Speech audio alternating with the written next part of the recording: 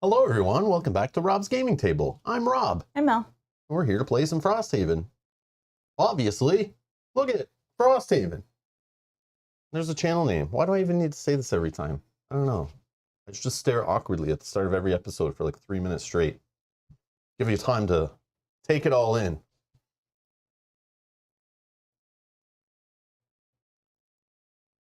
Any questions? There we go. All right, nice intro. Great. Hello. Lots of you here. Yes, hello chatting everyone. amongst yourselves. Yeah, hello. chatting away. We weren't even late or anything, and already chatting away in there. I love it. Yeah. I love it. All probably instigated by Yogi, it seems. Being crazy. I don't even want to scroll back and read based on some of the conversation I see. But it's all good. It's all good. Hello, everybody. Hello, hello, hello. Happy Sunday. We're not playing on Saturday. We're playing on Sunday today. Oh, yeah. And that's to blame all on Kyle, who plays with us on our weekly 3-player nights. So we can all blame him and throw all your hate towards him. His address and email are all in the video description if you want to send hate mail. And I'm just kidding, it's not there. His personal phone number is down below if you'd like to call him. But yeah, so he had to move his Hunter's AD night. I couldn't play with us on Friday or whatever it was, so we played Saturday. But because of that, we just bumped the Frosthaven, so we didn't feel rushed and that, so we just moved it to Sunday. So thank you everyone for tuning in. Oh, we're getting lots of love and support for the 18K subs. Oh, yes. Thank you. Yes, thank you. We hit that last night. Yeah, last night we hit it live on stream. It was crazy. No, it wasn't really crazy. Wasn't really crazy. But we were super happy and it was fun. Everyone was slamming those little party things in the chat. I see them doing it now too. That's awesome. Thank you everyone for supporting the channel, helping us reaching 18,000 subscribers here on YouTube. Again, a number 3 years ago, if you asked me, I would have said no way, no way. But like, man, now 20K is like possibly a reality soon, and we'll keep on trucking, keep on trying to improve and keep getting there. And thank you for supporting the channel. Much appreciated. Much appreciated. Jamie says, my son just said happy Sunday to you too. Can you say hi to Timmy for me? Thanks. Hi, Timmy. Hi, Timmy. Happy Sunday, Timmy. Hello. Yes, this is really live and not pre-recorded. Here's your proof. Happy Sunday. Also, Timmy, stop sneaking those treats at night when you should be sleeping. I know all about that. Yes, we know everything, all right? So stop. Behave. All right, Timmy? Be good. Be good. Also, play more board games with your parents, okay? All right, there you go. And don't start complaining, you know, when you get older that you don't want to spend time with them, like some children I know. Yeah, you back there. No, I'm just kidding. Yeah. Keep playing board games. All right. Here we are, playing some Frosthaven. Let's check the numbers. 72 overall, up from 79 or whatever, 78-ish it was for a few streams there for like 3 episodes. Now it's in 72. Yeah, I think it held consistent for a couple weeks, but we're at 72. It's slowing, but it's kind of picking up speed a little bit. I don't know. There you go. Nice, Jamie, nice. Yeah, so there you go. All right, we've got the scenario semi set up. Brandvin48 says, hello, Rob and Mel. The wife and I are visiting Toronto and currently sitting in Casa Loma. Oh! You are not very far from us. That's cool. We were actually looking at visiting Casa Loma. We've been by it, but we've never gone on a tour there. Literally like probably a month ago, we were looking into doing that. We're going to probably do it more in the winter. But we do want to visit Casa Loma. That's something, even though we're like local to it, basically. Yeah, I've never been there. I was looking at like a tourist place, but like I love historical stuff like that. And my daughter was interested in doing like the haunted kind of tour of the area there. So that was, I think, part of it, or that's what got us into looking at it. But I don't care about the haunted part, but the historical stuff I think is cool. Yeah, it's a cool little like mansion castle basically in Toronto. Some rich dude like built with like back hidden stairways and stuff, like, and tunnels and things. It's so cool. You're visiting from Michigan? Oh, that's awesome, cool. awesome. Please, if you get a chance to like let us know how it was, we would love to know, because we do want to go. Also, while you're in Toronto, I'm sure you've already visited if you're a tabletop gaming fan, but my favorite store, or stores, I guess, in the Toronto area, I haven't been to their latest store in downtown Toronto, But 401 Games is like our store we've visited the most over the years, playing tournaments, buying games and stuff in downtown Toronto. But we've been to like all of them. So yeah, like Meeple Mart and Harry Tarantula, and like, yeah, there's so many board game stores down there if you search. I don't know if you want to have that as part of your vacation, but have fun at Casa Loma for sure. Yeah, have fun. And welcome to Canada. Yes. Welcome to Canada. Yeah, we'll be driving through Michigan on our way to Gen Con as usual. But yeah, we like. We apologize Michigan. for the weather that you're having. It's not the best of days. Yeah, that's true. Yeah, they have escape rooms. Yeah. Oh, even better. That's cool. Even better. That's Oh, cool. okay, I'm excited. Yeah, I do want to go. I watched a bit of it on YouTube, like a tour thing of the place, like talking with like the current manager or whatever. And I was like, okay, I don't want more spoilers of this place. I want to visit it myself. So that's cool. Have Yeah, fun. that's cool. That's cool. That's cool. Somebody's watching my stream inside Casa Loma. How many YouTubers can say that? How about that? There you go. That's even better than reaching 18,000 subscribers. It is. I think we've had people say they're waiting in line at Disney World. Yeah, that's true. We've had that before. I guess that's fine. I think we But it's had. not Canadian. So I think we had one on their wedding day. Remember, like the husband was waiting, watching while the wife was getting ready for their wedding. Don't tell anybody. All right, we don't want to get them in trouble. I didn't say names. So I don't even remember who it was. Yeah.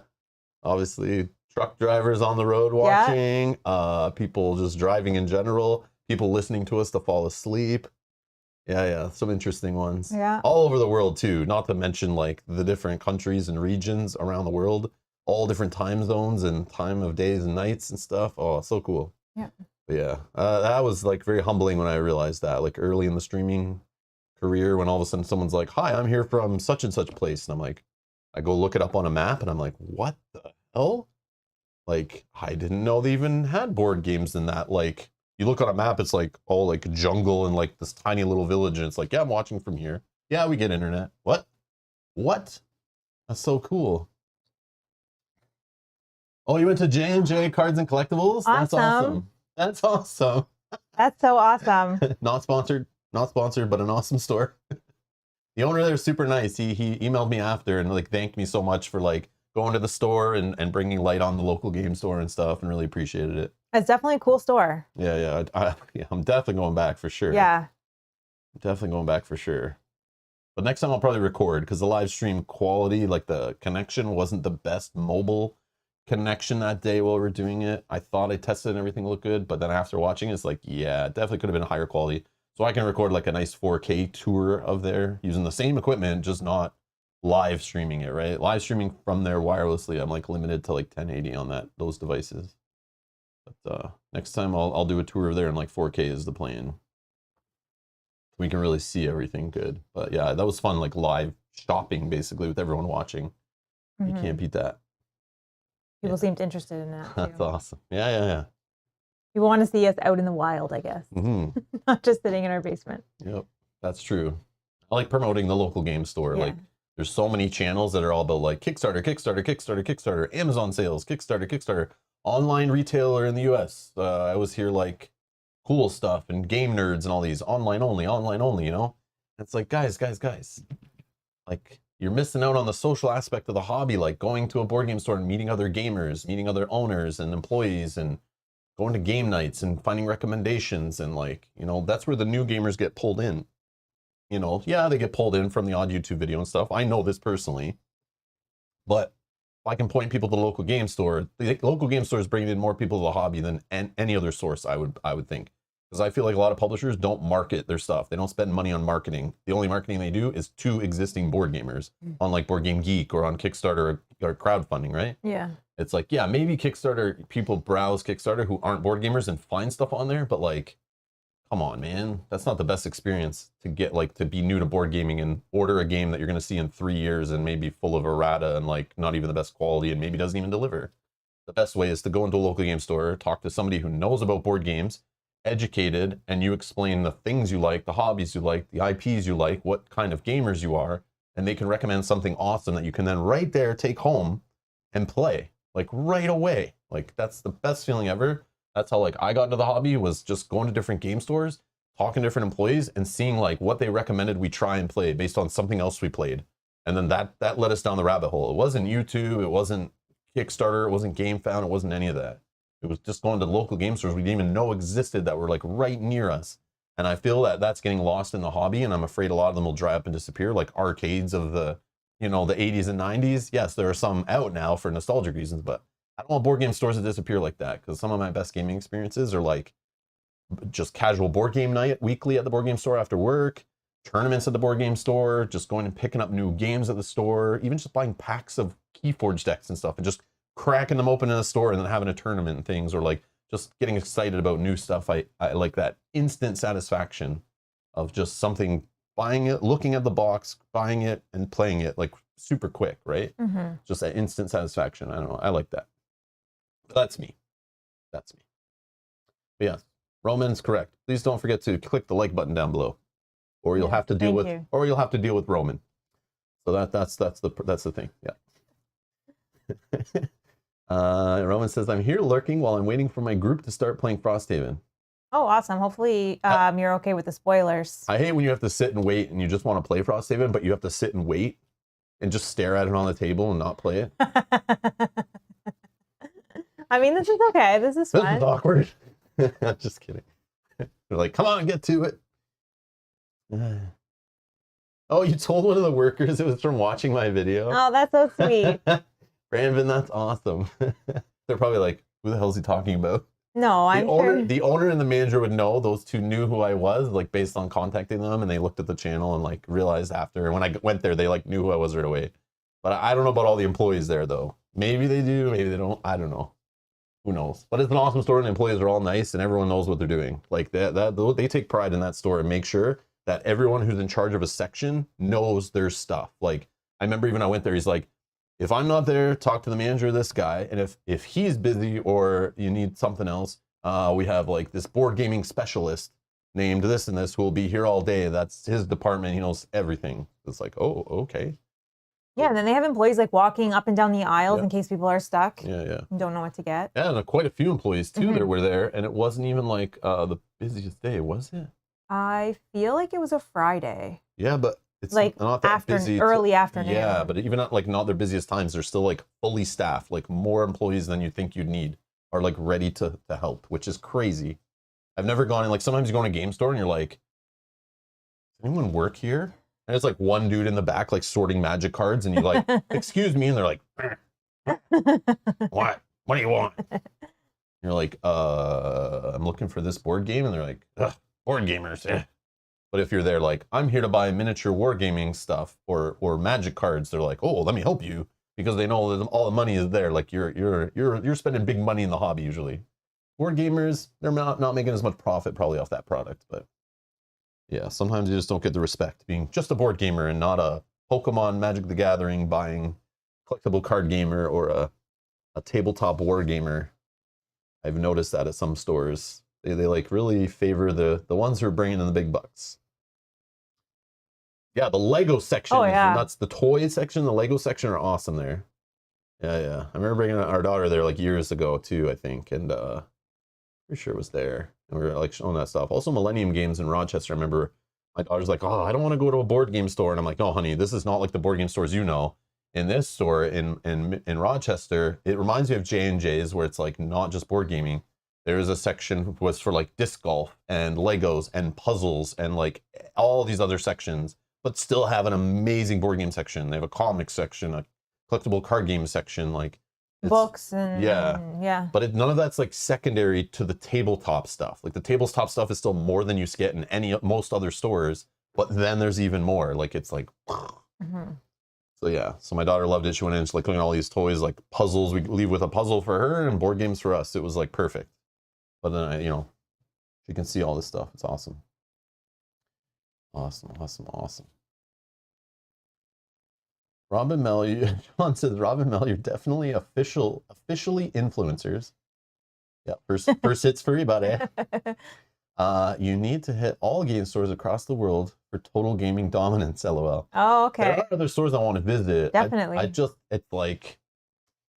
need to email the stores and ask if it's okay to film there. Like, I don't want to just go in a store and start filming. Like, I wouldn't want to be buying my board games, all of a sudden there's a camera in my face. Like, not that I'm filming people in their face or anything anyway, but I just want to make sure they're okay with it and their policies and stuff. So that's some work, right? I gotta like list all the stores. We gotta figure out where we're going. It's not free to do that either. So I'm gonna only do it for now when it's like something on our way of doing something else. Yeah.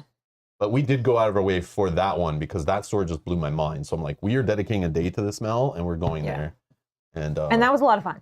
Yeah. That was a lot of fun. Yep. Yeah, it was cool. But some of the other stores like that I've been to over the years, like I'm not gonna drive 6 hours to go there just to film. But if I'm ever in the area again, I'll try to line it up. But like we went on our Montreal trip and I was like, I could start emailing stores in advance. I haven't been to a lot of them in like 5 years, but like, will they know me? Does the employees even speak English? Yeah. I don't even know. I'm like, do we want to add that onto our trip? We didn't have a ton of time. So I just didn't do it on that trip, but I debated it. I was like thinking of looking into it and was kind of planning it, but then I just decided not to. But yes, I should do it more, but I'll just film and not try to live stream just because like even a good cell phone connection is just not the greatest for live streaming quality with YouTube, which is annoying. But yeah, anyways, hopefully you have a good connection when we're at Gen Con live streaming. Hopefully it holds up better this year. And yeah, we've got some ideas to hopefully make it better. We'll see. But yeah, we'll be live streaming from there. Maybe we'll hit some game stores up in Indianapolis. Oh, maybe. Yeah, I should do that actually. I should do that. I think there's one that everyone talks about there. I know there's one like kind of close, but it's like not really a board game store. It's like comics and stuff. And it's like not very big, right? If I remember correctly. Yeah. But then again, it's hard to go to board game stores when like you're literally at this convention where like that, you know, like there's like everything is there. Like you don't need to go to a store. True. But yeah, maybe we do that. But yeah, I'll look it up. I'll do a little research. See you, Indianapolis. If you're watching this later, comment down below if you live local to Indy and you're like, oh, there's this game store that's like, it's got to be like within, I'd probably walk like 45 minutes, maybe tops to get to it because I don't want to drive to it, I don't think. I like walking around when I'm down there, park the car and just walk. Mm-hmm. It's kind of fun. Adventuring. So hopefully closer to the convention center, the better. But I understand that that's like a major city downtown where like the best board game stores are usually a little rural usually. Not so much in like the heart of downtown because that's usually expensive real estate. But yeah, the owner would probably be at Gen Con. That's true. That's true. I just need the owner to give me his permission on like, what is your filming policies? Can I walk around your store and film? Do I have to blur out faces? Do I have to ask every single customer, are you okay to be filmed? Like, or I have to wait for them to leave the aisle before I can start my camera? And then like, will people just walk in the view? Like what is the deal here? Like, how annoying is this going to be to me or not? Or to the customers or to the store? You know, I just need to know that stuff. But usually they understand like, oh, it's exposure. Yeah. You know, it's free. He comes in, makes some video. If I even get one new customer out of it, it's like you're positive. Like it's done. And as long as you don't lose a customer from a guy running around your store with a camera, pissing everyone off. Anyways, so let's play some Frosthaven. This is a boss fight, everyone. Boss fight! I don't know about this one. Oh, Brandon says, hoping to get my wife into playing board games with me. We bought a couple of those exit games. Okay, not a bad start, especially if the escape room kind of theme, the puzzle theme, the cooperative working together, solving something theme, great bonding experience. I like those. Not too long, so that's good. Mm-hmm. That's good. Yep. Yeah, just like, Brandon, look for the classic co-ops, man. Look for the classic co-ops. And anything with a theme your wife might like look at her favorite TV shows, books, comics, movies, whatever. Try to find something with a theme on it, and that's maybe cooperative, so you can know all the rules and kind of help her out, and you're working with her. That's my best. And again, some of the classics, like, I mean, who can't relate now to the theme on Pandemic, the classic cooperative game that like pushed the cooperative genre. It's not too complicated. You can work together. Not much to, like, you know, the rules are kind of simple. Lots of randomness, but you expect that with a Pandemic. But like, I mean, maybe some people don't want to play that theme now. Maybe it's hurt the game, but it's something that like no one can say I don't get what's going on in this game. Like, yeah. That's true. Do you want to play COVID-19, the board game? No, probably not, but it's still a fun game. So that might be a good one to try out.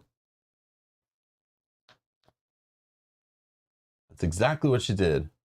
Read each one to see what would pique your interest. Exactly. Yeah, that's awesome. Yep. Because sometimes the theme, like they can envision like what they expect in some kind of world or theme. And if you could just find a game that does that well, that's not too complicated, or that you just need to know all the rules for, and you can just really help guide and be there to answer questions to remove the barriers of frustration.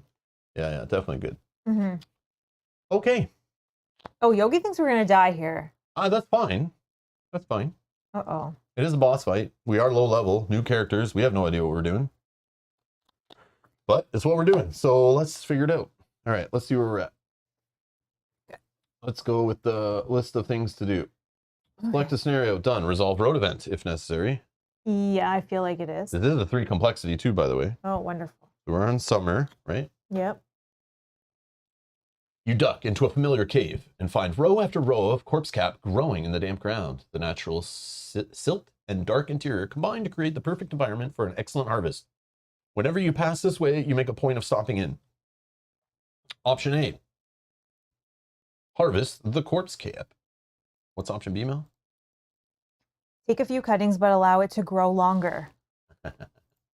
I know what I would pick. I'm just looking. Hold on. Before anybody makes decisions, let's see what we have for corpse cap, if we have anything. We have 2 in Frosthaven. I have none on my board. Do you have any on yours?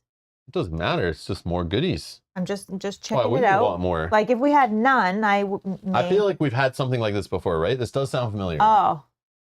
It does sound familiar. Is this one that keeps going back in the deck? That's B is exactly what I would pick, Edgar. That's exactly what I would pick. So that's what we picked last time. But I don't remember what it is. But I don't remember what it gave us. Maybe it gave us. But again, we don't pick usually, right? It's the chat that picked. So True. That is very true. yeah. Edgar says you picked it. No. Everybody at the table today, which is all of you, picked this. But I would choose B, which is kind of like where everyone's thinking. All right, let's close the poll. Thank you everyone that voted, as usual. 75% want B. B it is. Yeah, so it goes to the bottom of the deck, right? Yeah, in both cases. Okay. Oh, okay. You trim back the less 2. useful mushrooms, soaking up nutrients, pocketing just a few corpse cap stems. By the time you next come around, it should be ready for a strong harvest. Gain 2 collective. You need a pencil or something? No, I need the eraser. Eraser. Thank you. You make mistakes? No, I got to change the number. You made one mistake, and it was marrying me. Gain 2 collective corpse cap. Shuffle the summer road deck after returning this card to it. So you could get it literally the next day. I don't want it the next day, but I like how it's in there. If you need. So here's what you do. You take the top one, put it down here, and you're going to shuffle this into those. Oh, and that goes I don't on. want to see it the next time we play, okay? Okay. But the next time after that, I'll have totally forgotten what it is, and we can do it again.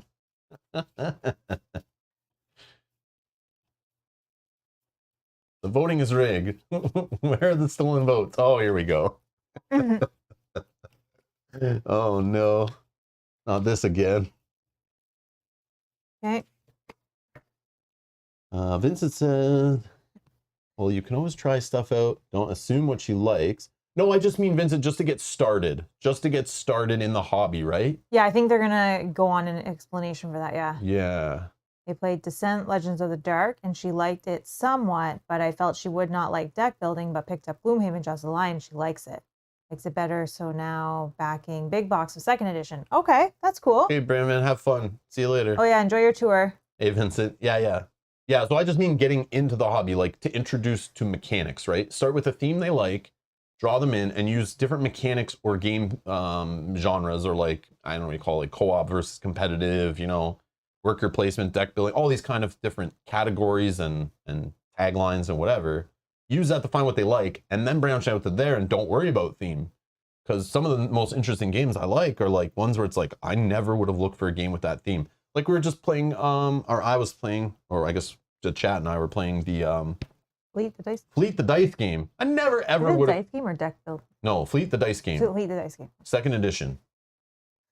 Not to be confused. Not to be confused with 1st edition or the board game Fleet, which is based on, or any other game with Fleet in the title when you search BGG. But as a game about building a fishing boat fleet, running a fishing company, building buildings, selling fish at a market, sending different boats out to catch different type of fish. I know, based on the look of that box, when we found it at the store at J&J's Collectibles, Cards and Collectibles. Yeah, that was one of the ones we grabbed during that stream. That's funny. but I didn't say anything. I don't think. Oh, maybe I did. I don't remember. But anyways, I think we did. I think that was a recommendation. But yeah, again, that was recommended by someone in the comments. Ruth Ann, thank you again for supporting the channel, and I'll appreciate it for bringing that game up. Because then I played it, and it was really cool and fun, and I never would have like, you know what theme I'm missing in my hobby, and I'd like to experience running a whole fleet of, you know, catching cod fish, a bunch of boats catching cod, and selling cod at a market. Yeah, that sounds like fun. Is it the whole game? No, it's multiplayer. Oh, okay. You can play multiplayer too. Yeah. I want to play it with you at some point. But again, like it's cool, but like it's a solid game, very well done. But it's like I never would ever walk down a game store aisle and go, oh, look at this one. It's got a fishing boat on the cover. Oh, I must have it. Like, no idea. But that's also one of the things that I think I don't now judge a game by its theme ever anymore. I think I did initially when we first started, like, Yep. I'm not really into that, so I don't really care. Yep. But now, because we played so many games and we've seen how the game or the theme doesn't always matter, especially to me now. I'll play anything or I'll try. Yep. Like, come on, Wingspan. Oh, I don't even like, I hate birds. Hate birds. Mel hates birds. Terrified of birds. I'm not gonna buy this like game themed on bird watching. Come on, man, snooze fest, right? You tell me, Rob, you love engine builders. You need to play this game about watching birds. Sounds exciting. No thanks. No thanks. But then I play it and I'm like, this is awesome. Tell family and friends, play this. Then they buy it My because they love daughter it. like was loving it, obsessed with it. Like it's so good. And like I kept playing it. I buy expansions for it. Like it's like, what happened? What I've changed, man. What happened? But it's like, don't always judge a book by its cover kind of idea, right? Yeah. And yeah, so again, some of the best experiences or best games I played were not themes that I would have been looking for or trying to like, you know, chase down or anything. So I do appreciate it. Appreciate the recommendations and stuff. Yeah, we love when you guys let us know about a game you think we will like. John Doe says, have you backed the final Sword and Sorcery? I don't know what that means. Is it like a third wave now? I think it's the last one, right? I enjoyed the Chronicles playthrough you two made. Didn't that Kickstarter or like come and go? I know there was like, we played through all of Wave 1. Then Ancient Chronicles was the first box of Wave 2, and there's going to be 3 expansion boxes. The same style they did the first ones in, where it's like side quests of the side quest of like the lower levels, and then the second half there's like a main storyline, but then there's a side quest box that you can play to go up to the higher levels. But we just never played past the base box. At some point, maybe we'll go back and play that. But if you mean final is like they're doing like a third new wave. Oh, it's an expansion, not another core box, and it's on now, Kickstarter. So is it expansion number 5 of the second wave, or like box number 5 of the second wave, or is this just one of the 3 normal boxes they did exactly for wave 1? Like I don't know what you mean by the final box. Like, did they not kickstart all 4 boxes when they did the Kickstarter for Ancient Chronicles? Again, I just buy Ancient Chronicles at retail stores. I have no care for looking at those Kickstarters. I can always buy the game way cheaper and support my local game store, and I don't need all the extra add-on junk. I got the extra add-on junk for the first one, but I bought that copy used from somebody who like didn't even open it. They bought it and just sat on their shelf. And they backed it, I think. Yeah, they backed a whole bunch of stuff, and I got it all, but I don't even play with it all. So it was like all the extra stuff was a waste to me too, but it was cheaper than buying the retail box, basically. Is there still boxes that we haven't played? Nothing that we own. Nothing that we own. Okay. No. We played through everything we own. But I purposely didn't buy any expansion stuff for Ancient Chronicles yet, and I will not buy it until we're actually like, okay, I feel like playing again. Right. I don't need to buy just expansions to sit there and stare at me and stress me out, so... It says ending to Saga of Immortal Souls and Ancient Chronicles. Oh. I mean, maybe we can look at it just to see, but we probably won't back it because we buy it all retail. Weird. So it's like a 5th box to both lines? Both waves? Interesting. But again, I have no interest in it because we still have, I think, 3 other boxes to play for Ancient Chronicles.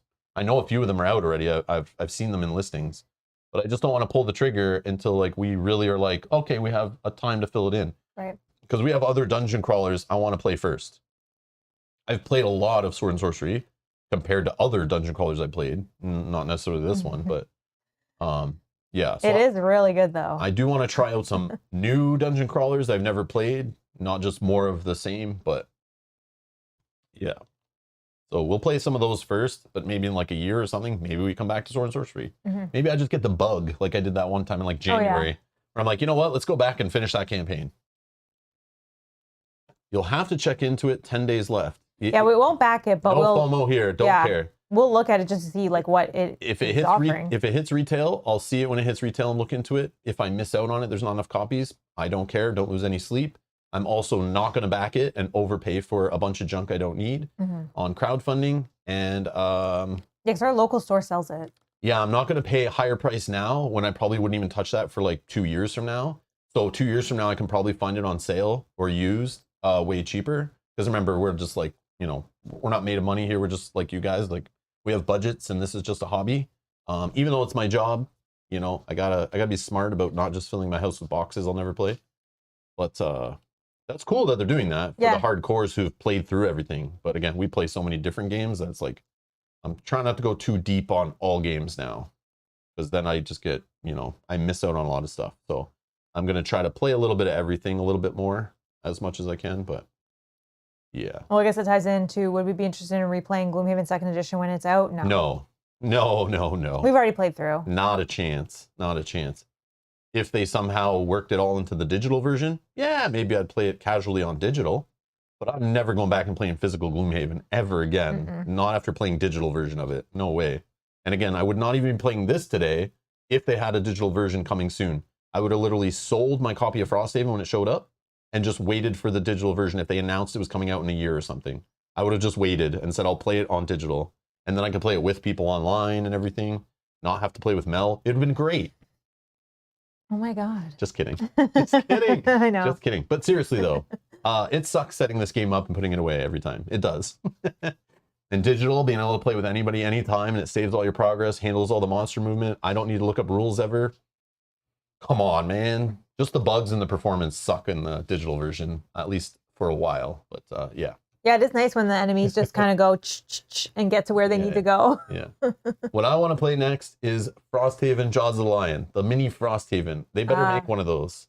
Like an intro shorter campaign. Like those are the only ones I really want to play. These big ones, I should just hold off and play them digitally, but I don't know if they'll ever become digital. Yeah. Because they haven't announced anything, so. But if they announced a third Frosthaven, or like a third Gloomhaven, I should say, I'll probably. Haven. Yeah, like if they try to copycat this again in like a Kickstarter in like 2 years, I'd probably not be interested in it and totally avoid it, because I'll probably have played enough Haven by then. I just need to play other stuff. Because it'll probably just be more of the same. And if I want the fix, I can just boot up digital and play Jaws of the Lion content or Gloomhaven content. And maybe by then there's even Frosthaven content or Gloomhaven 2nd Edition stuff's been worked into digital. But the only thing I would play is the smaller box stuff, like Jaws of the Lion style stuff, if they ever do a sequel to that or something. Like a 15 scenario type campaign, yeah. Yes, I need shorter campaigns. I need them. Shorter campaigns with lots of dopamine hits and experiences and box openings are fine. Yeah. But this whole stretching it out and slow changes and stuff, it's like, man, I got too many other games to play. I kind of, yeah. Yeah, I guess like time is limited, right? Yep. We only have so much time. Yeah. But there was no puzzle book in Jaws of the Lion. What's a puzzle book? I'm not really a fan of the puzzle book. There's a puzzle book in this game too? I didn't even know. It's like I want to play either a puzzle game or a dungeon crawler. I don't know that I want to play them together. Correct. Myself. Correct. Unless they're like small little puzzles in like Mansions of Madness that are like just make a little break. sense to the game. Yep. Yeah, they're not brain burny. They're kind of fun. Yep. Edgar says I need longer campaigns. Oh, I get it. Edgar has too much time on his hands. Edgar plays too fast though. Yeah, Edgar like does. Edgar would already be done this scenario. Edgar's a machine. Edgar's a machine. Yeah. You see me, I'm like, I take too long to pick a card. Like everything takes too long for me. Edgar, have you played through this already? Probably 6 times. I can't remember. Maybe he doesn't have it yet. Yeah, true. I don't know. Yeah, Edgar, how much have you played Frosthaven? How many sessions? How many scenarios? How many times? No. No, Oh, okay. okay. Okay, cool. Cool. Gotcha. All right. What's Well, next? we did Rotovan. Yep, we're really flying through the playthrough today. Set up the map tiles, done. Retrieve all monsters. I assume you did that, Mel. Retrieve all overlay tiles. Yep. Yeah. Set up the first room of the scenario. I double checked it. Looks okay. I'm Yep. pretty sure. I set it up so there could be a mistake in there. Shuffle all attack modifier decks. And I gotta shuffle these.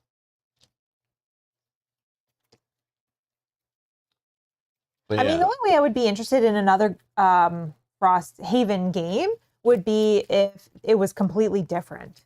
Like, maybe like the do character something really mechanics cool. was the same-ish, because I like this, like picking the cards and the modifier decks and stuff, but like this was different in some way. Like, I don't even know how, but Even if we just had the big books that they said they would do to make it like Jaws of the Lion, where you just open up a book, another book, and then you're playing a scenario on the book, that would have been miles better and would have pleased me a little more and made it easier to set up, and we wouldn't be complaining about warping tiles and stuff. oh yeah, like this one doesn't even connect. I know, it's trash, but yeah, we definitely got a little bamboozled on this one, but oh well. Still enjoying it. I'm still having fun with it. Absolutely. Obviously, I could end any time. I know, what are we on, like 31 or something? Like I said, today? we have many other dungeon crawlers staring at me every single day that I'm like, I want to try something new, but it's like I can't do 2 of them at once that are like epic, long, big stories, scenarios, remembering who's what character does what, 2 60-page rule books at the same time. Like, meh. See, Mitch says I completed 19 Frosthaven scenarios. Oh, nice. Yeah, we're on like episode 30 something, but I know some of them are like replays, so yeah, probably done like 30-ish, 20 something-ish. I don't know. All right, the next thing is read the scenario entry. So this is the realm of endless frost, number 21, sled requirement, scenario goals. The scenario is complete when the Prince of Frost is dead at the end of that round. Read 136.3. Scenario effects, each character discards 2 cards and gains muddle, if you can deal out a muddle at least. You don't, right? I ignore scenario effects, right? So completely. Yeah. I think. Please tell me I checked that box. Yes, I did. Yes. Leave my cards alone. All right, special rules. Door 1 is unlocked and will unlock when all revealed enemies are dead. When door 1 is open, read some stuff. There's the map, but we've rotated it this way on your screen, okay? So this is the starting room-ish. And then there's the loot pile. Look at all the tokens. Prince of Frost, you have him? That was what I was going to say. I did forget to get the boss meat, but we can take a break before we get to him. He's not on the board yet. So we can play for a little bit and then take a break to use the washroom. Did you have like the boss card and stuff? I just didn't get the little boss token and actual miniature. Oh my God. But I will get He's that. not invisible, Mel. When we take a break. How dare you disrespect the boss? I forgot. We got all these enemies. We got dungeon doors. We got traps, ice spikes, pillars. So the ice spikes are hazardous. Put little orange shits on those. The traps that's damage trap. Yeah, they're not on the board yet. Oh, so it'll tell us probably when that happens, Likely, right? Yeah. Creates glowing orbs. All this stuff we don't have on the board yet. Okay, let's read. Introduction. You've been hiking for what seems like an eternity. The wind screams in your ears, and your body is growing stiff. Your hands and feet numbed long ago, and now your mind is beginning to fog. When you left the fjords, you did so in good spirits. With the exception of a few demonic birdmen, your exploration of the coast was going fine, until the storm arrived. At first, it was a thin flurry of snow, wisps of white flakes playing at your ears.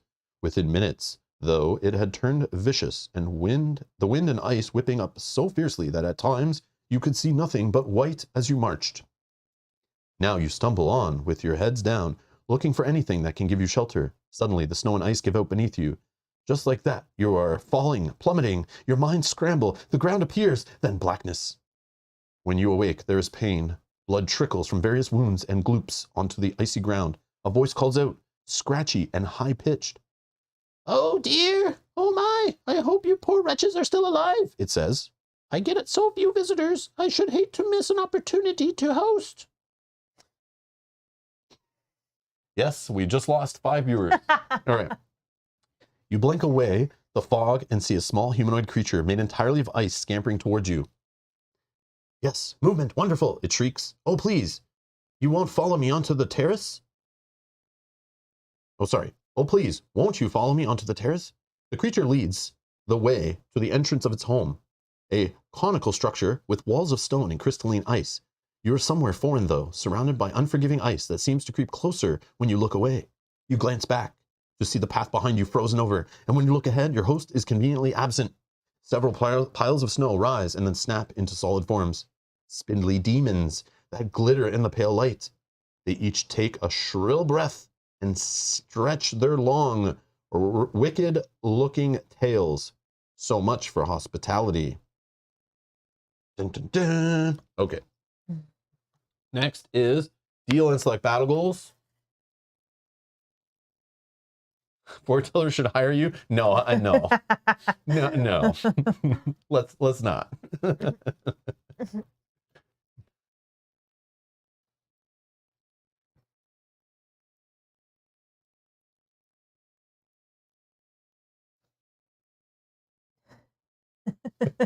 Vincent, I'm just being funny today, okay? Do not get used to this kind of reading. I still stumble, but I'm trying to just have some fun today. Being goofy. We're in a boss fight. I'm kind of excited. We don't get many boss fights in our This is playthroughs. our first or second? Yeah, we chicken out and don't continue the same storylines. Again, kind of leaving it to the chat to vote, right? People just want to see certain things, so it's fun. Mm-hmm. But again, if I was playing this and just completely going the way, I would probably try to do like a single storyline and stick with it, you know? Yeah. Fight the same enemies, improve my skill against them, memorize their decks a little bit. Well, it works. Yeah. Don't get used to it though. Next week I could be completely grumpy and you know, and just be not happy to be reading and just want to play. Who knows? I have mood swings, so deal with it. I am surprised after all the reading last night from Hunters. That was a lot. That was the warm-up. That was the There was a lot of reading There was yesterday. a lot, yeah. Yeah. I felt like I was just playing Reading Simulator, but it was still good. It was still some fun reading. It was. I got to say a few bad words. It was great. Yeah, that is true. Yeah, it's fun playing Hunter's AD and getting to swear on stream. It's not my swear words. I didn't put them there. Yeah, Right. you're just reading what it says. Yeah. Okay, there's 3 cards for you. 3 cards for me. Do you want to go first? No, that's 4 cards. Sure. All right. Battle goal number 1. Oh yeah, we looked at everything? Yeah, okay. I think. Maybe. Maybe.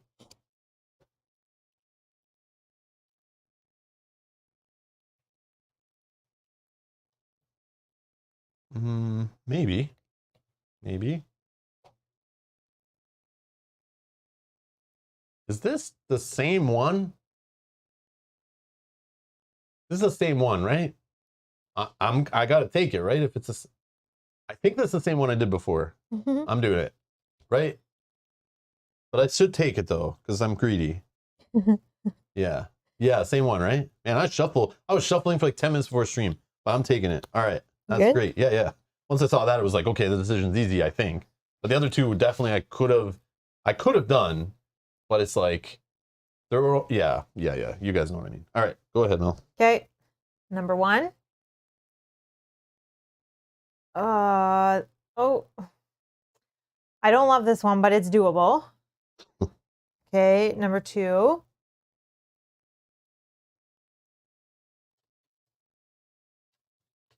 Oh, okay. I mean, it's possible too.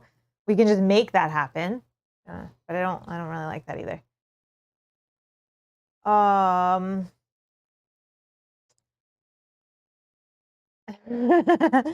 Okay. I'm debating between, let's call this 1 and 3 now. We're not going to do number 2 with these options. I think 1 we should go with number 1, I think. This one here, number 3, I would have to give some very subtle hints to make that happen so that, yeah. Okay, we're going to, we're going to go with number 1 because I can control that. I don't need you to help me. Oh, I see. You don't want to rely on me, is what you're saying? No, I don't. Okay, we're going to go with 1. Let's try to remember that throughout this whole scenario. Be greedy, Mel. Be greedy. That's what I see in the chat when I look up. Yep. Greedy. Would that get me a perk? Yes, it will. Oh, yeah. I Okay. didn't look. Mine would too. Yeah, don't rely on Rob. Yeah, I know. Because he could like mess up the whole plan. Now we need these things. Yeah, we look Two of at them? 2 and we pick 1. Or none. I do feel like we should pick 1 though. Hypochondria? Okay. Whenever any character gains a negative condition, they also gain wound. No. That's terrible. And barbed. All undamaged enemies have retaliate too, but only melee retaliate. So it's like, Yeah, I guess if we're gonna range them. so if I could range them, damage them, then they lose that. Yeah, and I could probably range them as well. I think I could put more range cards in. I don't like the retaliate 2 having lower health characters, like lower level characters, but I would have so taken that easy peasy when I was like at level whatever 7 or 8 and I had like 100 health. Easy peasy. But the gaining a negative condition, they also gain wound. What are we playing against? Like, do these guys have conditions? Like, is that heavy? The imps give brittle. And the boss gives brittle, it looks like. The boss gives brittle, yeah. Yeah, so do we want to get like wound every time we get brittle? Or is wound good with brittle because the damage you take from wound is 1, that gets doubled, so it's only 2, and then you lose the brittle. Yeah, the enemies only have brittle as a negative condition. But like, I don't know about, yeah. so we have, this is spirits. Muddle. Living spirits. Living spirits don't have any. These guys have muddle. So snow imps have muddle and brittle. What about frost demon? Frost demons. Nothing. Here's nothing. Okay. Oh, Mobilize. mobilize. 1 card with immobilize. Let's see, what do you guys think? Any thoughts on this? Barbed is probably fine, says Temujin with a question mark. I know, I'm thinking maybe, right? Yeah, I'm thinking that one might be okay. I worry slightly about my summon, but the living bones have none. I worry about my summon, but we have to make sure that people are damaged and maybe spread out damage more instead of like fully killing one character. Yeah, but I'm a melee fighter, right? So it's like getting retaliate 2 on melee kind of sucks. Yeah, I agree. I don't like either of these, to be honest. It is a boss fight. Maybe not add one of these because it's like a boss fight. Let's just worry about the boss. I mean, that is also a very Because it would suck to be end of the scenario. You're low on cards. You're fighting this boss, and then he hits you with brittle, and now you have wound. And like the enemies in the room keep giving you wound, and then you're like, you have no health. You have no heal card left. You're like low on health, and now you have to deal with wound on top of all that. Yeah, Yogi's agreeing, saying I would decline because it's the boss scenario. Yeah, that's what I'm thinking. I agree. Okay. And it's kind of a long one. You're right. Okay. Lucas is here. Hello. It says, hello, Robin Mill. Hello, Lucas. Oh. I was watching your gameplays of Lord of the Rings LCG. I missed that game. I need to get back to it. Don't worry, soon. I love Arkham and like Marvel. And now I think I love LOTR because I finally learned how to play it because of your videos. Oh. And I apologize to your time, your family and friends, your wallet, your bank account, all of that, because now you're buying from 3 LCGs. I'm sorry about that. I know that problem, and I'm apologizing now if you go bankrupt, because it's basically my fault. But my lawyer said I should never say that. So, yeah. I hope you have fun with it, though. But I'm excited, and I don't know if it's out yet, but the next campaign for Lord of the Rings, the first campaign that's being repackaged that I had never owned anything of. I have the player card box, but I don't know if the campaign box is out yet. Do we pre-order it? I don't know if I pre-ordered it. Now I'm like worried that, but I'm not going to miss it. I feel like they're good at printing enough stock of those. So Lucas also kind of summarized my thoughts as well. I love Arkham. I love Lord of the Rings, and I like Marvel. Like Marvel. That's very much how I feel as well. Yeah. Yeah, D. Miller, we're never getting through this challenge deck. It's fine. It's fine. Yogi says, I think it's out here, maybe not in Canada. Oh, okay. Yeah, now I want to know. So while we think of this. Oh, Edgar, that's a very smart point that you're saying. Edgar says, it says all undamaged have retaliate, but if you attack it and it loses HP, does then it lose that retaliate and you wouldn't suffer the damage from the first attack? Because now it depends when retaliate and when damage removal like applies. Like, do you apply damage right away and then retaliate's done way later? Because if so, it'll never happen. So that means even the first attack on an enemy, as long as they don't block all your damage, you don't get retaliated on. Right, because retaliate on an enemy that's dead doesn't happen. Yeah. So if you kill the enemy, then there's the retaliate, doesn't happen. I know, but this is just talking undamaged. So are they damaged before the first chance of retaliate can even apply. Because if it's constantly checking, you know, Yeah. and you attack them, 1 damage gets through. Now when we get to the step of retaliate, is it gone? Because this says that only when they're undamaged. Yeah, Temujin says, I believe the intent is that your first attack causes retaliate. I would assume it's that annoying. Yeah, it's not supposed to be beneficial I would to us. assume it's that annoying. But yeah, is there an FAQ? Let's not get started on that. Let's just not take it so we don't even have to worry about it. Yeah, I feel like this is a boss fight. Let's just focus on fighting the boss. None. We'll worry. They're going on the bottom. We'll worry about those challenges another day. Yeah, yeah. It's okay. I think the retaliate one is totally fine, but yeah, boss scenario, let's not.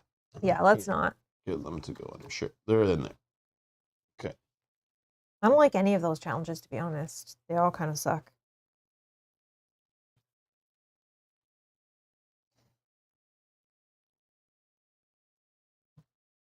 While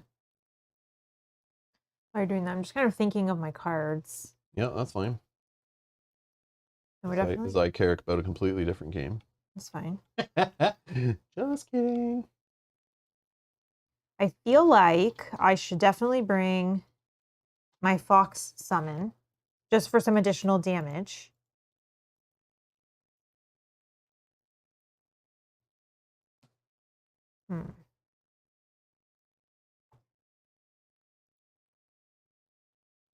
Yes, retaliate won't matter much if you range attack, but Rob doesn't have much range attack, so I'd always have to like range attack and like hit. I could tweak my deck and play the range and set up the extra range card, but his range is like all hitting like 3 enemies, and it's like it tickles enemies. It's not even like good range. Yogi says, "Okay, I looked. It's in stock in Canada." I guess. Oh my god. Yeah, so we can just go pick it up then. I don't even need to order it like that, but. Because the closer store usually has that product. Not always. I have to like ask the owner to especially order stuff sometimes like this. And then if that's the case, I have to wait like another week for the order to come in. So it's like, I could just go to one of the stores that has it in stock. I can just call them. Yeah. This is through Dream Chaser, right? Yeah, and Janice said Dream Chaser's the latest release LOTR LCG out in the US. Yeah, I thought it was coming out later in the summer, but there was no like date a while ago when I looked. Mitch says, just thought my cat was throwing up, but it's just my kid playing Minecraft. What?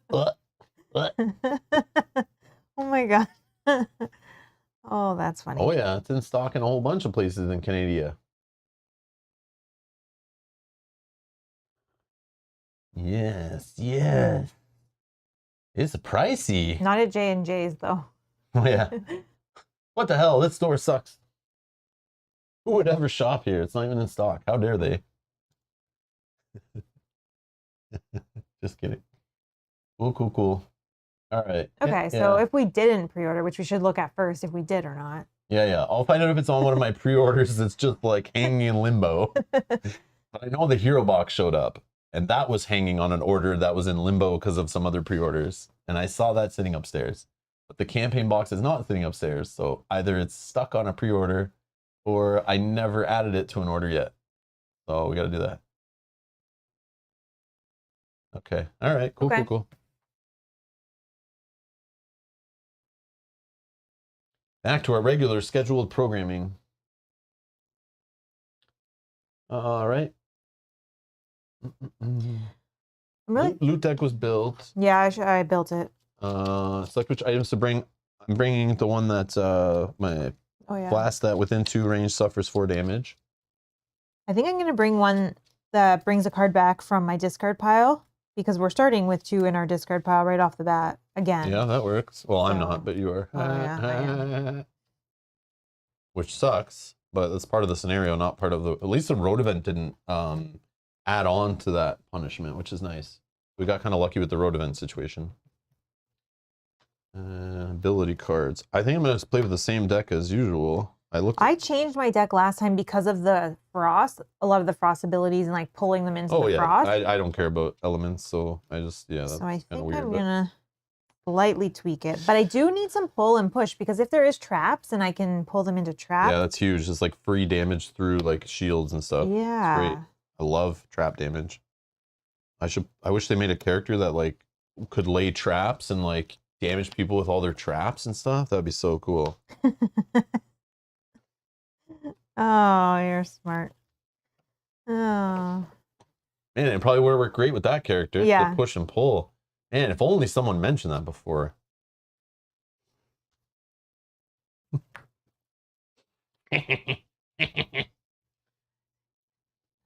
What?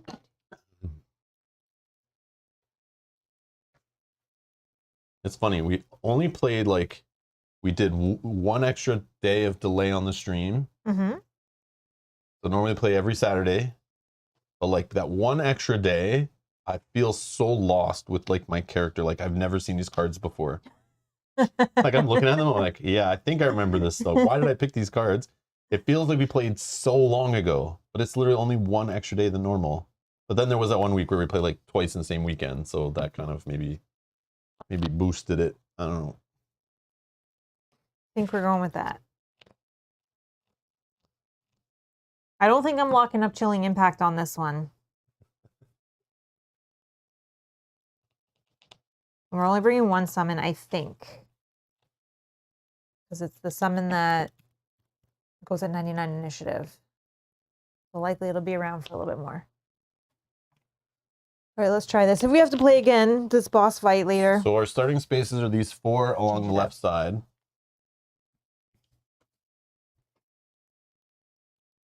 Is that okay? I can move if you need. Let's see, I don't even think I have that far range unless I use that. Yeah, exactly, Yogi. Yeah, exactly. Play a different game, and then you're like, what is going on in this game again?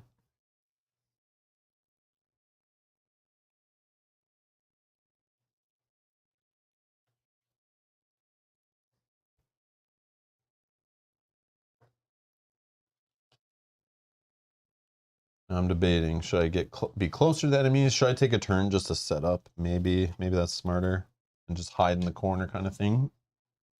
Well, these frost demons can move for 2. Oh, I don't think they have range from what I remember. They'll probably have a +1 move. And these guys are flying and move for 2 as well. And those are the guys that are great. If you can wound them or pierce them, then they're like dead so fast. But yeah. if you don't, they're super annoying. Yeah. Okay. Let's think. Did you pick your 2 cards to discard at this scenario starting? No. Give me that one. Remember, you're muddled, so your attack won't be the greatest. Mm-hmm. But your first turn will be gone after and that. That one.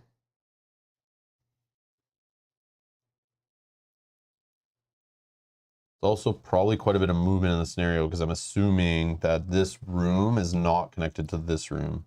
I have a feeling we'll have to go to this room. And this door, remember, we have to defeat all enemies before we can even open the door, right? Yep. It unlocks after. It unlocks, but it's not open yet. And then you have to step on it to open it. So we do have to kill everything in the first room. And maybe that's a theme throughout it. That this room we might have to kill everything. Even though all enemies don't need to be dead for the scenario, we have to just kill the boss. But I bet it goes into this room, and then this room goes into the boss room. I bet it's not really all one room. Do you have anything that covers hexes? Yeah, like these bookshelves. No, I doubt they'll use that. I mean, they could just put it like... No, they have hexes. Maybe it is joined. We'll find out, We'll find out, I guess. Yeah, I only have 2 more doors, though. But I'm just thinking for movement purposes. Why I'm thinking it, I always look at the scenario and I try to like roughly count some hexes to think like, do I need to put down my extra movement card right away so that all my moves start having extra 2 movement, because then I don't want to get stuck behind in the scenario and have trouble actually getting plays. You could be right, though. I only have 2 doors. Like, there's only 3 door tokens on the map. Right? 3 doors. Yeah. So I pictured door here and door here then. Yeah. So I don't think this is connected. I think you're right. I do have my... So that's quite a bit of movement if you think about it. Yeah, I have my move 8 lost card. Worst case if I need to get in. But I'm going to try to keep pushing forward while killing enemies. It's the longer one, so we should keep pushing. Because you want to be in that boss fight with still lots of card options. Not have thrown away so much to just move. Okay.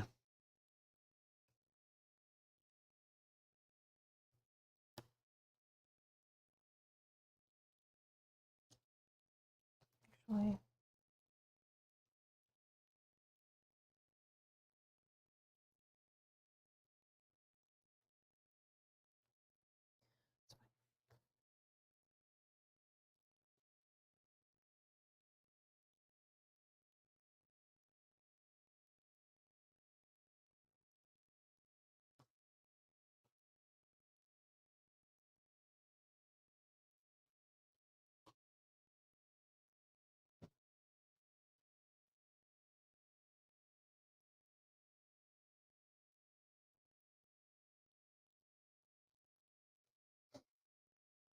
I don't know that I'm going to get my battle goal done with my cards, everyone. Whatever. But I'll try. You ready? No. Okay. Sorry. Take your time.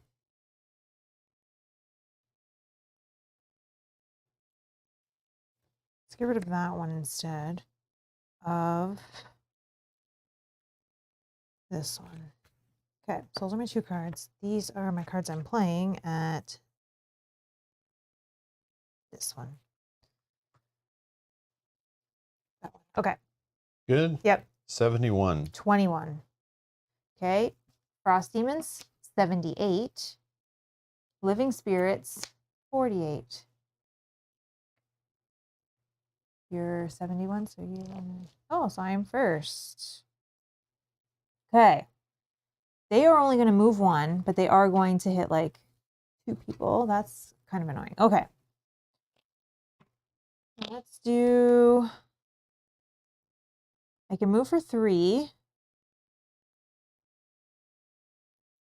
And then I can attack at range 3. So let's just go move of 3.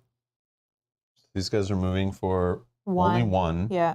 And then, but they're hitting 2 spots, so we just don't want to be beside each other. That's fine. But I think if I move here, Yep, 1, 2, 3, then I'm 3, then they can't reach me. Okay, these guys are moving for 2. That's fine. Okay. So then... Sorry. Oh. Amanda, with her first super chat. Thank you so much. Thanks for the 5 buckaroos. Says, I just want to say that I will probably never play this game myself, but I very much look forward to your playthroughs every week. Oh. You are not alone in I learned that very early playing through playthroughs of these kind of games. A lot of people don't have the time or the effort or want to play something so complex or can't get the group together every week or have unreliable players, right? Yes. And they still come and they watch the whole game, spoilers and all, because they'll never play it, but they still get to enjoy it. And I never thought of that when I started doing this, but that is quite a decent segment of our audience. I've said that's the way they watch our stuff. And that is awesome to me. And I watch lots of playthroughs of games I'll never own, not just for research, because I think the game's kind of cool, but it's like not for my group. You know, I've watched that kind of stuff in the past. But thank you for the support. Thank you for the donation. Much appreciated. Thank you for your first super chat. Yes, we appreciate it. Thank you. Yeah, that's awesome. Yeah, thanks for watching. Yeah, you don't have to play everything we play. That's not the intent. I'm not here to say like you all must own this or buy this. Like you can just play along with us and make choices on polls and recommend which battle goal to take and correct rules and try to like learn the game and play along with us. Like it's totally fine. Yeah, totally fine. Yep. Yeah, don't ever feel bad that you don't want to buy a board game, but like you enjoy watching it because like you're still supporting it. So let's say like from the publisher's point of view, you're another eyeball watching it, more eyeballs watch it, then YouTube likes that and will promote it more to other board gamers or people on YouTube, then they'll see it. So it just helps the game in general and then maybe sells a few more copies, right?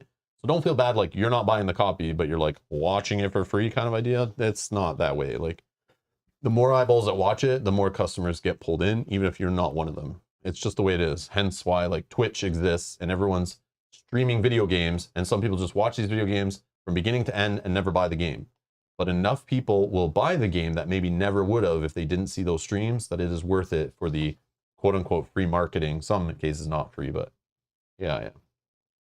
So yeah, don't feel bad. You watching is helping us. It's also helping this game out in general. So don't feel bad that you didn't buy a copy, if that's a thing that you were thinking. But yes, thank you for the support. Okay, and then we didn't lose any health, but it could heal. Hazardous terrain is 2 damage for this level. Says Temujin. So don't forget you can push and pull guys onto that hazardous Yeah, I terrain have to first. get a little bit closer, but yes, these Except for the guys flying. fly. I have to Except for the try to flying. push them, but I will try to line that up. I'll try to kill them with possible. retaliate, like let them hit me on purpose. Yeah. Unless they have range, but I don't think they. Oh, they do have range. Oh, they do, and they move for 2. 1, 2, 1, 2, 3. Oh, sugar. That one's gonna hit me, but I guess it's fine. That's fine. One can hit me. Okay. And everybody's full, so I don't need to heal anybody. Okay. Then this one I can attack for 1 at range 3. And then I can push this guy. Oh, hold on, hold on. Let's reposition here. Let's reposition here. I will move for, I can move for 3. Let's move for 1, 2, 3. No, how do I get this guy to that spot? Here is good, right?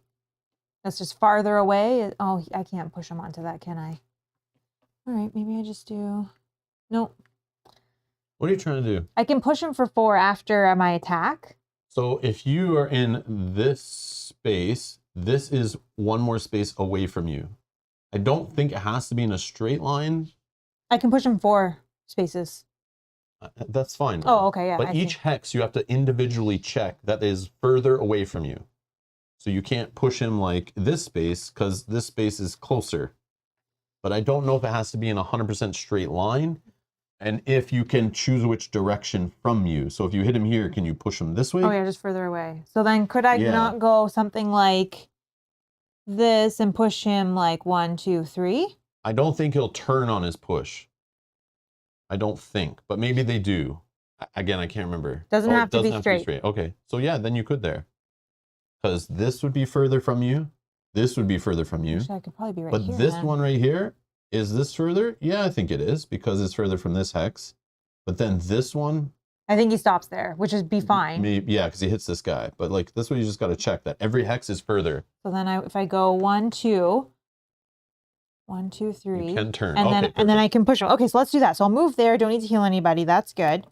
And then here, I'm just attacking for 1 at range 3 with muddle. -2, -1, nothing. I mean, I guess get rid of those minuses now. And then I can push him for 4.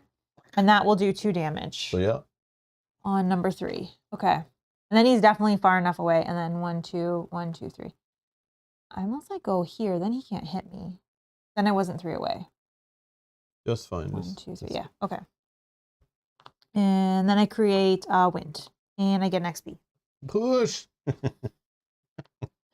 Will you create me wind? Yeah. And model's gone. Okay. Living spirit. Nothing special. Moving for 2. And then he can attack. 1, 1, 2, 3. Yep, get you. Actually, attacking for 2. Down here for now. 2. Okay. And 1, 2, and can't reach. Yep. Done. Drifter. I'm just going to set up crushing weight. So the next 6 melee attacks add +2 attack. Now, should I set up the retaliate, knowing that these guys have range attacks? Do they ever do melee? Because the retaliate would be good on them. I don't know if I should set up yet, but I was playing it like I might. Or these guys did frost. Oh, they haven't gone yet. I'm so sorry. Never mind. Yeah, maybe I should. I don't know if setting up 2 cards around 1 is like bad for a longer scenario, but I kind of wanted the retaliate like right away, so I can just keep moving into the thick of it, getting hit, and it's fine. At least it's doing some damage back. I mean, if they ever do melee attacks, like that just is a full kill right on them. They hit you. I know. It just might be too early to put that down. I'll do it though. I just don't know. That's the one thing with this character. I don't know what the pace of putting cards down like yet. I've got not got that down yet with seeing like longer scenarios. Should be fine, says Mitch. And then also I was debating doing the movement one so I could get lots of movement, but I'm thinking like we gotta kill all monsters in this room anyway, so let's get the damage going. So we can get moving faster and they don't slow us down, right? Because you can have all the movement in the world, but if you have to sit there fighting monsters behind a locked door, the movement doesn't matter. You'll just waste turn. So it's all about damage right now. Okay, Frost Demon. We're both just gonna move 1 and 1, and they don't have range to anybody, and they're gonna create frost. All right, this is gonna get shuffled. It's a range retaliate. So as long, oh yeah, that's true. It is 2 range. Yes, yes, yes. You are correct. Yeah. Oh, nice. Okay. Yes. So yeah, as long as they have shorter range, right? Or like I've trapped them that they can't get further away or whatever, right? Yeah. Okay, but this guy is 1, 2, 3. There is some frost and air that I can use, which is great. That one. Yeah, that's what I was debating right there, see, Mitch, was should I just move for 2 or actually lock the card in? I played it so I could make that choice depending on what was happening. But then I saw these guys had range of 3 and thinking like, well, that retaliate range 2 isn't really going to help that much, but maybe it will. Maybe it will. But it might work good against the other enemies too. So we'll see what happens. Like living bones. I'm going to try for living spirit that's right in front of us. Yeah, I'm going ham now, I think, if I can reach Okay. them. I don't think I'll be able to reach anything else unless I play 1, something else. 2, 3.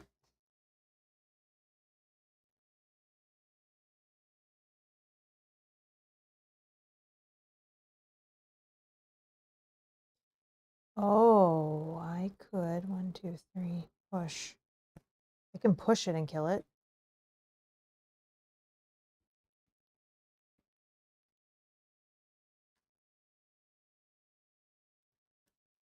Can you reach the further back ones?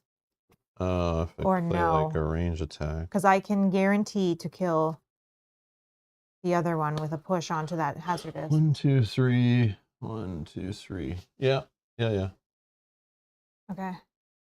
Get it on. Ready? Yep. 20. 17. 58. And 67. So you're actually before me.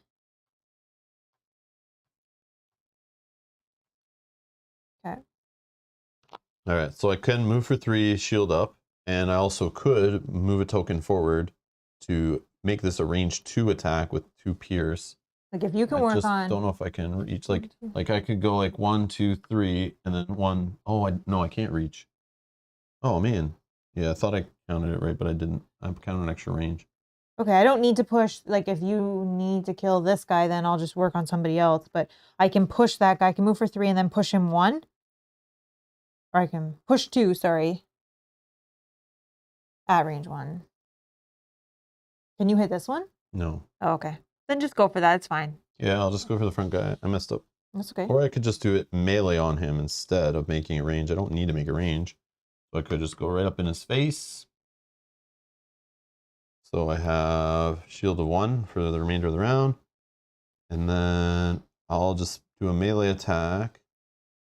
Gaining experience, right. So it's pierce 2 though. Oh, you're right, Temujin. They're flying, so I can't push them onto the traps. It won't do anything. You are so right. So yes, we have to do your way. True. I wasn't even thinking of that. You're right. Dominic, hello. Dominic, what's up, man? Good evening, all. Finally made it to a live stream again. Yeah, where have you been? All right, just kidding. Welcome. So it's attack of 6 Dead. with pierce. Beautiful. Excuse me.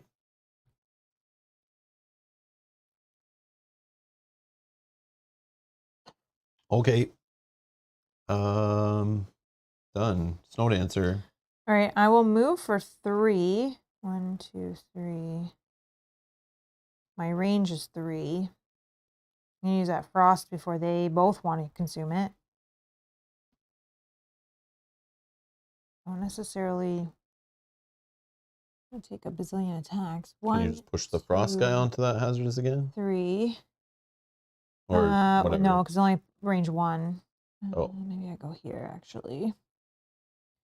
I know that I want to be targeted for all these attacks. I went first, and we're close. But if I'm, I have defensive 1, so I don't care. Yeah. And I have retaliate. Yes, I want. So come at me, bros.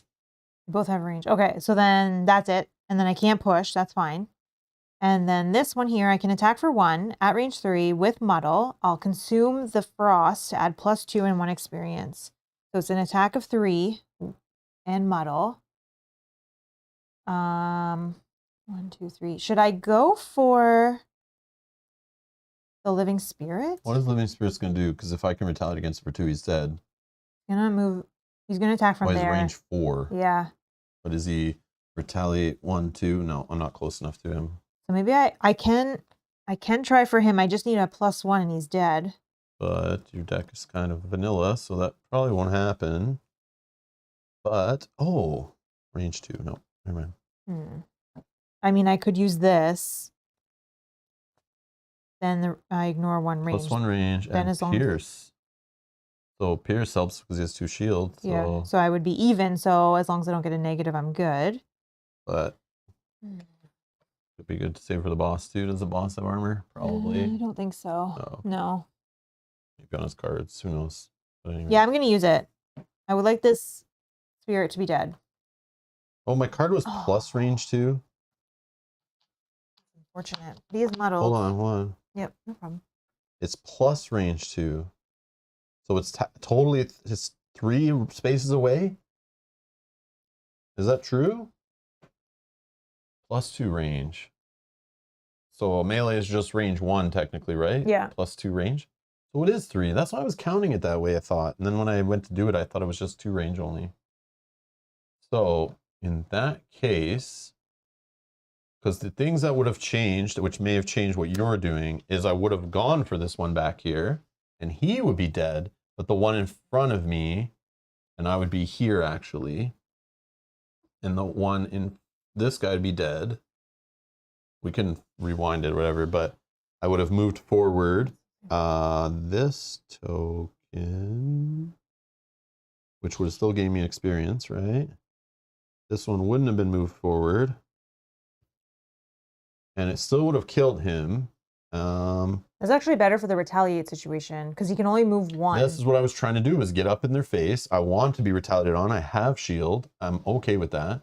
And then based on that, do your whole turn again. Yeah, but it's still whiffed. So it would have been the exact same thing. I would attack this guy and he whiffs. So. Oh, okay. Yeah. I thought it would have changed what you're doing. No. Because I just would attack whoever won. I want one of those guys gone. Okay. And then Frost Demons. Frost Demons are only moving for 1, but they have a range of 2. So number 3, 1, 2, he needs to move 1.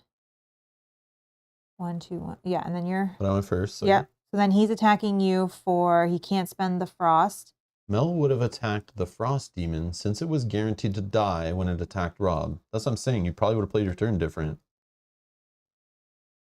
Well, either way, I got an all. I can't shuffle that back, so it would just be who is muddled.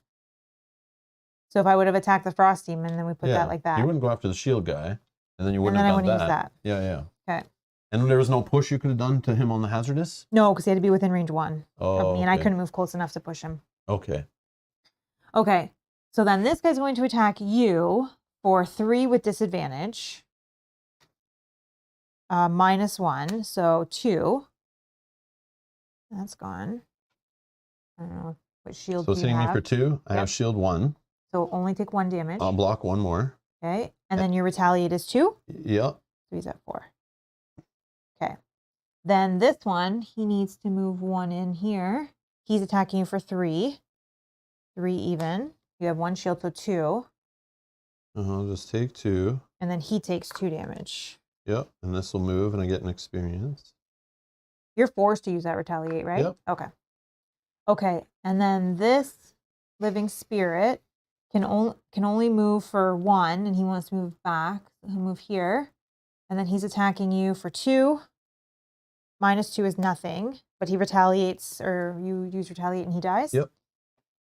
Okay. That is them done. They're gone. And that's the end of the round. How many enemies died in the round? 2. Yes, 2. Oh, I think. Actually, No, we'll okay. just leave that there for now. Yeah. I think I'm good, right? You want me to look away? One of them died from my attack and one of them died from my retaliate, right? Correct. I'm not looking, so. Got it? I think so. Seems good, right? Okay. just making sure that I don't have to remember later. Didn't that round happen like a long time ago? Battle goal achieved. Yeah. Mine I can't determine until the end of the game. I took this item to help me with it, but I didn't even need it. Okay. Yes. Yes. Now we cannot stress about battle goals. All right. Let's just... I still have to remember mine. Yeah. Oh, I don't care about jeepers. yours. Okay. Okie dokie. 2 Frosthaven's left before we can unlock the door. Yep. And we got to get to the door too. My ear's gone, right? Okay.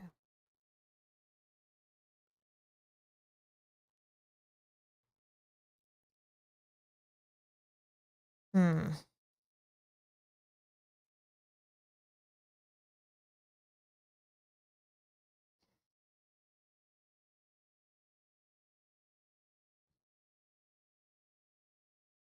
Do you need some move or are you good? I think I'm going to play a move, so yeah, I'm good. Okay. I think.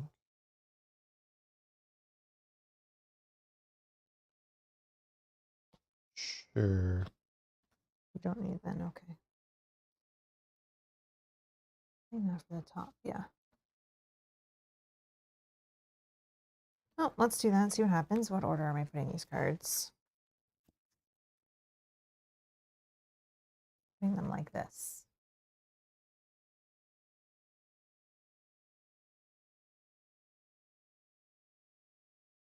Seamish says, Rob, do you want to move the token back on the spot with the retaliate and forward on the melee to buy some more time on retaliate? But again, I was thinking that too. Maybe I moved the retaliate wrong, but then I was like, I didn't know this is going to fire off so much, but now that I know, it's like, I feel like I'm kind of cheating to roll that back.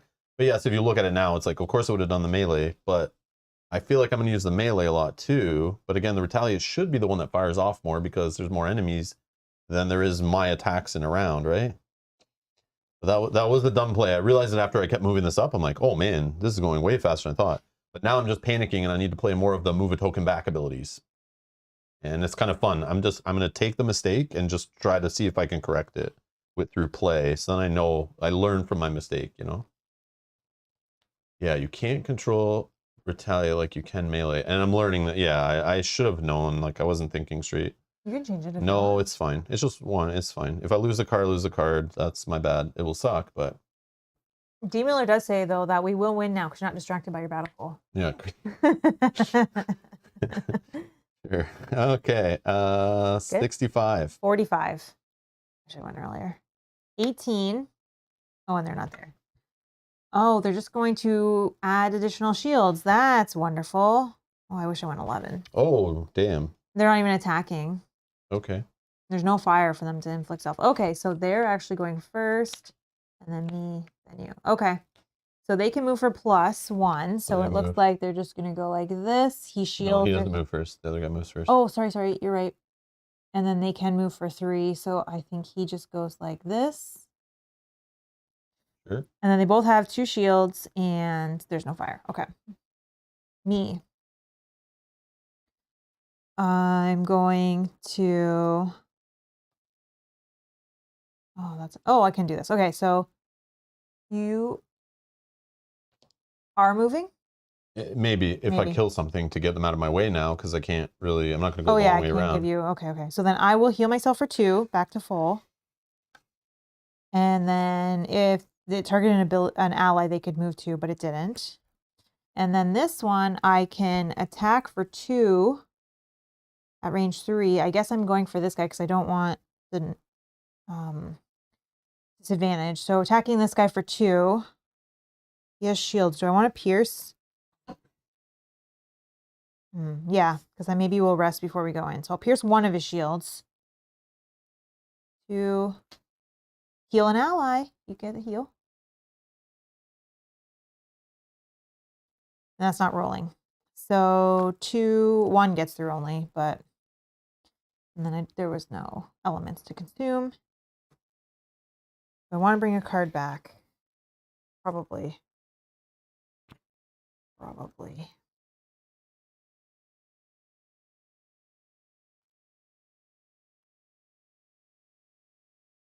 I'm just going to bring this one because it has the 3 move.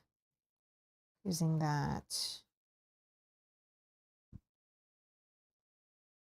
Yeah. Okay, I'm done. All right, Drifter. Now I wanted to go for the bigger boy, but now he's got armor. I was trying to kill one in a big shot, but now I probably should go for the weaker one. Because I don't want to get retaliated back against, but it's only retaliate 1. But if I kill it, oh, I think I did this on the wrong. No, you did. There were 6s in front of you, or were you range attacking? I was range attacking the 3, so this guy should be at 5. Only did 1 Oh, damage. so even closer. Yeah, sorry. Probably won't kill the other one. Okay, so let's just do this then.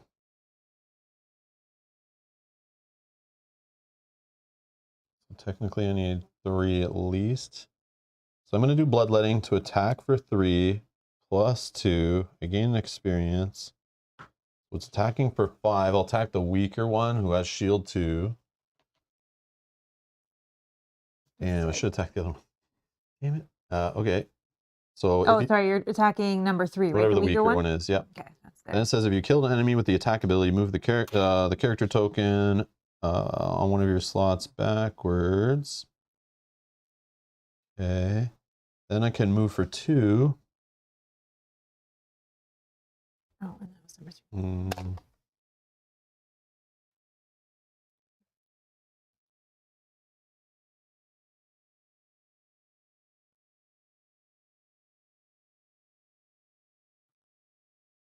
I don't know.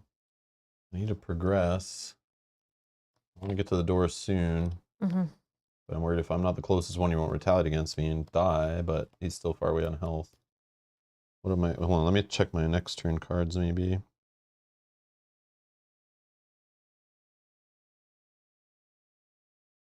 I kept a jump for that, right? Yes, I did. Okay.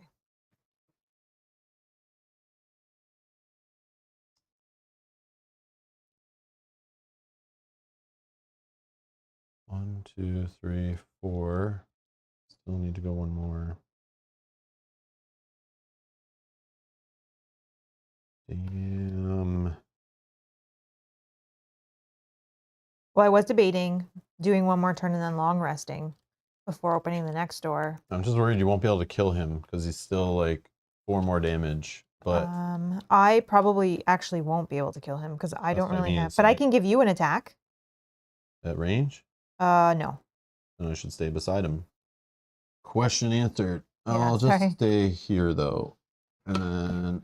Oh, but I could give you a move and then an attack. So if you want to go and pick up a. No, loot... but then it's still. Okay. Yeah. So I guess you can loot the other. Yeah. Same fruit. Okay. It also says move the character token on one of your persistent abilities backward 1 slot.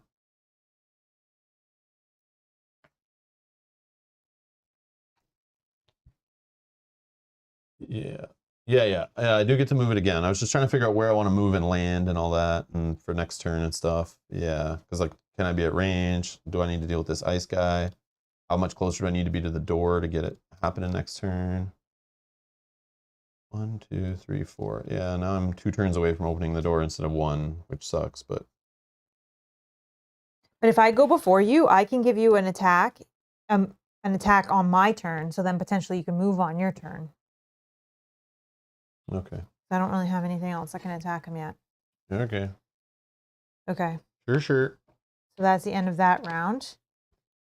No, I don't want to open the door yet, but I thought if I can damage it with like a weaker range attack, Mel finishes it off, I can move basically beside the door or on the door after it's dead. Like, I'll be the killing blow, but I'm worried Mel will do no damage to it next round. I go late. I hit it, I don't kill it, then there's no point in. I played like a 4 move for nothing, and it would suck. So because it still has so much health and could shield up, I need it to be weaker so that I should have attacked that with my big attack, but I really want to move my token back. I think you're safe if you go late. Yeah, that's what I'm trying to do. Yeah. But now I can't reach the door next turn to be efficient. Now we lose another turn. That's all. But yes. But I know the door is locked, but my theory was we could unlock it if we could kill this guy and then I move and on the door it opens the same round. Super efficient. We see what's in the next rooms. They start moving towards us. Boom, yeah. It was a problem of him not attacking. I know. as well. But Because the that's other guy okay. would have No, died but on if they retaliate, and you would have been able to. No, check. if they would have attacked, I would have lost my retaliate card, so I didn't want that actually. Oh. Yeah, yeah. It would have gone too fast. Okay, next round. Yep. Hmm.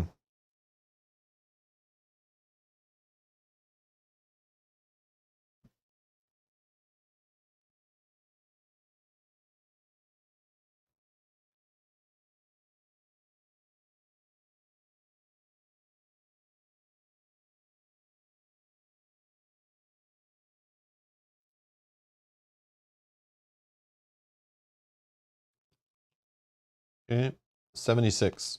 21. 38. Okay, this is good.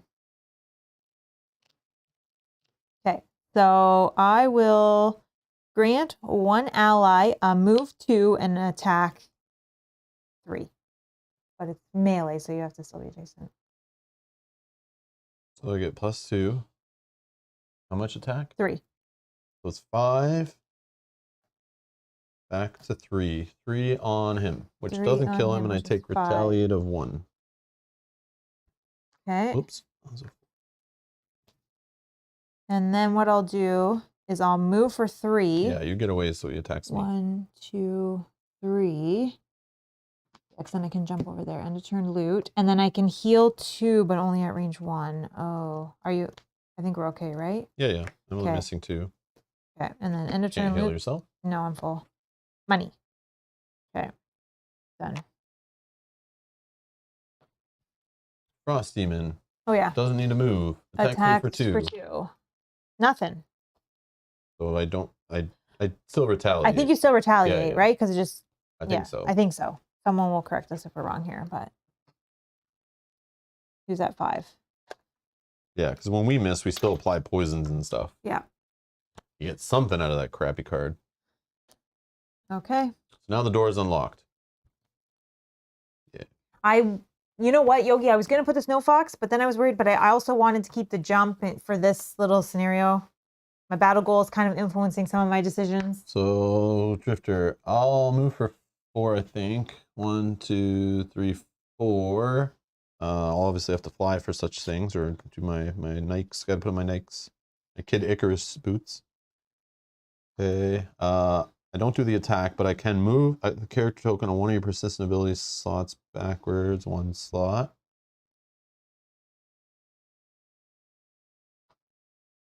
That's that.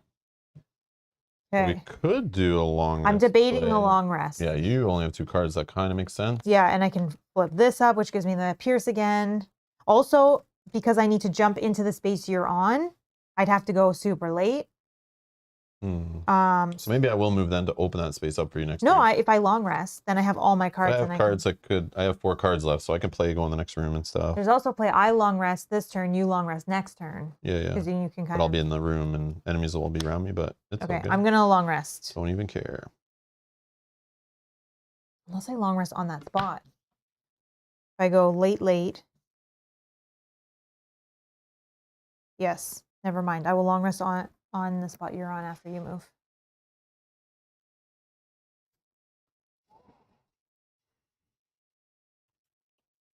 Oh, wait.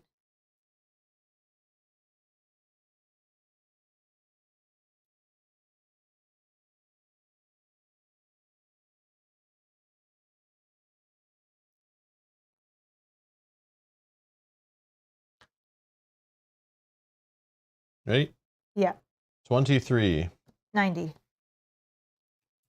You're first. All right. I will move for 3. I'll land on door. Open door. Grab book. Read paragraphs. When door 1 is open, read 51.1. As soon as you dispatch the creatures, the main door to the structure opens with a rumble. Oh my word, the host calls out. I can't believe how rude my friends are being, but you mustn't judge me by their behavior. Hurry on now, our celebration simply will not wait. You realize moving further into a trap isn't the wisest decision, but you have a few words to give your host, and it's not like there's any other way out of here. You step into the entry hall, and the door behind you shuts, because of course it does. A low, croaking groan rises, and a fist bony and rotten, punches through the floor. A number of corpses pull themselves from the ground and shuffle towards you, their decayed muscles wasted into gray strings. Oh dear. Oh dear. The host shouts through the wall. Such poor manners. So we got some special rules. Place all characters and character summons in initiative order in the closest empty hex on tile 15C. Then remove door 1 and tile 14B from the map. So we're getting locked in the next room. Okay. The glowing orb has some mathematical equation of hit points. It is an enemy to you and an ally to all monsters. Whenever it suffers damage, all characters and monsters suffer 2 damage. So we can hit the orb to hurt everyone else in the room. That's kind of cool. At the start of each round, until the glowing orb is destroyed, spawn 1 living bones, both A and B. These are normal for 2 characters. And door 2 is locked and will unlock when the glowing orb is destroyed. So we need to just go for the orb. It'll start hurting enemies and it'll spawn enemies until we destroy it. So we just need to kill it, like ASAP. Sorry, how much health did it have? It has L plus 2. So level is what? 1? 1, yep. 1 plus 2 is 3 times characters, so 6 health. So we want to try to do it in less hits because Yeah, it obviously. hits us. Okay. And then No. Oh yeah, characters suffer damage too. Yeah. Oh wow. So we want to do it in like. Oh, it hurts us too. Yes, I see that. Yeah, don't summon the fox. Yeah. Yeah, no, we're not summoning the fox yet. Is the fox a character? No. Because it says all characters and monsters suffer 2 damage. I don't think it is. So is summons a character? That's what we need to know. I don't think it is, but again, so try to remember all this stuff. It's crazy. Crazy. Yeah, I think we're good, but Playing other games too. And what's the letters I need? A, B, C. Yeah, so we need door 2. I got some of it out. I was trying to. Yeah, so there's door 2 is so let's rotate this. Door 2 is right here. Oh, this door is going to stay there once we're inside of it. Lock this back in here. You remove that room? You can remove this whole room, right? 14, 14B? 14B from the map. Well, that'll give me more space. So you can get rid of the door and everything. It doesn't exist anymore. It's gone. Okay. Yes, we need room for all the enemies and the bosses and stuff. Okay, glowing orb, dead center. I need an elite living bones. Got it. Right beside the orb. Okay, A goes here, it's a spawn. B goes here as a spawn. Oops, that's a J. Okay, that is it. That's all that's in the room. So we need to put ourselves. Yeah, it says place all characters and character summons. So that there right tells me they're not the same. Yeah, summons don't get damaged because it even tells us place all characters and character summons. So those are 2 different things. Okay. So we get placed somewhere in here. You can choose whatever. Oh, in initiative order. Oh, yeah. So you place yourself first. Is that where you're going? Place yourself in the closest empty hex.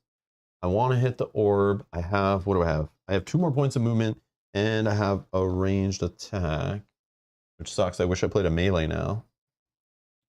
Oh man, that sucks. It is an enemy to me. So, hold on.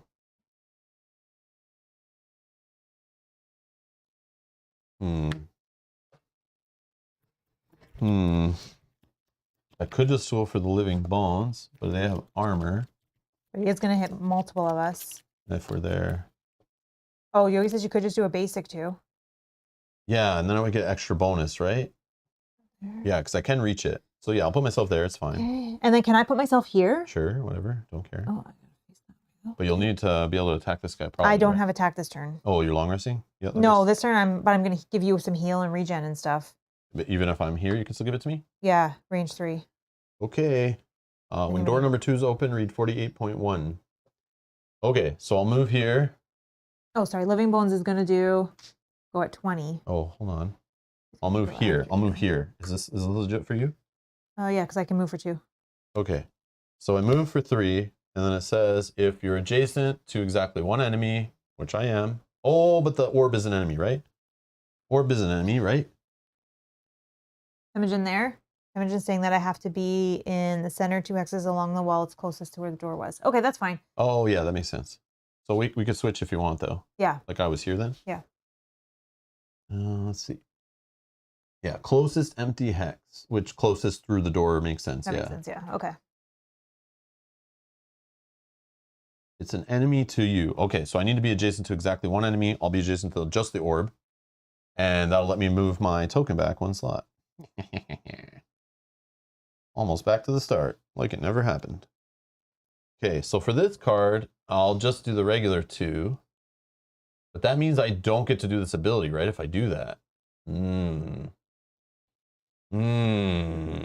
But could you not attack the skeleton, the living bones, with that card, and then you get the ability still? I mean, he is going to heal too, but... That's the thing, it's pointless. We need to get rid of this orb as fast as possible before spawns happen. So watch this. I'll attack for 2 melee, which gives me a free +2. I gain an experience for such things. This is going to suck because we're going to take some damage. It's fine. I have a heal. But I'm attacking for 4. Oh. But I don't think... Where's that card? Do I have that card? I don't have that card. Ah, no! No! Wait, what? Where is it? I don't have it with this character. Oh, it's a different character. No! Oh, no. So I don't do any damage to it, so we don't get hurt on that. Okay. I would just want to hit it for 2, and I was going to use my flask to kill it. That's crazy. Oh, my goodness. Okay. Useless. Well. No! It's so bad. Oh, so bad. So bad. It's okay. We have time. We have time. I know, and I didn't hit it, so it didn't hurt us. Right. But it's like, but we don't have time, because When do they spawn? at the start of each round. This sucks. What's going to spawn? 2 living bones. Oh, regulars, right? Yes, then we have more enemies to kill. We don't need to kill them. We just need to kill the orb and keep running. And the bones can follow us, whatever. I think they're kind of slow.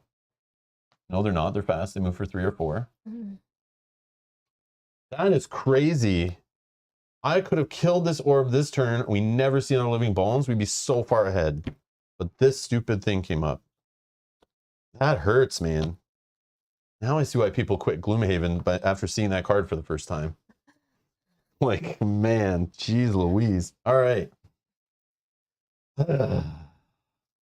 Brig. All right, anyway, it's done. Okay. Sad Panda. Living bones can only move for 2. And he wants to target both of us, so he's going to move here. Mm-hmm. And then he's going to attack you first for 2. Sure. 1. And then me for +1, so for 3. And he heals 2, but he's already full. Yeah, I'll just take the 1.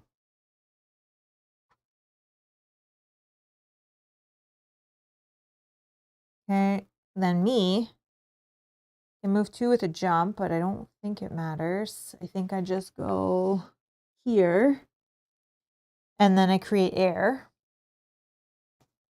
And then I can heal myself for 2 with a regen.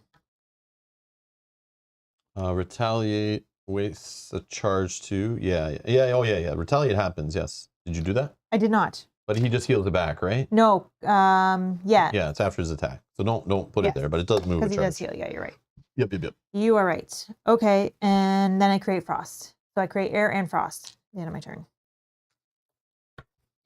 Alrighty. Maybe I short rest then. Yeah, because like we'll be overwhelmed with these things. Yeah. Like we needed to kill the orb like first round in the room. Yep. That would have been amazing. Now we're screwed. Okay, this is gonna get shuffled. Again. Those elements can go down. Yeah. Okay. Yeah, I'm gonna short rest, I I don't guess. know what to do now. That's crazy. That threw me right off.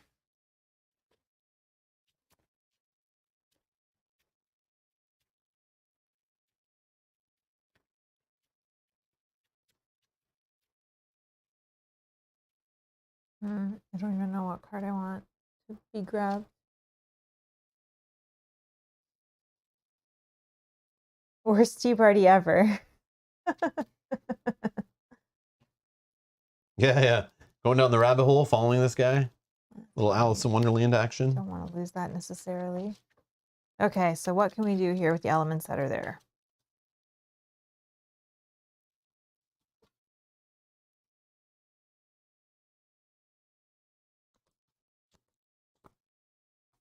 Do I short rest? Get back some other card. It's probably smarter for me to give you that same attack I gave you prior, right? Because with your melee bonus, it's What was it? 3. Then it'd be a 5. I could also, before attacking it, make it suffer 4. Yes, we all still get hit for 2 because it's another source of damage. But then that attack could be the killing blow for sure, but it's not for sure because we're playing a Haven game. Yeah. So it could whiff again. But then at least I have another attack on my turn, right?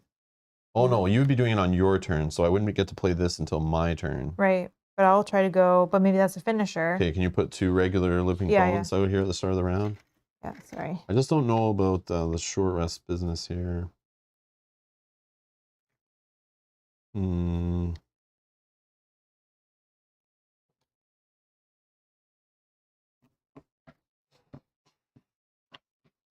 I'm gonna go early, likely, so then I can.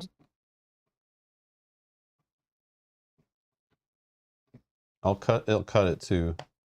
Hopefully it's buried. I don't know. Yeah, I'm gonna do that. I am going to give you that card again. You will? Yes. As early as I can. Not as well, yeah. Decently early. Okay. I'm ready then. I'm not gonna short rest. Okay. 21. 27. Okay. Living bones. 74. Target 1 enemy. Oh no. Attacks. Okay. The elite will hit 3 times. That's a bad one. Okay. Okay, so I am first. That moves for 4. Then you, then them. Yeah, so we're gonna get 3 attacks. Robert, thank you for subscribing. Thank you so much. 3 attacks, 2 attacks, 2 attacks. Like 4 extra attacks that we would not have had. Those guys only move for 3. So they both can reach me or you. That's crazy. 4 extra attacks because The living, I gotta know. they don't hit hard. They only hit for 1 or 2. I know, but still those multiple attacks could have ×2s and extras and stuff. Yeah. Maybe they whiff a bunch. All right, so I'm first. So at the start of my turn, my regen gives me a health. I just need to clear this room. Okay, let's do this first. I'll give you, you can move for 2, and then you can attack for 3.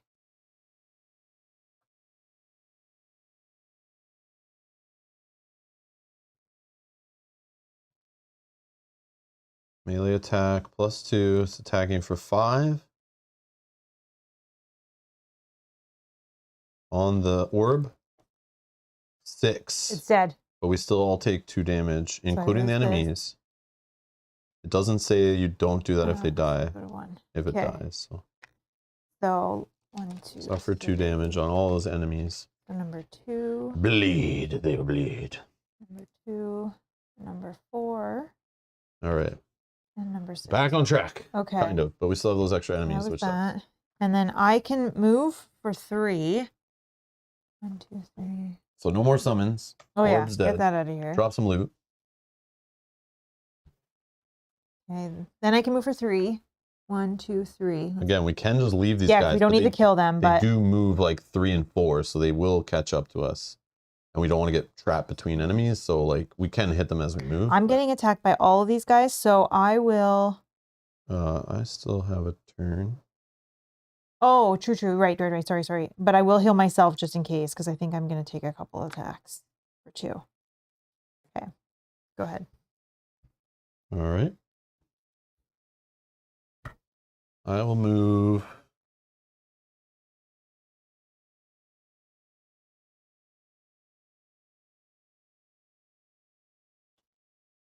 For 2. Oh man, this is rough. If I get in front of you, you're gonna get hit by 2 of them probably. I think based on. But they'll rip through my retaliate. That's the problem. I'm gonna lose this card. These 2 guys are gonna hit me. Yeah. 1, 2. And then I could just move this token back to be kind of safe, but instead I'll just do a melee attack of 2, 4 on the bones up in the corner. You can see. -1 is 3. 3, and then He's got a shield, so 2 gets through on number 4. Oh, okay. So his first attack against you will kill him. He has no retaliate or anything? No. Okay. Good. I think I'll also heal oneself.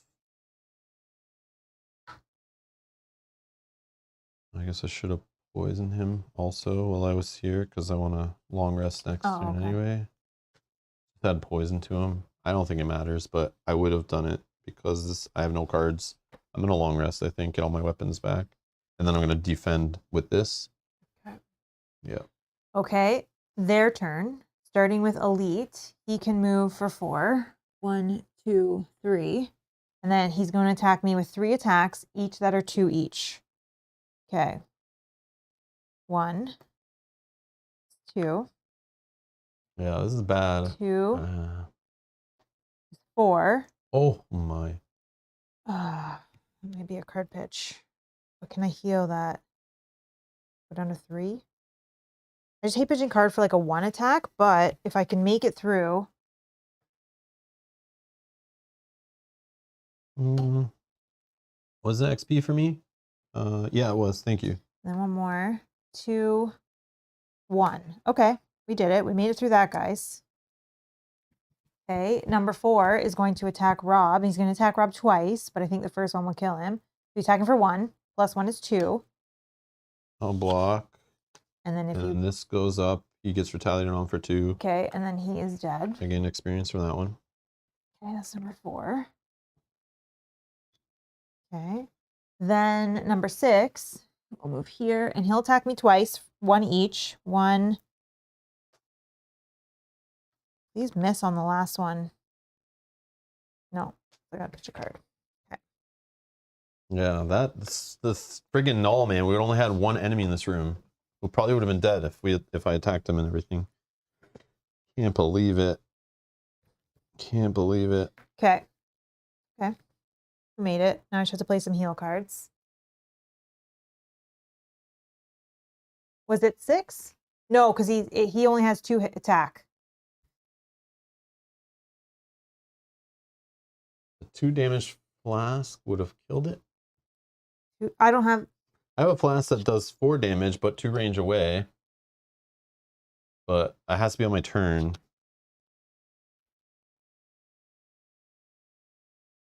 Okay. That's okay. I think we're still good. We're still good. What you're saying before I moved, was I within 2 range of something?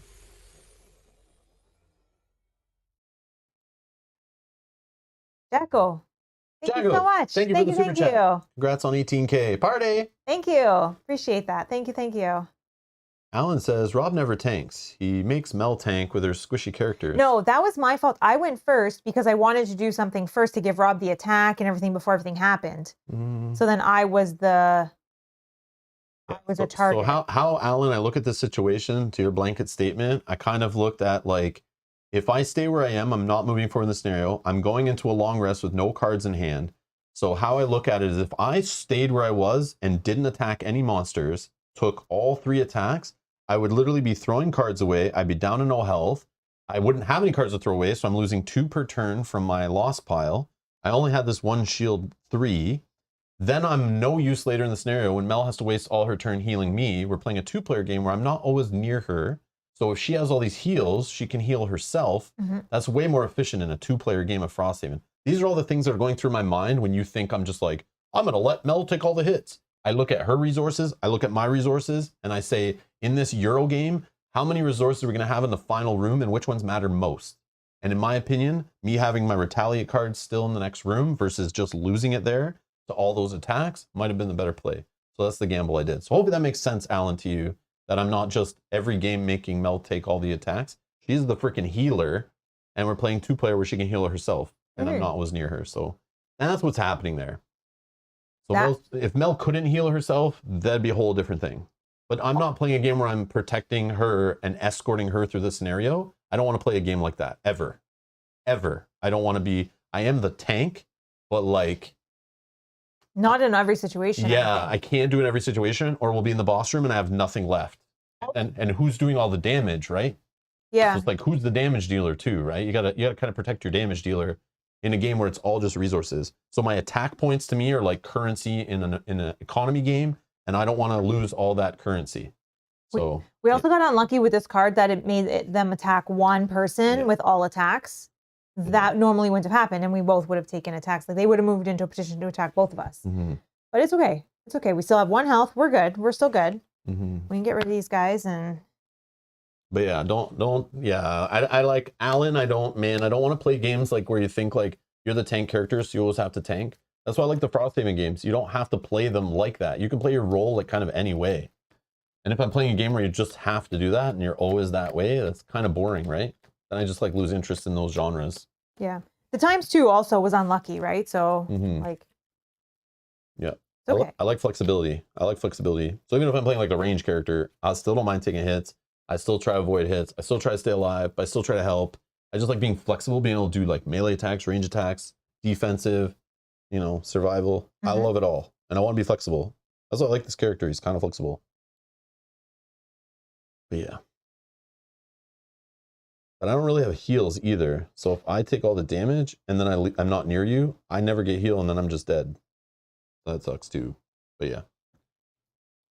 Definitely doing that. But yeah, Alan, hopefully one day I'll please you and tank everything. One day maybe. Hopefully I'll make you happy. But today's not that day. All right. I am going to long rest. Oops. Unfortunately. Which could be very bad. Not necessarily. But I want all my items back. So I can be more prepared for the future. The problem here is like attack or heal. That's the problem. I probably should attack to take less hits. Are any of them near death?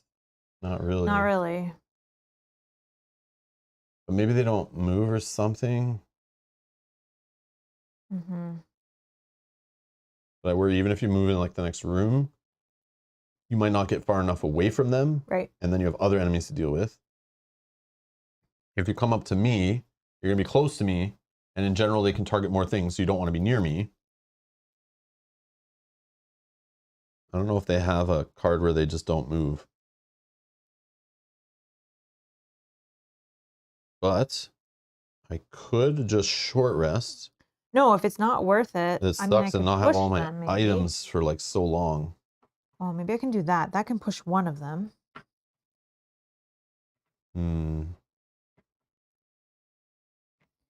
And then I heal myself, and I only take. I can push one of them. Yeah, we can get rid of these. Maybe. Tokens. Maybe then. So I need to give myself some heal this turn.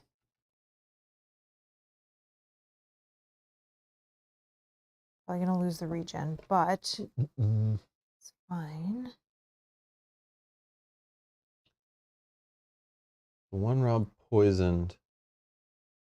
One Rob poison had 4. He had 4 damage, so he had 1 health left, I think.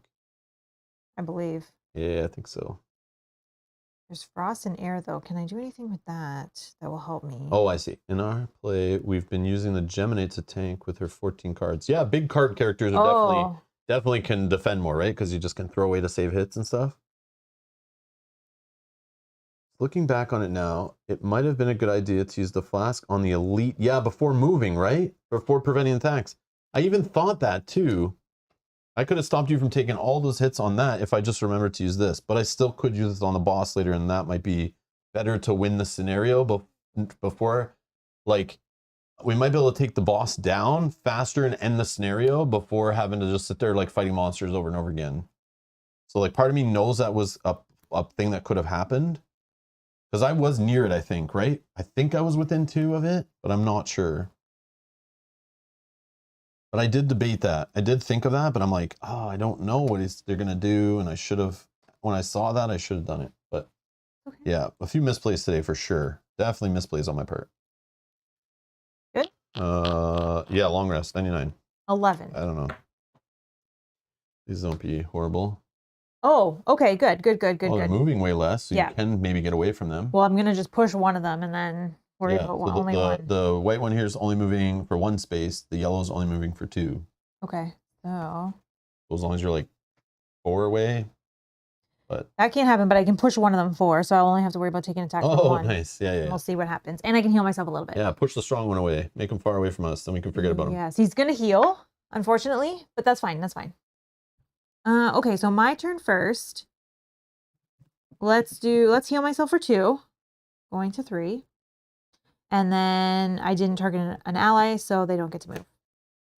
Then I can attack for 1. I'm going to do this at disadvantage only because I want the push. I don't care about anything else. I don't care if any attack gets through. I'm going to attack for 1 at range 3. I'm going to target the elite just so I can push them. Let's attack for 1 with disadvantage, -1, and oh, that's too bad. Didn't that happen? No, because it's disadvantage, so that one Oh. triggers. That's okay. But he does get pushed 4. So 1, 2, 3, and I don't think that's further than that one. So it's still good. You can only move for 2, 1, 2. Okay. And then I'll create air. Oh, okay. I didn't move that. Okay. Done. Living Bones, elite. He can move for 2. 1, 2. I didn't move this back last turn, probably. Oh, okay. I did that. I think. I just did the air now, so that's good. Yeah, air is good though. Then he can attack. Then he heals 2. Okay.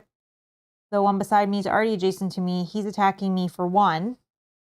Oh my god, +2. No way. No way. No way, these guys. Yeah, we're only in room 2. And then he heals 2.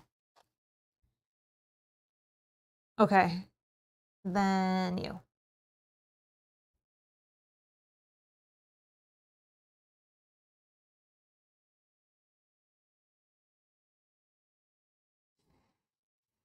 Yeah, awful draw today. Yeah, that's unfortunate for sure.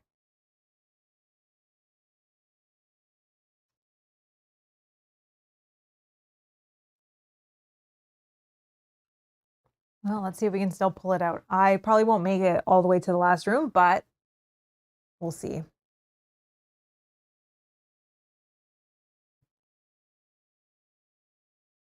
I can push 1 more.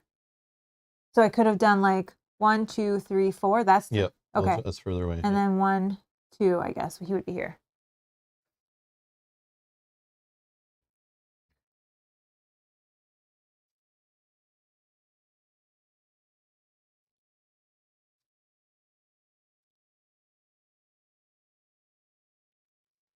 Tough, man, because I next don't time? know what's gonna happen with this boss, if we can even make it.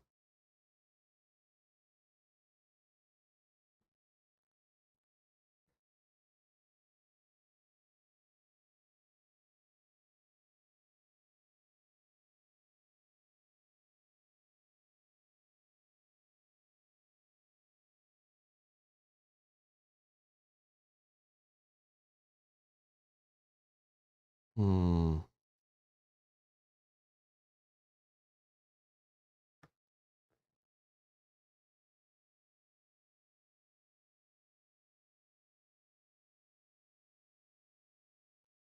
Okay, no. This is hard, man. So it's like, what could be good? I don't know. Do I need the extra moving? I don't know. No, let's get rid of this one. I don't know. Frig. I don't know. Okay. End of the And round? heal 2. Oh yeah, sorry.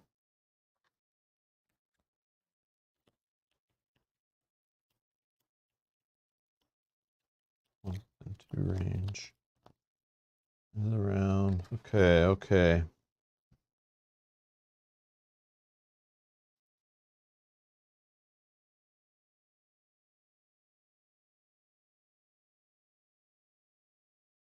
Full health, these guys? Yeah, they healed. The frig. So annoying. Attack one of them.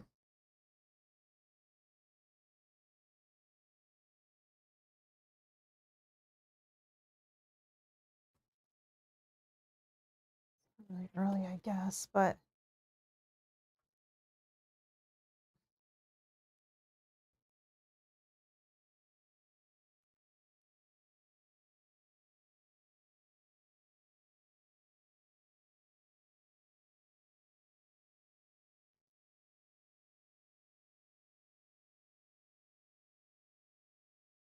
Oh no, I'm gonna lose my melee bonus.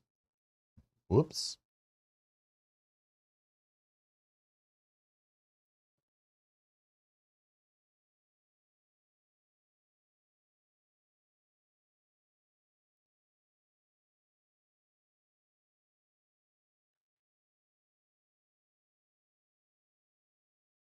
No, an ally's not strengthened, unfortunately, because I had disadvantage, so I had to choose the -1 instead. That would have been better.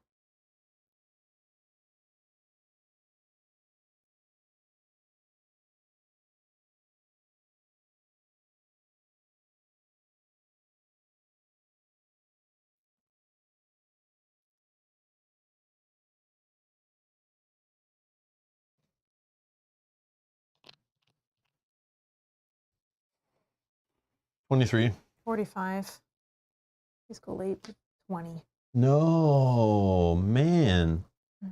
That's Okay. crazy. Like, yeah, these guys are annoying. Yeah. Okay, it was really the null. That one null I know, that on that I know. core. I like it's tilted me. Yeah. I'm like so thrown off by it. Oh man. Okay. The living bone. So elite's gonna go first. It's gonna move for 2. 1, 2. It's gonna attack me for 2. Go to 1.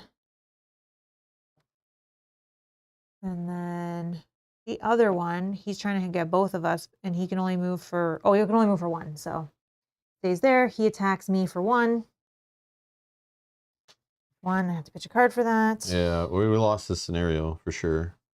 Yep, we lost this one. scenario big time. Yeah, we messed up big time there.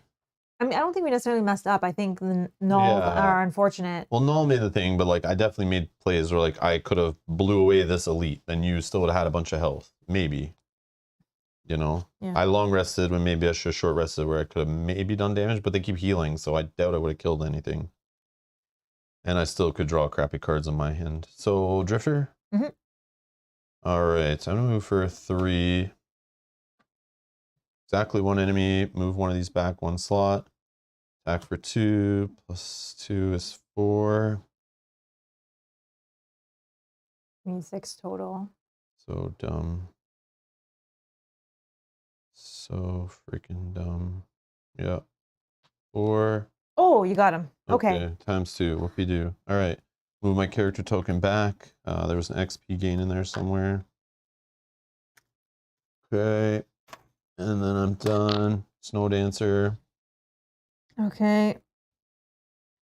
I can move for 2, but we don't want to move on to the door, right? You can do it. We need to keep going. You're almost out of cards, right? So it's like, what are you doing? Can't just sit here in this room forever. Yeah. It's only not even the halfway point in the scenario yet. All right. And there's a boss fight, which always take longer. I just worry I stand on the door. I could get many things could happen. Attacks. Yeah, it's up to you. I don't know what's in the next room, so I can't help you. But you stand here near me. Maybe the living bones goes early again and hits both of us. No, I'm gonna move for 2, but I'm just debating. Maybe I move on to that loot token in the back, and then. Mel, I don't know what to tell you. I'm not gonna try to force you to. No, I know. But I've said my piece. You do what you got to do. I'm just slightly scared to move forward if I'm getting multiple attacks. I have 1 health and 1 card now. Okay. It's disadvantage attack. Oh, this is terrible. Well, you're right. I guess we push forward and we see what happens. I'll go on the door. I think we may have lost the scenario anyway, so at least let's see how far we can get. Knowledge is everything. We're gonna learn some stuff right now, be able to plan our next turns better, instead of you sitting on the loot token. Whether we die or not, we'll learn. We'll learn. That's true. Because then the next time we play it, we know more, right? Oh, did you want to use a flask on your turn? I am going to attack the guy, potentially. But it depends on what happens. I can attack for 3, but if there's something I can reach in this room, I might reach that instead. Using the flask doesn't kill it. No. Maybe we wait on the flask? Doesn't kill it. It could then just heal next turn because it shuffles again. Seems to have lots of heals. So that would be a big waste of an item card. Again, to win, I don't need to kill this guy for sure. Maybe I do need to kill him. Maybe needing to kill him 3 turns ago is what would have caused the win. I don't know. But I'm still in the mindset of rushing to the boss and trying to just kill the boss before dying. And using maybe just pitching cards to survive while I attack the boss with everything I have. Maybe Mel's in the final room. Maybe she's dead already. I don't know. This is just the think I'll desperation. I've turned into desperation mode. Yeah, so. I'm just trying to like clear enough of the way for him. Yeah. So maybe I can outrun this dude. That's all I'm thinking. Maybe I can outrun him. Yep. Okay, so let's see what's in this room and then we'll decide. It's a gamble, but yeah, use a flask on the boss. You're right. It's a for sure damage. 100%. I don't know what the boss's health is like even. I have no idea. I don't know if he says he can't be damaged by flasks that start with the letter F. I don't know. But it says characters times 2. So 26? 26 health? Mm-hmm. How are we beating this guy? I don't know. Oh my. Yeah, I don't know if we have the party for this guy. And he's got brittle and pushing and healing. He has heal? Yeah, so it's 26 plus all his heals, right? So he can't be stunned, cursed. Okay, so he's always got retaliate also. So ability 1. One character recovers 1 lost card. Is that recovers a lost card? But then this guy gets to heal, targeting 2 at up to range 5. Summons a snow imp. And then 1 character loses 1 card if they get 2. God. Okay, so I mean, there is a play here if we are able to recover cards from our lost card. Okay, but he also applies brittle every single attack he does. Yes. And the second attack, he also applies brittle at range 1, targeting 1. We have to just be lucky and hope that he just gets the number 1. Pitch your cards and get out, says Matthew. Yeah, this is going to be nutty. Yeah. Yeah, it's too bad that we'll see how far we get. Yeah, we could have been like long gone out of this room already. We can wound and poison him, but we don't really have characters that do that anymore. Oh, you do? Okay. But again, a 1 wound, how many rounds do I have to survive to watch 1 damage tick away on 26 health? And then hope he doesn't heal it? Yeah, he heals. He heals. That's why they don't care about it, because he heals. Yeah. So it's basically like you can't wound and poison him. Yeah, we'll do what we can. But the poison does block his heals, so that could be a thing. True. I have a throwaway where I can wound and poison him, but that all goes away still in 1 shot, right? I don't have many cards left, so I will just... Yeah, this is trouble. Let's just like rush the rest of the game out and just to see what happens. Next room. We open the door. We open the door. So that is 48.1. Yeah, no point to dwell now. We just like, let's get as much information from just rushing through it so that the next time we kind of know what happens. Oh dear, looks like that nasty old Frost has gotten into the doors again. Your host says in a distinctly mocking tone, I guess you'll have to come in through the side hall. You push through into a cramped room full of rubbish and corpses. Sorry for the mess. Be a good egg. Clean it up a bit while you're back here. Special rules.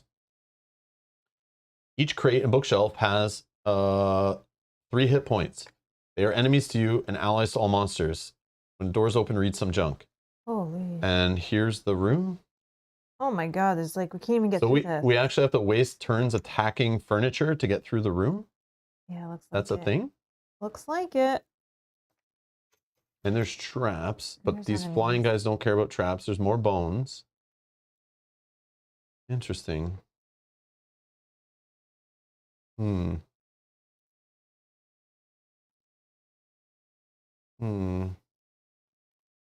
is a bloody hoarder. Yeah. Okay. So I think I passed you everything. Oh, you need a chest as well. Yep.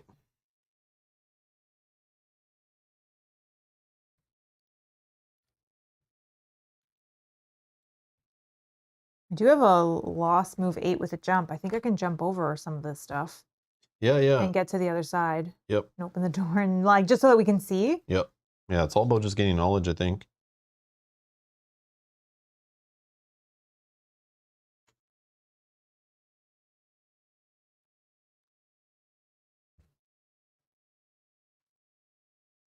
Give the door a token for the next room. Not.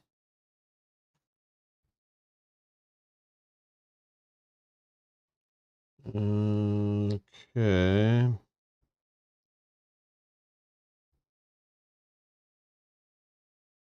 Okay, and then the living spirit, I'm just going to flip so we I need one more trap. Oh, sorry, right here. 33. How much damage are these traps? Level 1. 2. Oh, no, sorry, 3. Level 1 is 3. 3 damage traps. Nice. 3 damage traps. Enemies, enemies, enemies. So yeah, this is one of those scenarios you're supposed to just, I think, kind of rush through to get to the boss fight. Because this kind of seems like we're trying to stall you and delay you. The spawning in here is trying to stall you and delay you. The happening to defeat all enemies to open the door is stall and delay you. Okay, I might be able to get that. 26 health on the ball.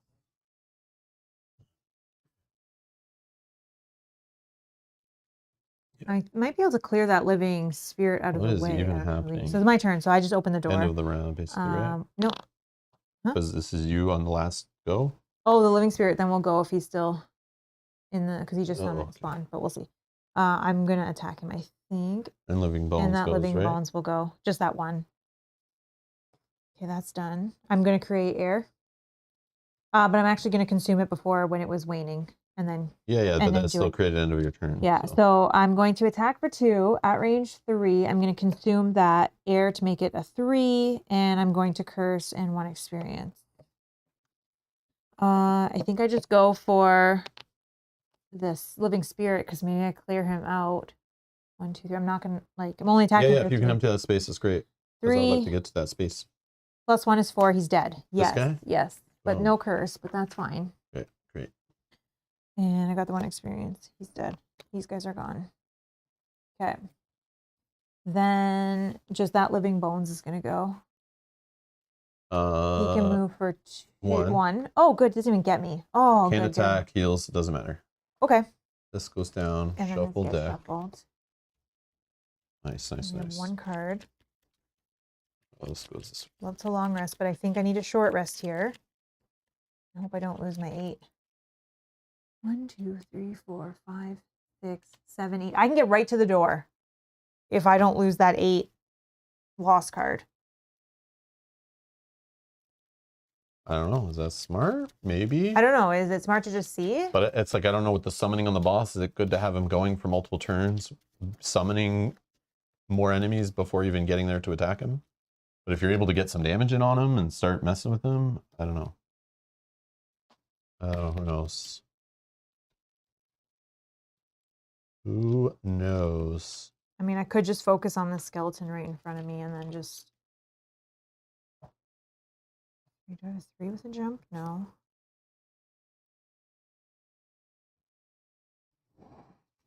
Maybe I can play that again. Maybe? No sense in summoning my box. I can't get through any of this anymore. Yep. Like maybe in the last room, depending on what's going on in there. But how many object tokens do you have left that weren't in the first room? Like Nothing. Okay, so the last room's fully wide open then. Yeah. Great. So for our hell in a cell in here. Okay.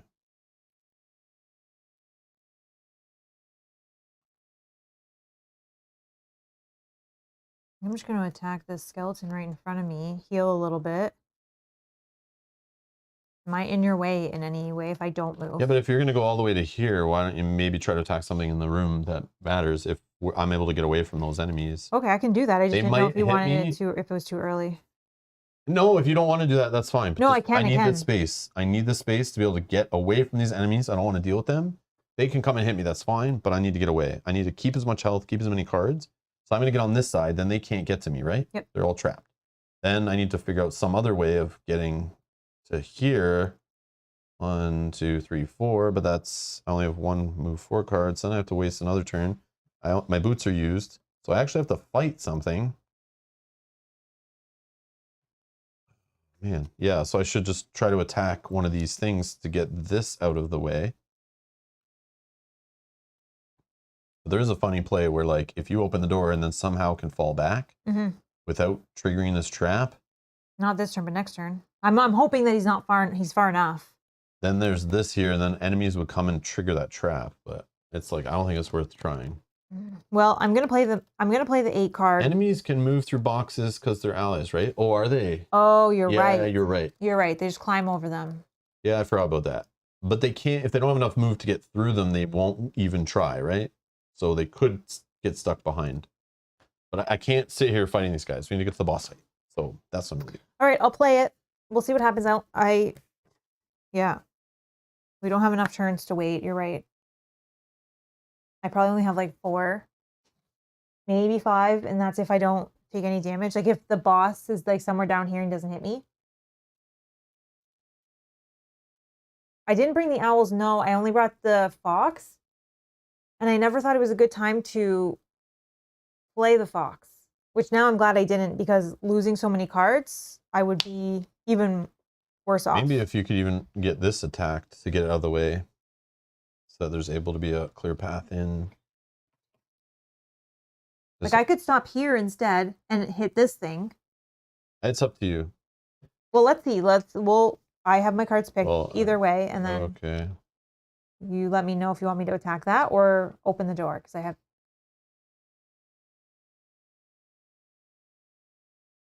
Yep, it's fine. Oh, I see what you're saying. Yeah. Yep. Mover rule says that a figure cannot move through objectives. Oh, even if it's an ally to them. I think it just means that we have to hit them. Yeah, it's not going to focus on them to attack them, even though they have hit points. So you're right. They will block them. Okay. Because they are obstacles normally in every other scenario, these kind of tokens. So I figure they are blocking movement for everybody. Yeah. Okay. All right. Sweet Raw. Thank you so much. That makes a huge difference. 27, I'm going. 31. 81. Oh, they're not moving, so they're just attacking. So as long as... Great. Okay, good. So... Who's first? You? Me, yeah. So I can go open the door unless... How many moves did you put? 4. So I'm going to jump to this space. Okay. 1, 2, 3, 4. Okay, here's the play. I'm going to open the door. I'll be here. I can either attack this or attack in. We'll see. If I can't reach anything, I attack back. So I'm going to lose this card to do an 8 with a jump. 6, 7. Oh, I still have 1. Okay. And then I gain, Frost goes up and I gain an experience. So door is open. And now I'm going to read 53.1. After smashing through the detritus, I don't know how to say that, and the undead, you finally clear a path into what appears to be a dining room. Oh, lovely, lovely, you're here, the demon says, and waves you in like a master servant presenting a fine meal. And just in time, it claps twice and prances around the room with glee, singing all the while, nice and tender, nice and tender. The demon's limbs are pure ice. Its face is crooked, teeth bent, and its jaw is stained with red. The creature stops and flourishes a hand. Now, won't you please come in and join me? So it does have monsters in this room with it already, but it's just one frost guy. Okay, one frost guy. And still not good. There is one obstacle left that supposedly is in the room. Oh yeah, I guess it could have reused stuff because it removed the room. Yeah. Damn it. And then the Trixie. Frost demon. We're gonna put him down here. And then the boss man is back here. Oh, that I need to grab. Sorry. All right. BRB. I'll just do.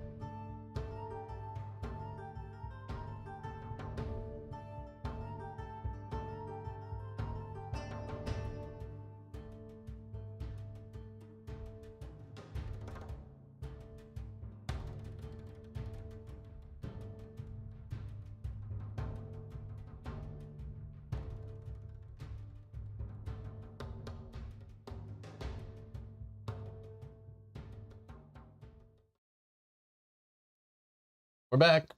We have our Prince of Death mini. Put that here. And then, what was I doing?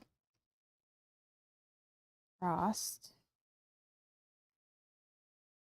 Okay, Frost Demon is going to do only move for 1. Okay. And then, sorry, does this go in the back like this? Let's see. I just assume, but I don't know. Yes. 78. Okay, and then let's just shove this out of the way here, and let's... All right. Oh, sorry, is there more? Yeah. So he has a special on 1. One character recovers 1 card from the lost pile. Then the Prince of Frost performs heal X, targeting C characters, range 5, where X is specified by the stat card. When the Prince of Frost summons 1 Snow Imp, it's normal for 2 characters. On special 2, 1 character loses 1 card from their hand or 2 from their discard pile. Then the Prince of Frost performs push 2, targeting 1 character at range 1 and giving them brittle. Then the Prince of Frost summons 1 Snow Imp. It's normal for 2 characters. My God. Okay, so I'm just going to bring the Snow Yeah, Imp he's very cute. That's great. on. Okay, so let's see what the boss is going to do first. Please do number 1. Give me some lost cards back so I can keep playing. Special 2, of course. This is... Where's my Snow Imp deck?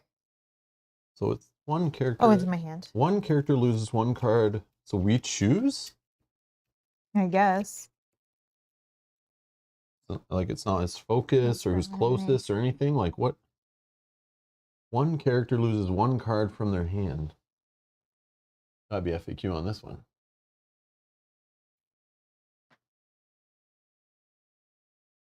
Special rules should include character tokens here to specify, including that. Okay. 51. Nope. That's it. Nothing. Okay. Whatever. I would assume we choose, right? Yeah, I don't know. It just says 1 character, but like, is it our choice? Their choice? Yeah, I don't know. I don't know. Okay. So anyways, who was it? Your turn? Yeah. You have more stuff? Okay, I do, yes. So I still had 1 more move. I'm just looking at what they're doing. So the Frost Demon in my area is only moving for 1. He won't be able to hit me. That's good. The Frost guy. So one of us loses a card. He's pushing someone for 2 at range 1. Okay. Only 1 character. You're not there. And then he summons a Snow brittle, but nobody's within that range. And then he makes a Snow Imp. Okay, so this is my question to you, and fully be honest with me what you want me to do. Do you want me to attack the Frost Demon in the space that I can hit, or attack the bookshelf behind you? I'm not being hit by the Frost Demon. But we still need to probably kill it to get it out of the room. Right. So we don't have to. Because then we're going to have like Snow Imps in there too. So, yes. Okay, so I will attack him. I will consume the air. I will make it +1, so it's attack of 3. I will gain an experience, and this will cause curse if he's still alive. So 3. Yep, he's still alive. 3 on number 6. No retaliate because it's range, and then I'll curse their deck, which is this one. Okay. I'm done. Okay, so then this boss will go, and as we said, 1 character loses 1 card.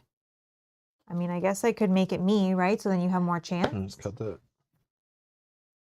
I don't know, but you have the least cards, so maybe it's bad for you to lose a card. Because maybe you can still stay in this with the recovering cards one.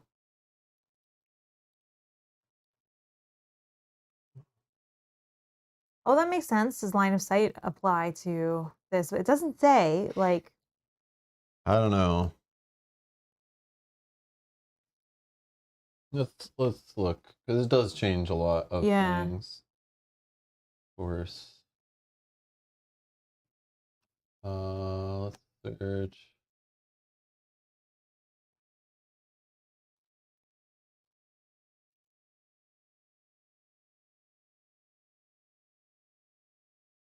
Rules.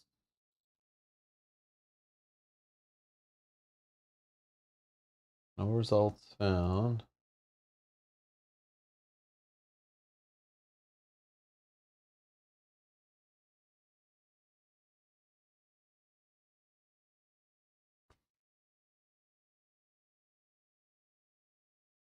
Holy, come on, man. All right. Holy cow, is it hard? Living level 3 boss, level 2 banner. We got crushed.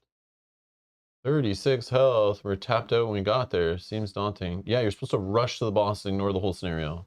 But they force you to like It's kill best to do- everything in the first scenario, kill the orb in the second room. Yeah, the orb is supposed to stop you for a second, but you literally are supposed to just keep on running. Don't sit there fighting enemies turn after turn or you're screwed. But then it lets you recover cards to make up for some of the stopping. Oh, like then this one says, why are you playing level 3? This is intended for a level 5 or 6 character.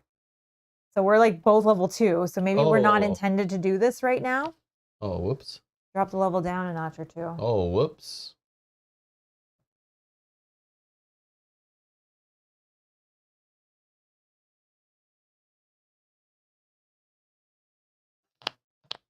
Oh, they played on too high of a level, it sounds like. Maybe.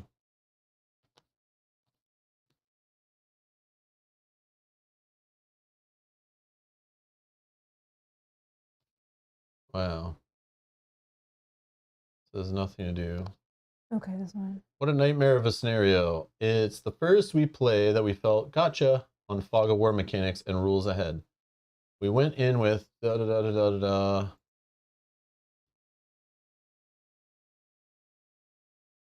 We got swarmed by imps and a prince of 54 health. Oh my god, yeah, the imps are going to be a problem if you summoning them every round. This was a bad one for my 2-character party. Finally playing it at level 1 very easy.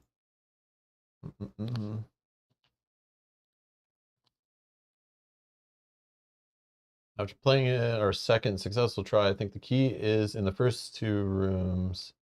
You clear the first room fast enough and manage to destroy the orb on your first or second turn in the room. Then exactly what I was thinking. Your chances increase greatly. It's so important that you kill the last monster in the first room with your first action. Yeah, which we didn't do. We like, yeah.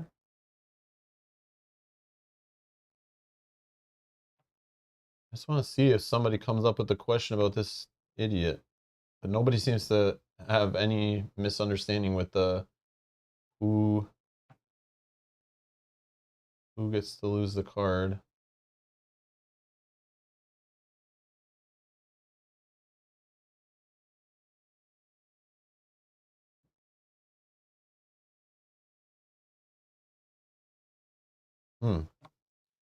Yeah. Okay. If we play it again, though, we'll play it on a difficult, like a drop the difficulty 1 level, I guess. It sounds like the thing.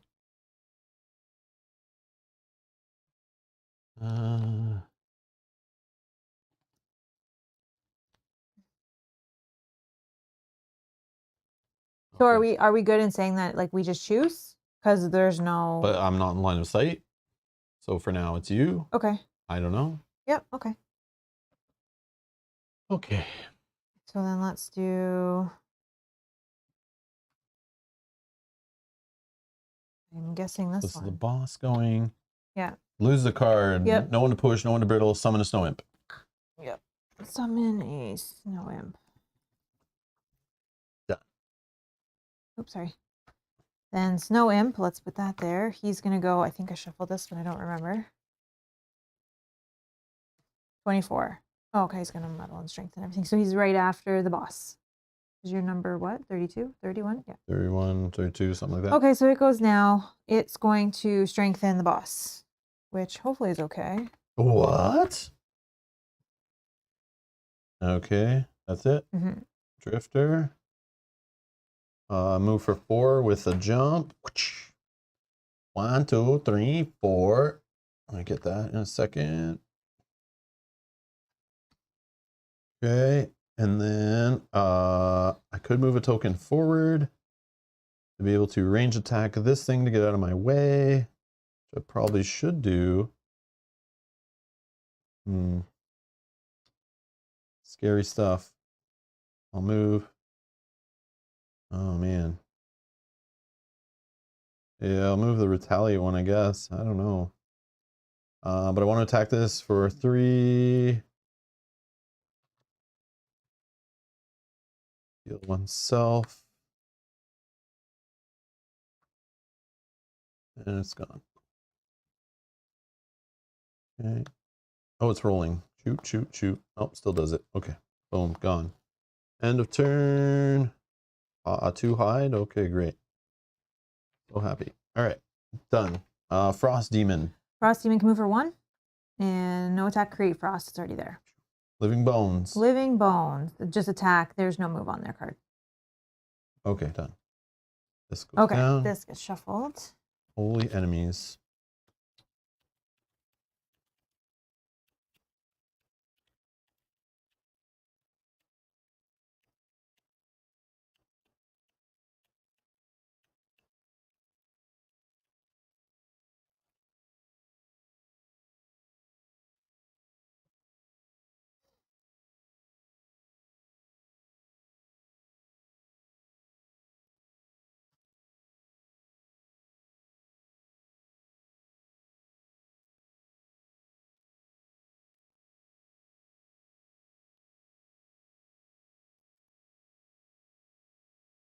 Good. Yes. 90. 23. You are right. So sorry, I'm just reading something from Dominic. You're right. This Snow Imp summoned, so he doesn't actually go on the turn he was summoned. That's right. So Yep. no He's not a strengthen on the spawn. boss, and we'll just shuffle that back in. Yeah, it's not a spawn. We are making it hard on ourselves. You're right. You're right. Okay, let's. As we do. We like to play on harder modes. Yeah. Okay. So I'm going 23. You're going at 90 something. Oh. Okay. Frost Demon, 78. Imp, 37. Living Bones, 20. Boss. Oh, regular, nothing special. Okay. So me, I think then then Living Bones. Boss. Snow Imp. Then Frost Demon. And then you. Just need to see what's happening so that I know what I am doing. So these guys Just do like 20 damage to the boss. 1, 2, 3. I think I just need to move back 1 actually, to be honest. Fine. But I'll move 2. Let me go here because maybe I can pull onto the trap. Yeah. I don't even know if I have any more pull cards. Okay, then I will create air. Then I will heal 2. Then I will give myself a regen. And I will create frost. Okay, I am done. Living Bones. Living Bones can move for I don't think they can get anywhere because we've determined they can't, so they just still chill and heal and do nothing. They don't do anything then. They're kind of irrelevant. Boss. The boss is moving for 2. And no range, not summoning or anything. Okay, good. No imp. No imp. Moving for 2 and range of 3, but I think I'm just out of 3. 1, 2, 3. Yep. Frost Demon. Frost Demon. Move for 1. And does that same attack, and frost is already there. Okay. Drifter. 2. Okay, that wasn't bad, that one. I will move for 2. And I will move one of my character tokens back. I will then move one of my character tokens back.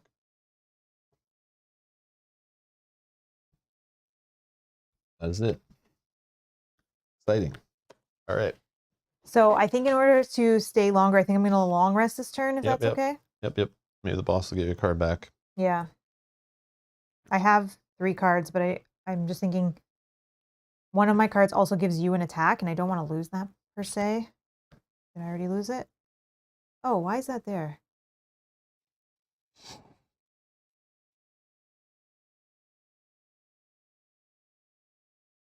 Maybe I had to lose it for health. Can't remember, but.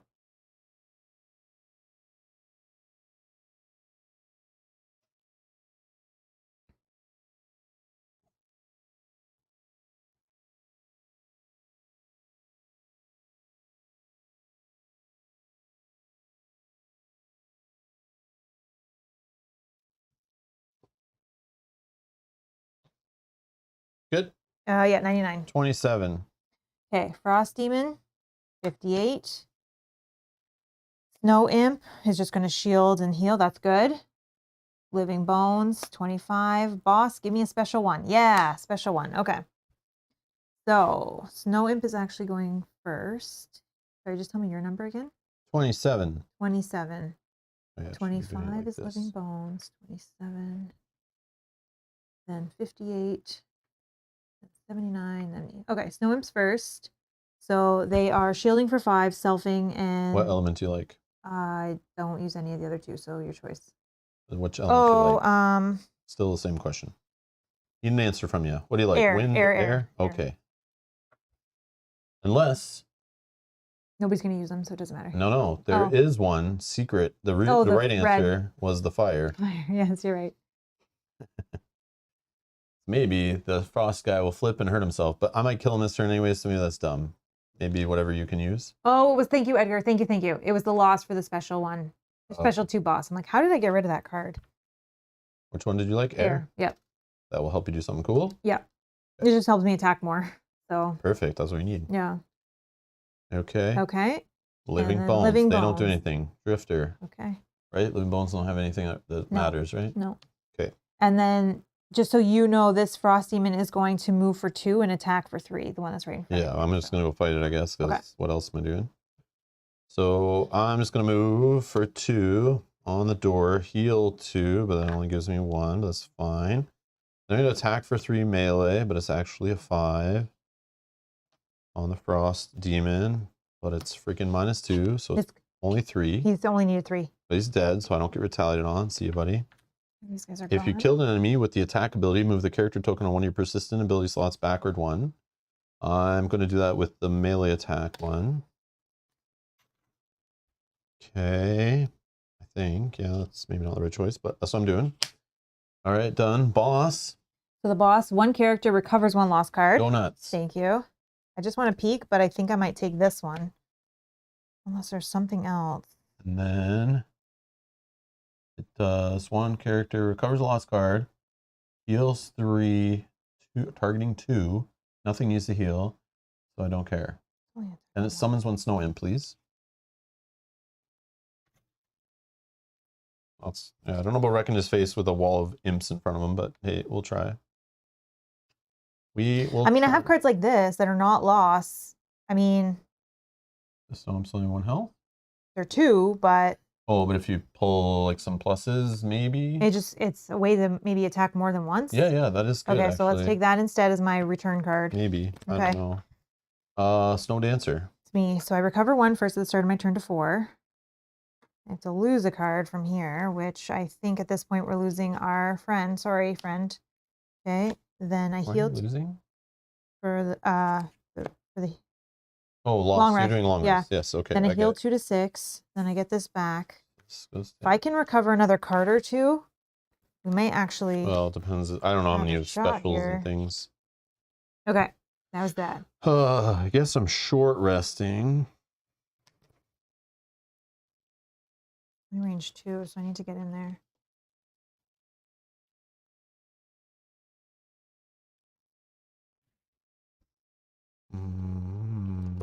No heal. Move 2 with heal. My heal card. Can't do anything from where I am. Do I need the heal card that bad? Maybe. Yep. Let me take a damage. Take something else, please. That one. Okay.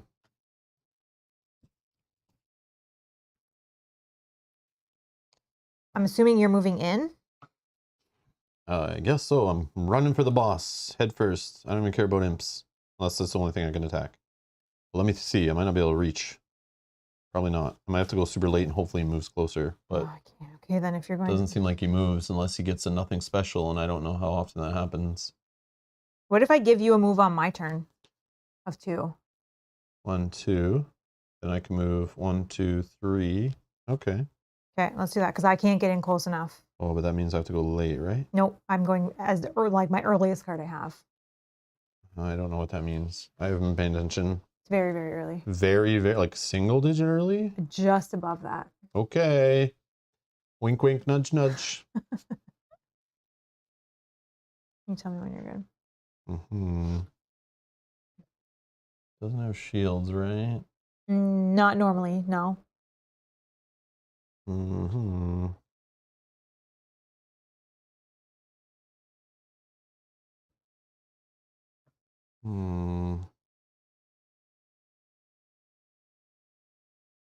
Poisoning it. He's not immune to that. Two-digit early. Yeah, exactly. 2-digit early. Can't say numbers. We're cheating. We're cheating. Cheaters.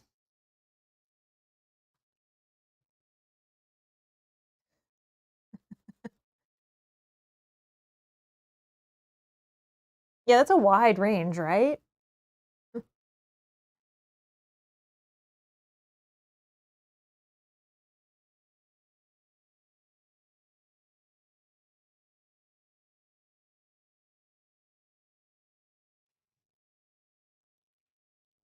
Heals. That's the problem.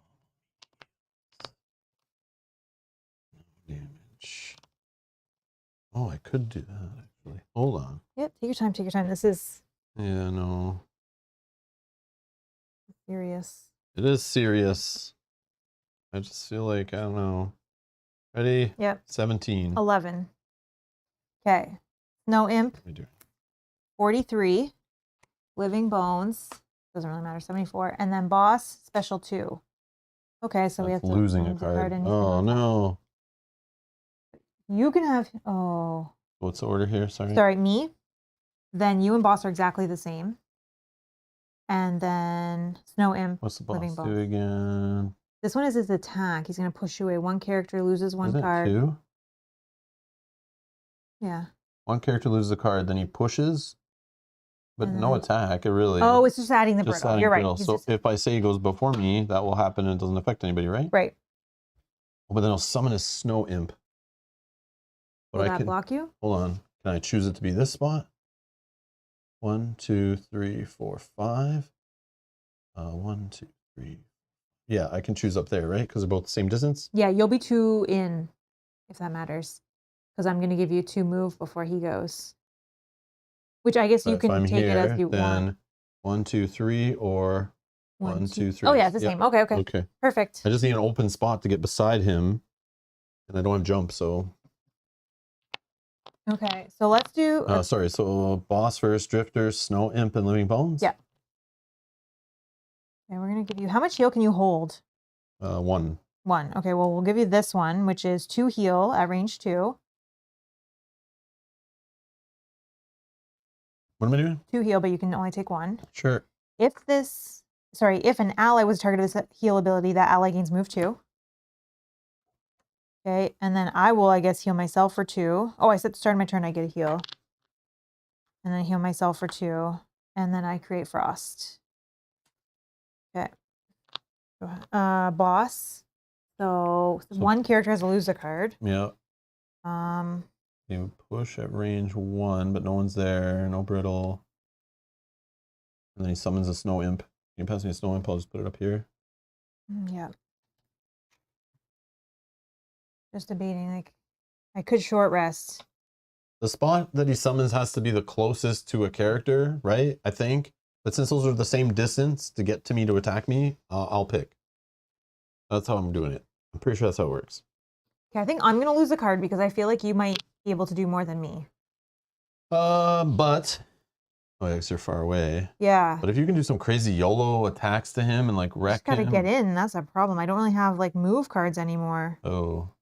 Unless I can pull a card back that gives me some move on it. But then I'm the target of every attack if you're gone too, and like I'll be done really quick because I'll be like losing cards really fast. But yeah, I don't know. If I lose, I mean I can lose. Sure, I don't know, whatever. I don't know what to say. You know, this is the challenge. Yeah, we're like kind of in trouble. Like really in trouble. Okay. And then he summoned. Okay. So this guy doesn't go this turn. Sure, whatever. So I guess Don't we can care, just but wait Drifter for goes that. next. Yeah. All right, so I move 1, 2, 3, and here I have shield 1 for the round. And I'm going to attack this guy. 3, 4, 5, adding poison. Flippity doo, so 4 damage on the boss. With poison. Okay. Okay. Then I might as well just pop this so he suffers 4 more damage.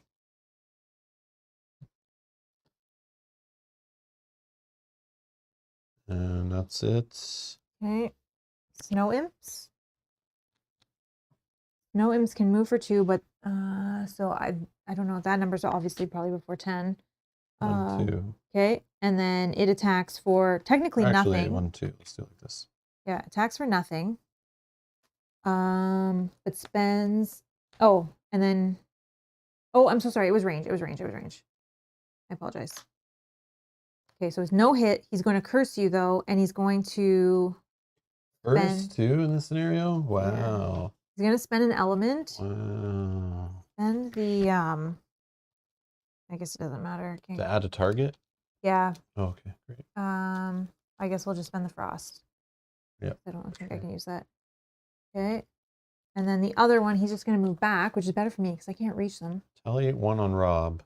Oh. Did it? Yeah, here. Retaliate against 2 ranged against something. Oh, then this one's dead. Okay, great. Because they only have 2 health. Okay. And then this one attacks, same thing, attacks for 1 or nothing. -2 is even more nothing. Okay, I get an experience and it's dead. Right? Instead, yeah. Oh, that's how you clear the wall. I know, but it's one more hit and it's gone. Like, I don't know. Here or here, I don't remember, but it doesn't matter.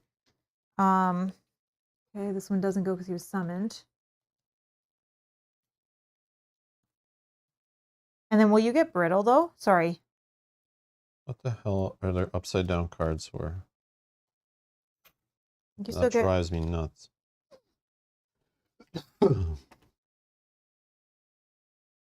Oh, boss has retaliate 1. You are right. I didn't even see that. Whoopsie. So you would have taken 1 damage, which you would have been able to then. Oh, it was after. And then you would get brittle from these guys. The damage hasn't happened, so you don't actually. Maybe I can just worry about trying to keep healing your brittles and stuff while you while you take care of these guys. I have this once too. Okay. The boss is at 8. Yeah. I have 26 with poison. 1, 2, 1, 2, 3, 4, 5. Can I give myself? Can. Maybe we'll see here. All right, I gotta shuffle this one. Sorry.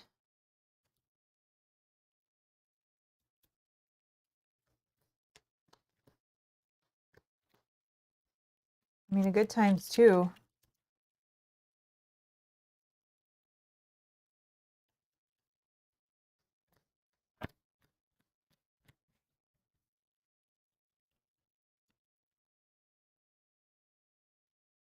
These are my only cards, so I guess we're going with it.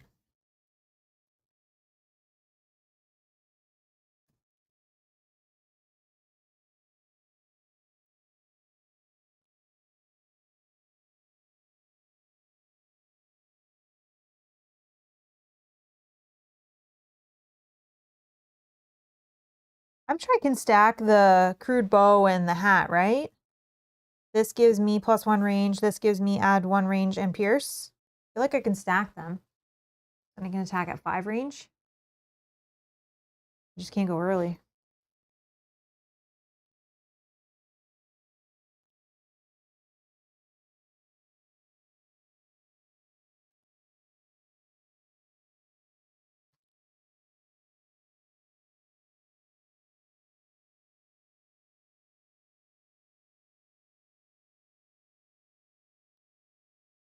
Mm-hmm.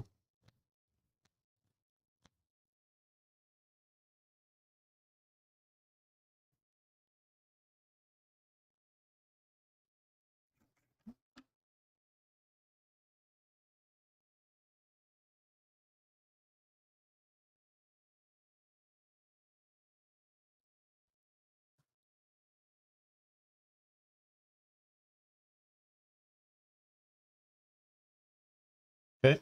Yeah. 23. 45. All right, living bones. 45. Imp. 43. Boss. 85. So he will heal. That sucks. But he only heals the poison. Yep. So, but somebody gets a card back. Where are we at? You are first. 23. Yep. Then Snow Imp. Then me. Living Bones Boss. Drifter.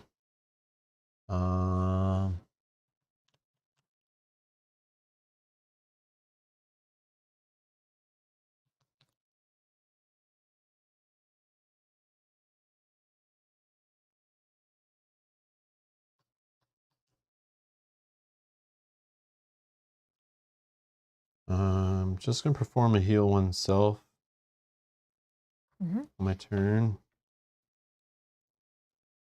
I'm going to move for 3. These guys can move for 2, so if you can get out of range of them, or that, yeah, that works too. Okay.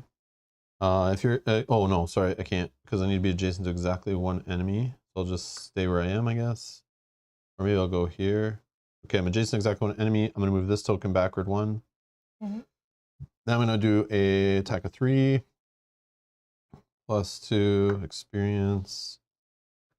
This is attack of 5 with poison is 6 on the boss. ×2, baby. Nope. So 5. 5 damage on the boss, please. Okay, this is 4 and 1. Okay, that's that. Snow Imp. Snow Imp is doing the same thing as last time, so it's Thing. Right? yes. But it doesn't that's want gonna to. suck. Oh, it is already range. Okay, so it's attacking for nothing. Consuming this. So that's my deck. Nothing. Okay. Sorry. I get brittled again. Yep. Cool. And then that's it. There's only one. Then me. I can't heal because I'm already full. You took that.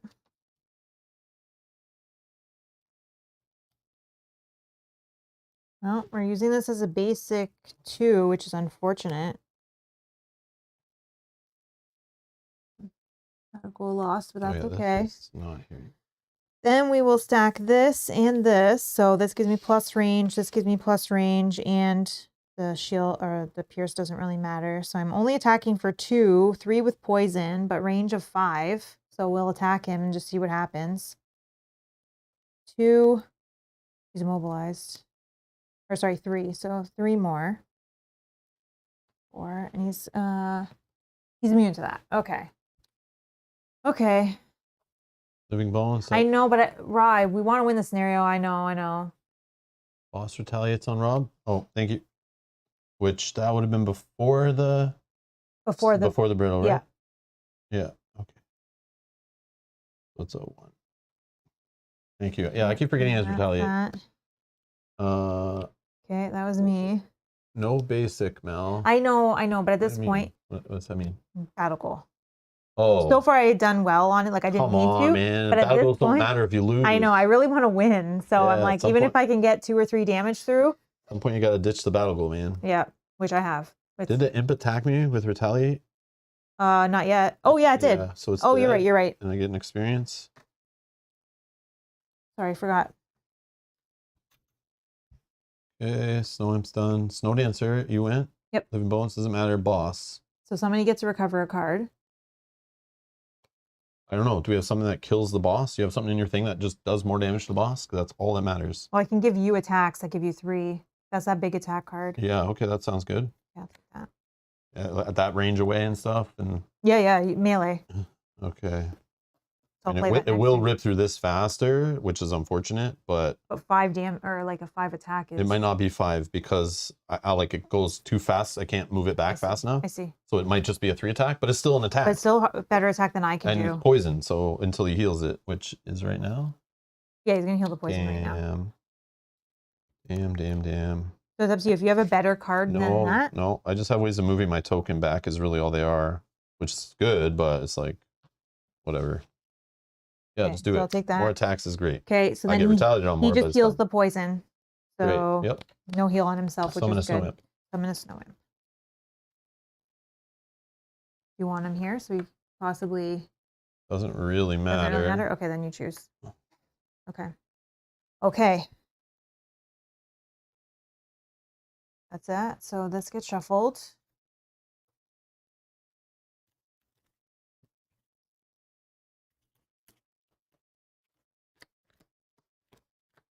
I'm gonna have to short rest as well. Isn't it letting me move then attack? No. Oh yeah. Okay.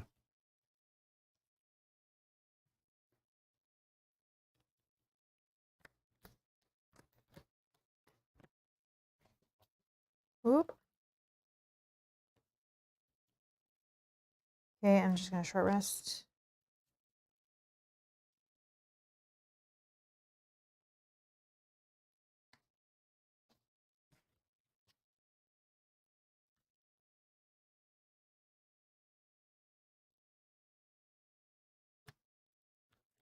I'm gonna do it early as well, so in case he does heal. No, no, then I'll lose that card. I don't really. What is his health? 12, 16. 16. If you don't make me attack early, I might be able to move that back one. Oh, sure. Okay, then let's. You know, Yep. Then I can go. because then I'll get to use it again. But Yep. Then let me go like this. I can go late.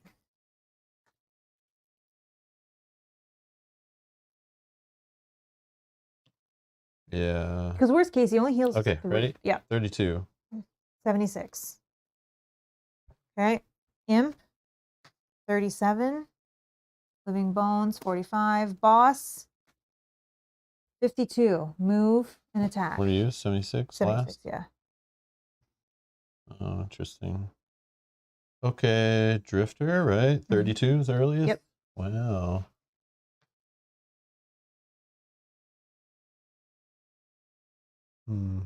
This range of retaliate is 1 only, right? Oh, 3. 3. Blech.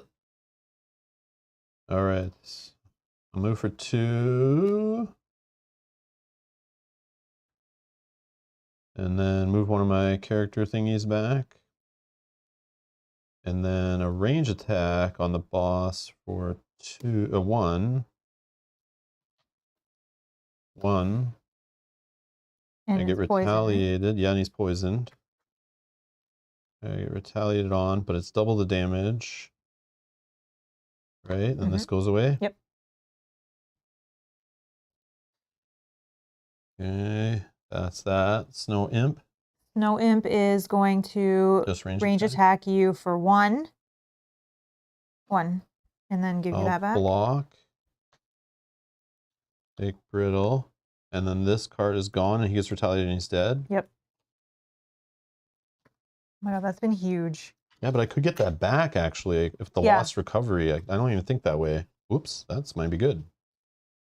Oh yeah, that's a refresh card. Okay, that might be really good. I just thought of that. Getting that back, like losing it is probably really good. Oh yeah, end of turn loot. Yep, you're right, you're right. Yeah. All right, it's 2 coins I can throw in his eyes after I kill him. All right, then Living Bones doesn't matter. Boss, he can move for only 1, but he has range attack. He's trying to target 2, but he can't. What's the range though? 3, but he can only move for 1. He moves for 1. 1, 2, 3. Oh yeah, it doesn't work. Okay, so we'll just fire on me. Okay, he's attacking for 2, -1, so 1 times 2. So I gain So Brittle. Brittle is... It'll happen right now, but he's going to reapply Brittle after, I think. Yeah. So... But Brittle's not like poison, right? You don't double... No. So sorry, what's he attacking me for, please? 1 times 2. So 2 damage times 2 is 4. Okay, so it's not added before. Okay. So I could block here for 3. I only take 1, but then he reapplies Brittle after. Yes. Okay. Next Snow Dancer. Okay, so grant 1 ally a move 2 and attack 3. Move 2, attack 3, 4, 5, 6. On not one of the 85 nulls that are in my deck. 6. 6 damage. So what are we at here? 18 6, plus 12, 5. 18, We're so 23? close. 23. That's what he needs. No, we need 26. 26. 26. I can taste it. I can taste it. Okay, then this. I'm just using it as a basic move because I'm not close enough. I need to get closer. So let's get to here. So then potentially next turn I can bonus attack. with Vile Assault is 8 damage. Do you have such things? I don't know what that means. What? Bonus with Vile Assault. What does that mean? I don't know what that means. Vile Assault, Rob. You act like we know the names of cards. Sorry, I don't know what that means. I don't know the names of classes, characters, anything in this game. I just know numbers. Oh, it's Rob's card. Rob's card. My card? Where? I don't know. Oh, Vile Assault. What's Where am I here? What are you saying to me? Melee bonus. Oh, but this is why I'm not doing it yet, though. This is why I'm not doing it, because I couldn't even get the bonus twice. I haven't got it back far enough. Oh, I see. I actually have to lose it, replay it. That's like the only shot I'll get to use both. That's why I haven't done it. But I've been looking at it every single turn, like, but I might just keep it for the heal because it keeps me in the game longer and gets rid of brittles and things. So I think this part on this card right now actually makes more sense. I debated putting wound on him earlier too, but I felt like we only have so many turns, so the damage from like a couple wounds that he heals away anyway is not the play.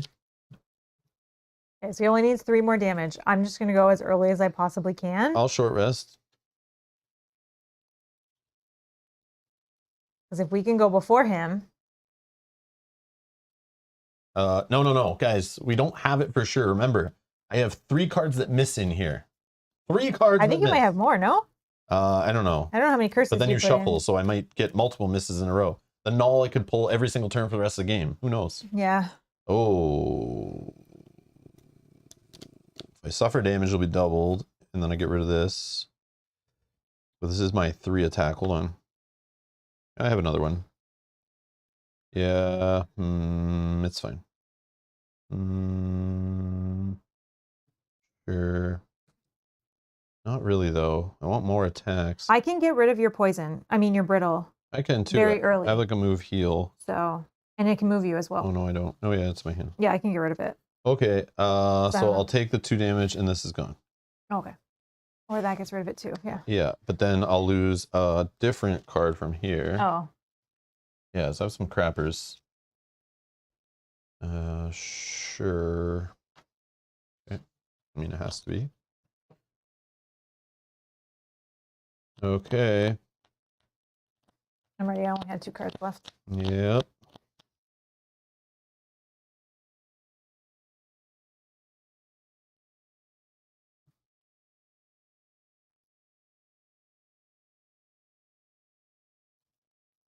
Ready? Yep. 17. 11. Imp. Oh, there's no imps. Sorry. No imps. He didn't summon. That's habit. Living Bones. Don't care. 64. I think I might miss a shuffle in there, but it doesn't matter. Probably. Yep. Oh, okay. Doesn't matter. They haven't done anything, but. Are we okay to just eliminate them from the whole thing? Yeah. Let's see what they do, though. Healing doesn't matter. They don't create any elements, right? No. So there's literally nothing they would do. No. Healing and defending. I don't care. Let's clutter. It's clutter. No, there's no imps right now either. All right, so I'm 17. What are you? 11. 11. You're first. Boss is way last at 73. special 173. But if we don't get him, you can get that card back. Okay, That sure. retaliate card. Yeah, That could be the win. Yeah, true. All Yep. right. Okay. So I can't Oh, recover but him special full. ones is heal. Yeah, but he's just gonna heal the poison. That still sucks. Okay, anyways, go. Okay. Let's Are you gonna go. snake attack him? The Oh big S? No, I'm just joking. Don't do that. Please don't. no! I was Don't just ever gonna do that this. card. It's I was horrible. just gonna heal I'm you just for joking. 2. Go ahead. I'll heal you for 2, and then you can move for 2. Heal for 2. Mm-hmm. Okay, and then I'm gonna attack for 2. Poison is 3. That's all he needs. So as long as I don't have a negative, we're good. We're good. He's dead. Okay, we still finished the round. And 2. Do you have anything left? Can you move on to a loop? Oh, I guess if I didn't heal you, I maybe could have, but it Sure, doesn't matter. pretend you didn't. Okay, then. Like then I attack first, can- see what happens. Yeah, Right? then I can move on to here. Sure. End of turn loot. I'll get this. You got the treasure Oh! chest. Whoa! It's all Whoa. coming together. Okay. Random. That's this one, right? I don't even know. Yep. Finally. Hold on. Let me get the deck ready. Let me just blow all the dust. All right. Oh my god. Here we go. Here, choose one of the many cards. This one. This one. All right. You found a weird witch's hat. Okay. Dangerous gear. During your turn, create a 3 damage trap in an adjacent empty hex. Okay. This With is not your the character, worst. that is actually really good. Yeah. Here you go. Which I can use right now. No, I'm just kidding. Yeah, I think so. Dominic, I did think about using the snake just for the XP. For the but lulls, if I missed, for the lulls. if I nulled and then Rob with his 3 nulled as well, Yeah, you never know. and we had to That cycle one more curses. round, and Yeah. then a summon of an imp. Yeah. Scary Let's situation. Continue. Okay. Yogi. Yogi, thank you for Thank the you so 5 gifted memberships to the channel. Thank you so much. Thank you. Thank you for the support. You're too kind. What a nice guy. What a nice guy. Thank you. Thank you. This I'll just put back in here. Rob, take one more XP. Take one more XP. I don't know. I don't know Should be why, at 12. but I'll do it. Oh, from this last melee attack I did probably. All right. My turn. Yep. I'll just. Oh, he's gonna drop a loot, I guess. Yeah. I don't have a loot card You to have like gobble a- it all up, but oh. I'll just take whatever. I'll just take this one. All right, so 3 coins. I mean, Woo. coins, I guess, are good Sure. at this point. All right, we done. Oh my god. We win. Can't believe that. Told you that scenario was easy. All these people on the internet saying it's hard. We're just so good. Oh my god. We're You only- know, to we be only won honest, because I didn't flip the table and all the pieces hit the ground when I drew that null. That's how we won. to be honest, it's his card of letting me recover enough cards that I was able to That- stay yeah. in. I think definitely No, helped. The real MVP was retaliating all the snow imps. Oh yes, 100%. That was the hidden secret weapon I had that I had no idea was going to work like that. Yeah, because you killed all of them. Yeah, they were just like, pew, take a curse. And I'm like, you're dead. You're dead. You're dead. Get out. You're dead. But the curse is I was worried that I was going to try to do big hits on the boss and just keep whiffing. Yeah. -1. No. Okay. Oh, there's the, Okay, there's the null fine. that could have shuffled those curses back to the top. Yeah, the curses was driving me nuts. Every time one went in, I'm like, man, I'm going to get barely any hits on this boss and they're going to miss. Oh. I was a little Right nervous. now. Yeah, so was I. I'm When- so tense right now. Like, you don't even know. That null just like went from I'm having fun today playing Frosthaven to like, I freaking hate this game. Why do we play this stupid game? Going in the garbage. All right, well, I didn't get that. Yeah, that That's Ron fine. Swanson meme of running with the computer, throwing it in the trash. Oh. That would be me with Frosthaven after today if we didn't win because of that null. Oh my god. All in the garbage. Right in the dumpster.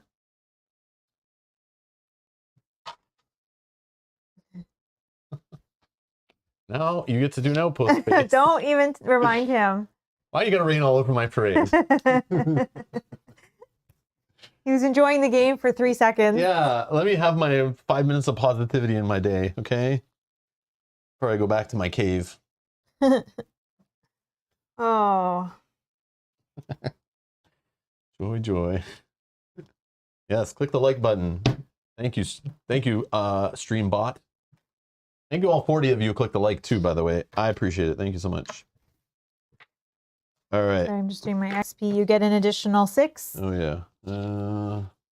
That means I have 18 XP. Still can't level up. I'm at 88. 18. So 96. Oh, I'm Oh, leveling you up. level up. Right, 78 plus 18. That sounds like 96. Sounds like that's right, but I could be wrong because I'm a little tilted. Trying to calm down.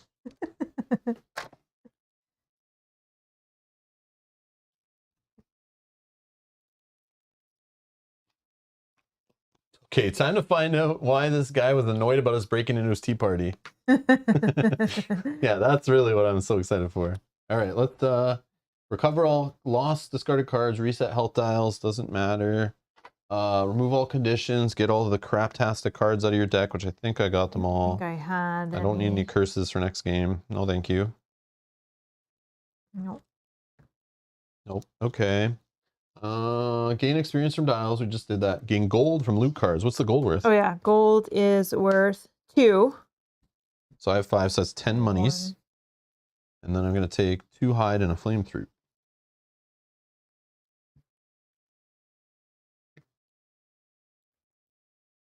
One.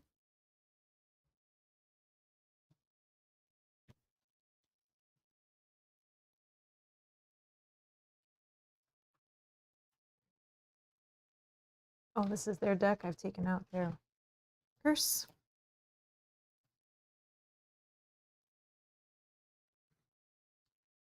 Okay.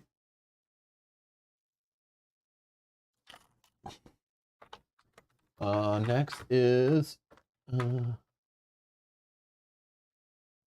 resources from loot cards, check marks from battle goals. So I did get my. It's got Slayer again. So kill 2 or more enemies in the same round. So that's what I was asking about, that retaliate and Yep. I was like, wait, did I do the killing in this 2 guys that just died? I didn't expect 2 guys to die in the same round that early like that. I did not get mine.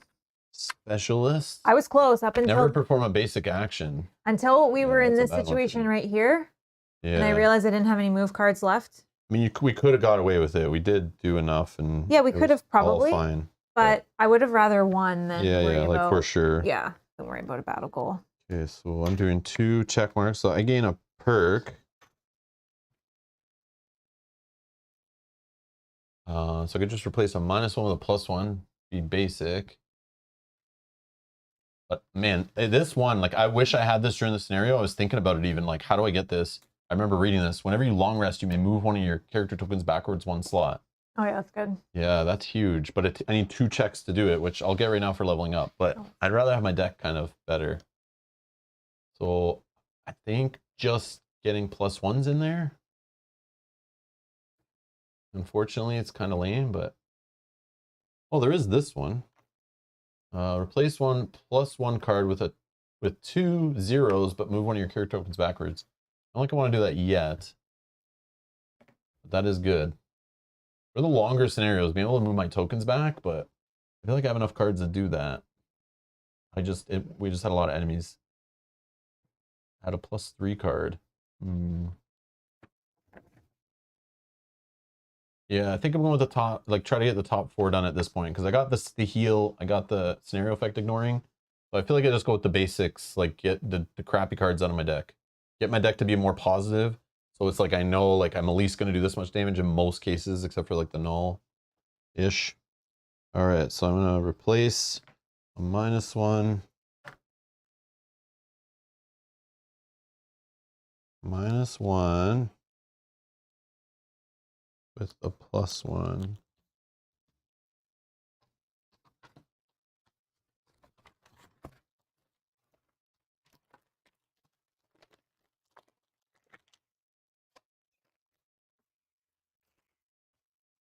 +1. Very nice. Okay, and then that was battle goal things. Masteries, scenario conclusion read. Okay. 136.3.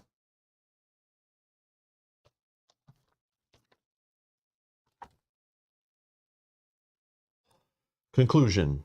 Of all the parties you've been to, this is certainly one of the worst. The creature dies without any humor or grace. It simply shrieks, and like a vase dropped from a high shelf, it shatters into 1,000 pieces. When it's done, the house begins to shudder. The doors snap open with surprising force. An exit appears at the back of this room. A new door leading to a flat plain of white snow. Chunks of ceiling crash into the floor. You run and dive through the door, skidding to a stop in the fresh powder. You look back and there hangs the door, hovering above the ground. A portal cut out of thin air. Through it, you watch the ice crumble and collapse, and then vanish into nothingness. With the bizarre magic gone, you quickly realize where you are. Back, near the northern edge of Frosthaven. You hike up a familiar hill and see its palisade wall and small lines of smoke rising from its chimneys. This seems as good a sign as any. Time to head back and get some rest. Reward, gain 2 prosperity. Oh, helpful. When we get 2 inspiration, I see that Yogi. Do you have the That's the next step. Oh. He's skipping 2 steps ahead. Yeah, he's getting Yogi, excited. Stop skipping steps. So we are 2 away from reaching prosperity 5. Whoa. Okay. So I'll just do that now with inspiration. He says next or Killed the next boss, and all I steps. got was 2 lousy prosperity. Yep. Update the map. No. Return to Frosthaven for an outpost phase. Alrighty. Passage of time. Passage of time. Ooh. Passage of time, and we'll need this.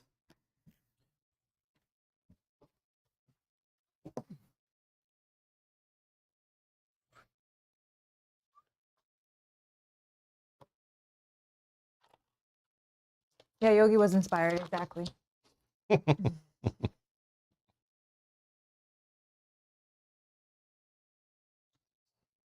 This.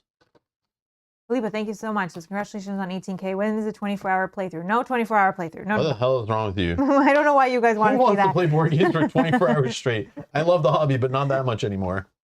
And what's with you guys wanting to torture me? I know, they love it. They Those that love were the here torture. before, no. Yeah. No. We went from doing 24-hour playthrough, and then we decided the most we'll do is 2 12-hour playthroughs, Which was still fun. we did, and it was fun, and I would do that again for sure. Yeah. But I'll never do 24 hours straight. No. It throws off like a lot of time, like the day before, like days after, recovery, mentally. Like, we don't play the lightest games on the channel. So when we did a 24-hour stream, we were playing some big juicy boys during that playthrough, and then had fillers in between that I was supposed to keep straight also, while all trying to stay awake and play every single game. This is not like some channels that do 24-hour streams and rotate people out. Oh yeah. And that's cheating. We were both in the full last time, full 24 hours last time. That's cheating. So I've done it. I marked it off the bucket list, and I don't need to do it ever again.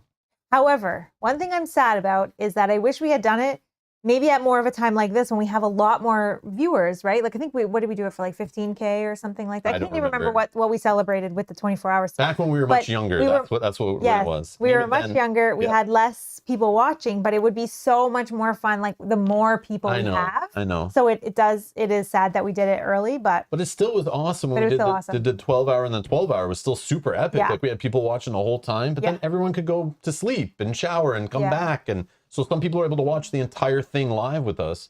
Some still did in the 24. Some did, and they were crazy. But I think it's better odds that those people can watch if we do 2 12s. Yeah. So I agree. Like just do a weekend of 12-hour streams.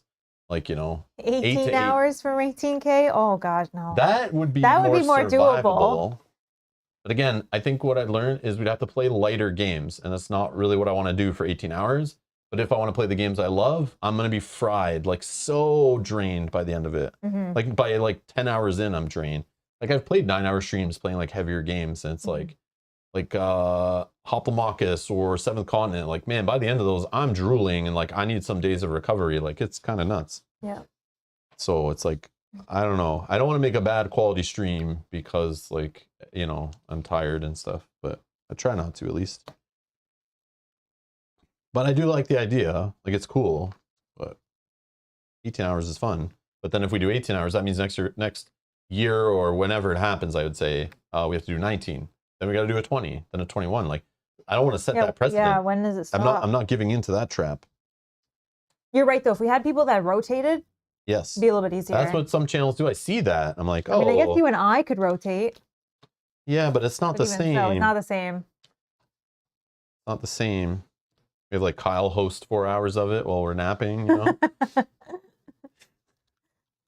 be fun. I don't think he'd want to do that. My daughter just rolls in, colors or something, does some art on stream for you to like buy us some time to shower or something. Yep. Yeah. No, that's cheating. All right. So now we're not spring chickens anymore. Yeah, that's what the last time we weren't either, and I was like, what am I thinking? I can't do this. Yeah. Yeah. All right. I'll post it on the screen. This is what I'm doing. Okay. Yeah, that's okay. You come across Violet. Yeah, we've been streaming for 3 hours and 31 minutes. I'm already done. We're not even finished.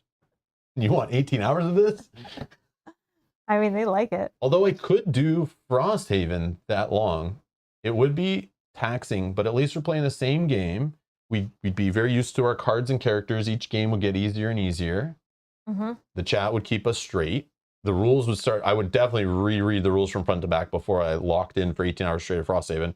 So less of those breaks where we stop and look up rules and it gets frustrating. Mm-hmm. But yeah, that chat would help. But it's hard, right? Because any of these bigger games that we play, it's harder for people to just pop in and watch for a few hours and then leave. Yeah, because if we're in the middle of like scenarios and spoilers. We'll lose people as the hours farther go on. we go. Yeah. Like in our 24-hour, we played like Mansions of Madness. We played Too Many Bones. Like we played a variety of different games. But yeah. But I mean, there would be a play of if we did do something like that, like, yeah, we'd have to have like more chatting and stuff too to like, digress and. Then there's also the 24-hour stream. We can't truly stream for 24 hours straight because we learned YouTube doesn't keep the stream. So I have to record it locally and hope it doesn't corrupt or something with a 24 hour file, you know. I guess you'd have to break it into parts, right? Yeah, and that's what I see. Like, I know Dice Tower does that. I saw for their like long streams. They just do like little 3-hour streams all scheduled. So you got to know like when one stream ends to roll over to the next one. And that is better for people watching later. They're more bite size. And it works good for us if we're doing Frosthaven, for example. If we were just to say, let's do two 12-hour days of Frosthaven in one weekend to celebrate hitting 18K, let's say. Yeah. Let's say next weekend that's what we did. I don't think we should, but we could. That means after every time we're basically done a Frosthaven, we get to the end of an outpost phase, we should cut the stream to respect those that are watching later. They can still watch them in Yeah, they're not trying to find what scenarios are within the episode and where they were. Sometimes it doesn't remember that and stuff. Yeah. I mean, that is more doable. That's also a time we can take a quick break. We can refresh drinks, go to the bathroom, eat, like all that stuff too. Yeah. Yeah. But then we still lose people because people can't watch the whole time. And then if they're like, oh, they're on the next one, I'll just wait to watch it all later, which is fine. Yeah, which is fine too. But then it's kind of weird when you're at the end of that stream and you're all excited we made it. And then it's like, no one's really here because they couldn't watch through all the story. Like everything needs to be watched in order is the problem. But when you're playing one-off rando games, like you were saying, order doesn't matter. Like you can tune in and watch us playing a party game here or some one-off game that doesn't have a campaign here. But like to me, I like to play a campaign. Binging through part of a campaign like that, that'd be kind of fun. It would be fun. Yeah. We can chat. 12 hours of Seven Citadel? Yeah, but that game doesn't come out for like 7 more years, Yogi. So He likes to play that by himself, so then I'm not playing, yeah. I guess. That's fine. Yeah.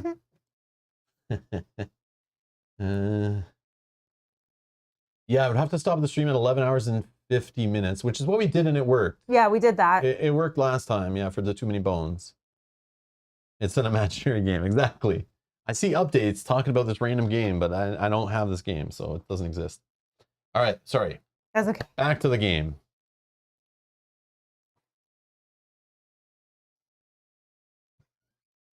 All right. You come across Violet, a Valrath, a researcher who specializes in studying lurkers sitting on the docks. You read it, Mel. I will put a poll in the chat. Okay. You come across Violet, a Valrath researcher who specializes in studying lurkers sitting on the docks, dangling her bare feet in the water. The trail of her purple dress is caught in the tide of the wave as the waves lap at her toes, and her flowing hair is unkempt around her face. She looks lost in thought, and dock workers seem to be avoiding her. I hear you there, she says without turning to look. I'd imagine you think they're monsters too, the lurkers. There's a hint of sadness in her voice. I've been studying them for some time. There are ruins under the sea. She points out to the ocean in front of you. They were a great civilization once. Something changed. She fiddles with an unusual wooden instrument, turning it over in her hands. I found this down there. It's music. Their music. Would something so barbaric make music? She turns to look at you. Option A, ask her to show you their music, or option B, explain the harm they've caused. Do you want to see the music of the lurkers, or just say, yeah, lurkers are trouble?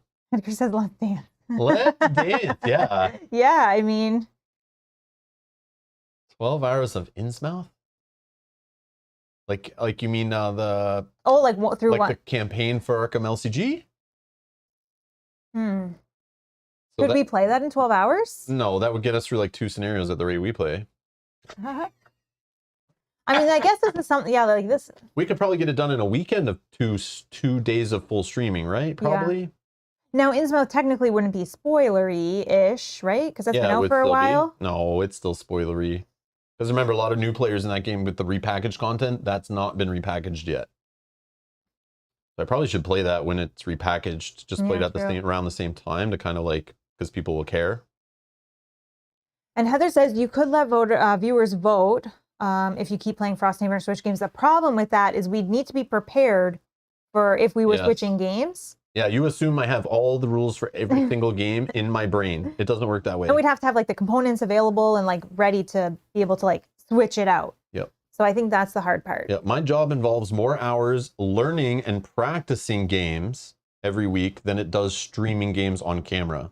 just so you understand. So when you look at our streaming hours, more than double that, I'm reading about games, playing games, like watching publishers demo games, like all like off camera stuff. Like I need to like sometimes see, read, or hear about a game to get back into it.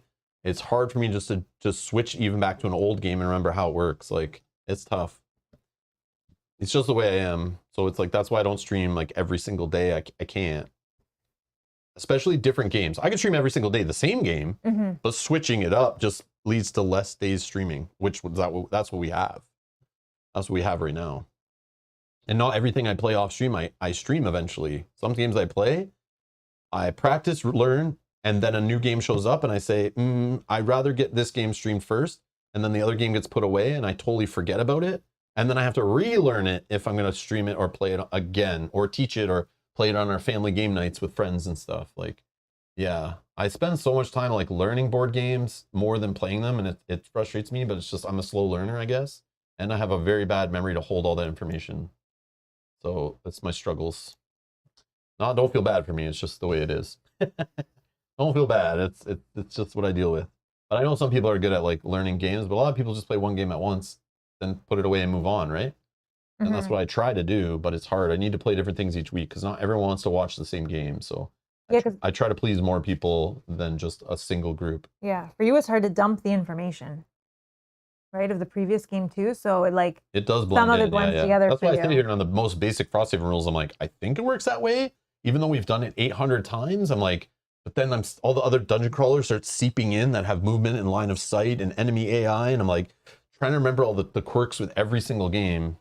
Which is why I was selfishly say, I wish there was a standard in the industry that like range always works the same, poison always works the same, bleeding works the same, you know, and you know, enemy AI kind of follows some kind of standard. But I know everyone wants to do their own thing and no one's made the perfect game, so you can't make a standard if no one's kind of perfected anything, I feel. But yeah, it would be neat, at least in the fantasy realm, or like a similar thing is like kind of like terms need to mean something and there's no standard to that. So everyone could just use the same words in a game to mean something different, you know, but it's okay. So 94% say A. Oh, wow. Yeah, that's what I would choose too. Show the music. Bill, welcome. Bill, thank you so much for subscribing. The instrument is a mixture of percussion and rain stick. In her capable hands, it makes a soothing, nearly hypnotic melody. She plays it expertly, moving in time to the sound in a simple dance that captivates your attention. When the performance concludes, she smiles. Here, you take it. Use it in good fortune. Gain the tanjo. Sweet. Which is like the mix between a tambourine and a banjo. Item 210.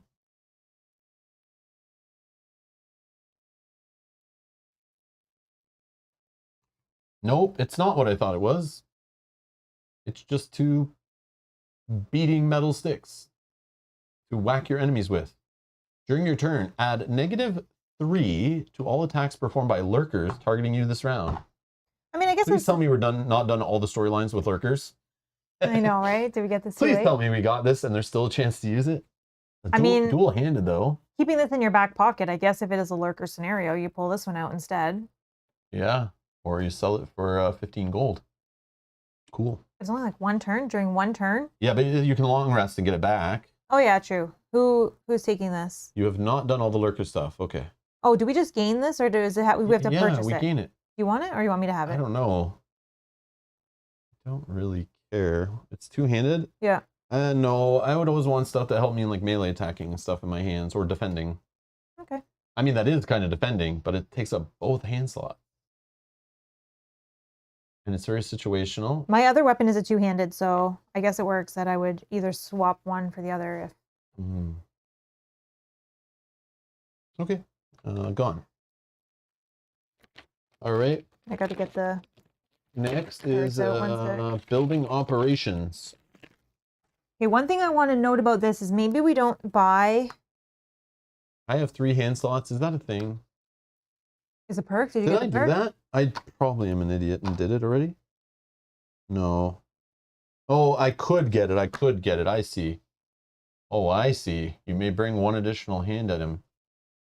Do you want that then? Maybe then, because having that is defense against lurkers. That is like having better shield, right? Yeah.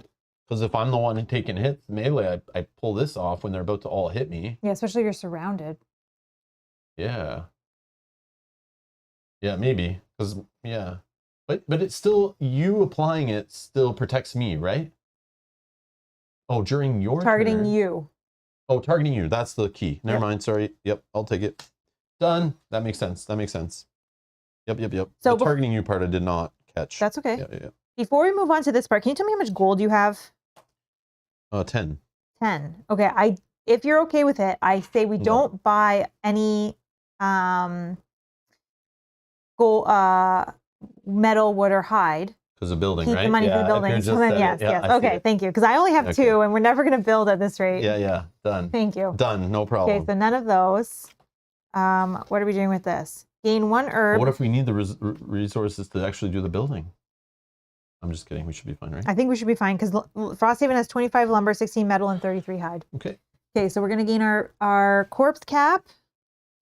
Well, we should get the enhancer. Can I put stickers on cards like right away, or is it only when you retire? Our flame fruit. Okay, and then flip this over. Okay, and then sorry, we got our plants and collectively train. Okay, no. Okay, that part's done. Building operation. So downtime, you want to level up? Yeah, I get to level up. I'm level 3. So I got some cards and I get a perk.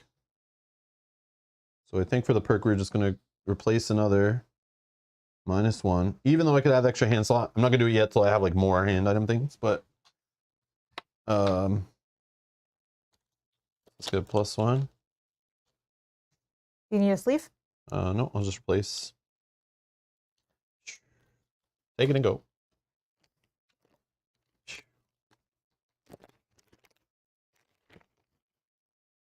Okay, that's done. Then I have cards. So this is the level 2 that I did not take, just to keep it in the conversation. Attack 2 at range 3, regen to myself, or a little heal on the bottom, targeting 3 people, little supporty. Fierce Barrage. Attack 2 that are adjacent. So that would get me through my melee attacks quicker, which is a little scary, but I'm hitting 2 enemies side by side. On the bottom, your next 6, so I don't care about the bottom. It would just be a basic move, but I'd probably be using this as an attack all the time. 32, not the worst initiative.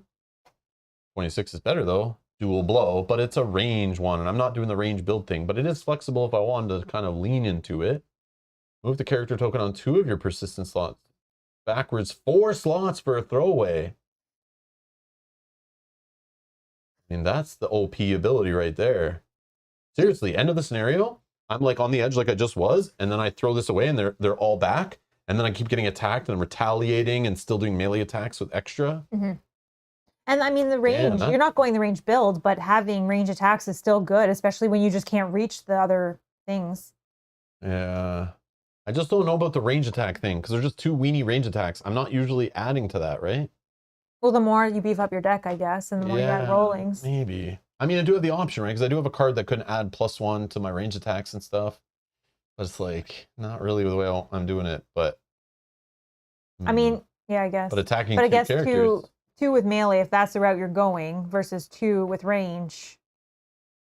Yeah, but the initiative and the bottom ability on this bow are selling me, but...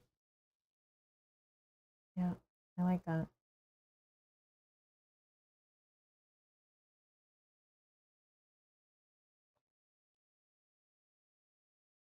Add 1 target. No.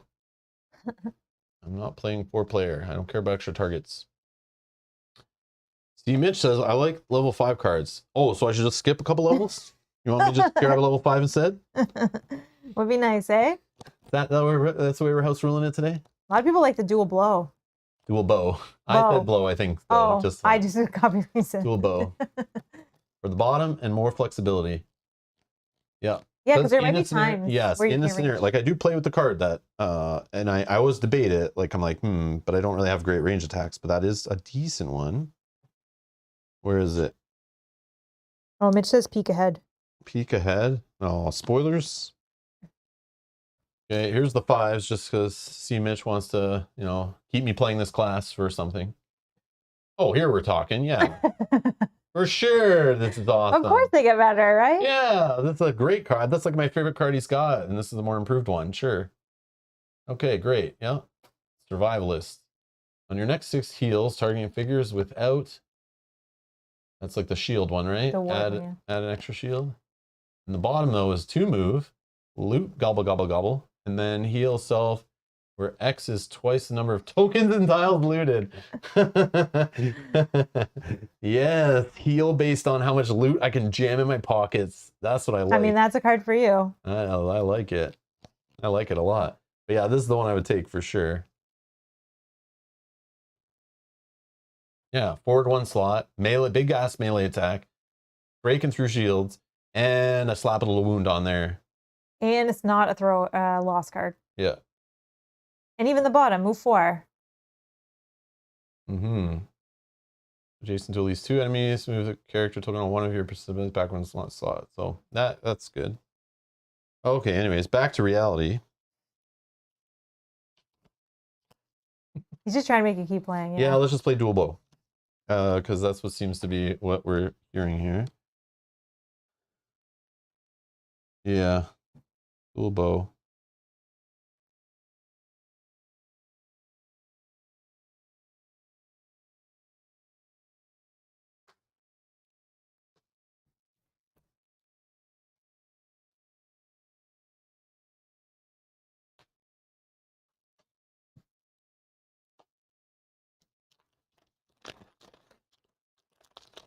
Boom. Is that all for leveling up I do? Yep.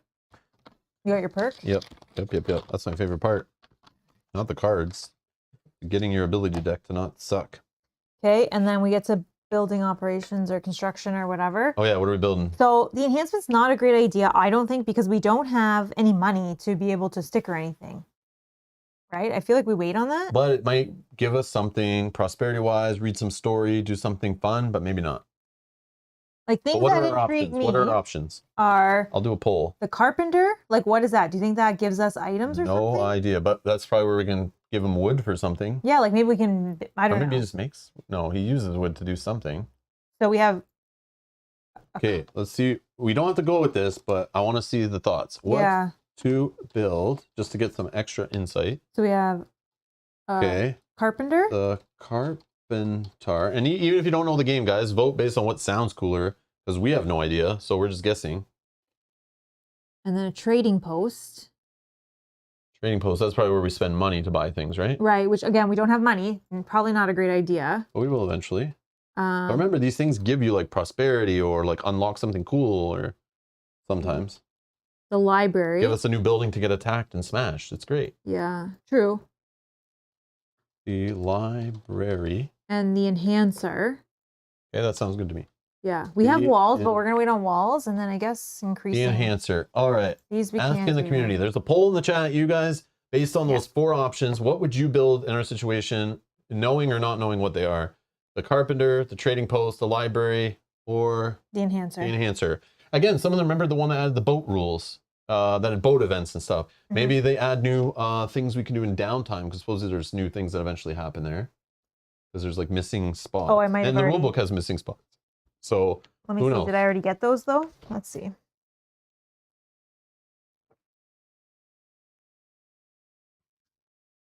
I may have already stickered those. Oh, hold on. The carpenter. Once the carpenter has been built, the cost to build, upgrade, or rebuild any building is reduced by any one material resource. Once the carpenter has been upgraded to level 2, the party only loses 1 morale, not 2, if they wish to build or upgrade a second building during the construction step. If the carpenter is wrecked, these bonuses do not apply. Oh, so they told us that when we unlocked it, right? I guess. I'm just looking. So we know something. Let's see if I can find like the library and stuff. The garden we already got. Oh, downtime, yeah, is purchase items. So those have already been stickered in. Purchase enhancements and purchase items are new things that are not on my reference sheet. But once we're allowed to do those things. Once we can, okay. Yeah. Let's see if I can find the other stickers I put Ra in. wants the library, says I love reading books. Oh, what book are you reading right now? Anything good? What's this? Town Hall. Yeah, the morale reduction on the Challenges. Carpenter is the one thing that tweaked my interest there. Was like, oh, okay, you can do double builds if we are loaded with resources faster because it only costs 1 morale. But I want to hit that max morale first before I start throwing morale away. Mm-hmm. And we need 3 more morale to hit that, and hopefully don't keep losing it. I feel like that's all I have right now. Yogi voted library just to be different. That's what I would pick, honestly, right now. Yeah, library sounds interesting. But again, some of them could open some cool side things that we're not even thinking about, and that's neat. Well, as not loaded on gold/resources. Yeah, so Carpenter's about building, enhancements are stickers, we assume. What do you think the library is about then? I have no idea. That's no why I want to see it. idea. Library sounds like the most interesting one because I know Jack. Maybe it gives us clues about puzzling. Teaches us we can take out. You can go borrow the book on how to do the puzzle book. So it says items may be purchased interacting with a trading stall building. Characters purchase an item by spending gold from their personal supply equal to their item's gold cost. Purchasing characters gain 1 copy of the purchased item. Okay, so that's the trading post. But we I can't. think. We don't have any money to buy from it for a while, Yeah. probably. But at least it would be open. But I don't think I see any stickers about library. I mean, I could see at the stickers I have. Did you all ever figure out the puzzle book? No, Nope. we haven't even attempted it. We did the first puzzle, but then the second part, I just don't care. And we're gonna get yelled at by the chat when it matters. Yeah. And then we'll stop and try to figure it out. And we'll cheat if we have to, because I don't really care about that part of the game. Neither do I. Kind of lame. Yeah, that's all I can see. Stickers cost lots of your gold. I remember that from the first one. Yeah, Yeah, I remember that from challenge. Gloomhaven. It was so expensive. We only ever did it really on retirement when we had just piles of gold at the end, and we're like, let's just throw it away to that. Mm-hmm. But that was not how it was intended, and that's not what he liked. He didn't want us doing that. Oh, the library maybe helps with the puzzle. And that's the only thing that I was thinking. I didn't even think I might be right. That's what I just said. I didn't even think of that. Yeah. Yeah, that's the only thing I think it's related to is the stupid puzzle book. Okay, well, maybe it'll give us hints and then we'll be able All to right. Well, let's figure it close the out. poll. Maybe that's not what we're building. We're going with what the chat might say here. Let's see. What do they want us to What build? do you want us to build? Yeah. 52% want the libraries, 26 want the enhancer, 15 the carpenter, and the trading post only 5. So you want to go with library? Yeah, I'm down. That's the one I would pick. Okay, so 3 lumber. That's where my vote goes. We need. Plus, I can't wait to put another sticker on metal. this board. Hopefully, it crosses multiple cut lines here. Should be good. No, Oh, it's right there. 10 Yeah. gold. If you can spend, or I'll spend 2, you spend 8. No, I'll just erase my number. I don't care. There you go. Okay, and I got to get you a library sticker. All Actually, right. let me get you this I first. also need a library card. Yeah, I'll give you a library card right here. Library card, please. Right here. I can borrow some books. Library level 1. C-Mitch says I'm stuck on the 3rd puzzle. I don't even know what puzzle we're on. Might be the backwards. Sorry, I'm not sure. Oh, no. So we you get 1 prosperity. Okay, And I'm reading 190.3. I'll find you the sticker while you do that.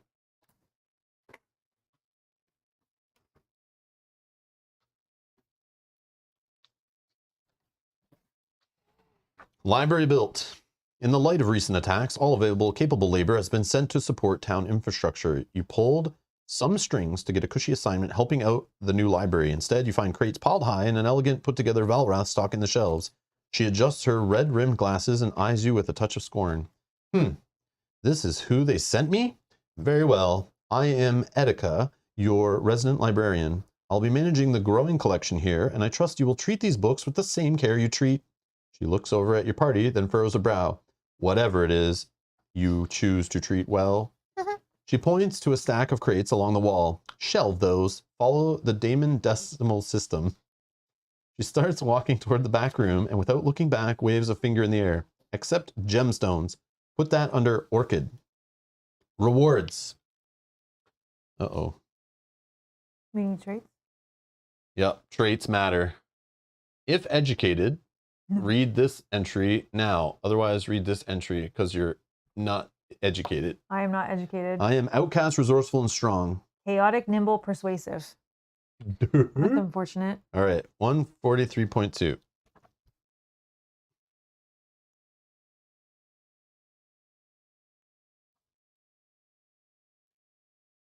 You've not even You're not even halfway through sorting the book. You're not even halfway through sorting the books when Etika returns.